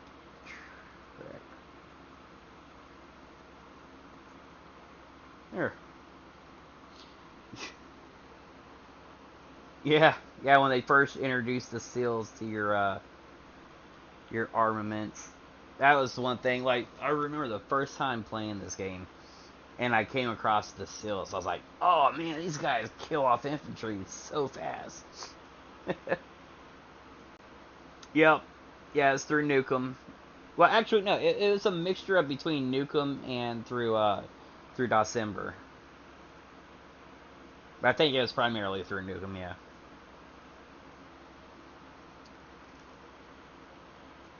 Yep, I am a retro streamer. I play a lot of RTS stuff. I do a lot of community nights on weekends and periodically throughout the day, depending on, you know, what's going on. Whether it's a slow day or if I'm just, you know, done with single player for the time. So if you see something I'm playing and you want to co-op, I am all for co-op. Yeah, he raided in a little bit before you did. Yeah, this is probably the most I've had people in this stream since I started streaming on this account.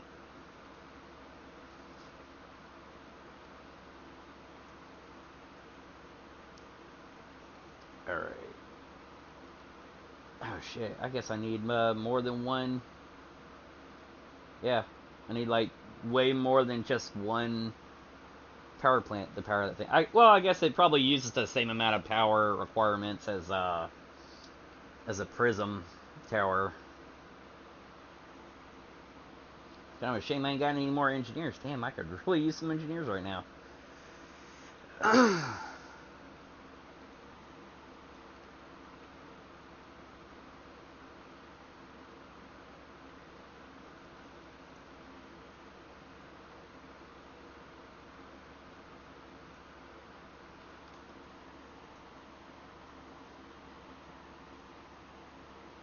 No problem, man. Thanks for the raid. Always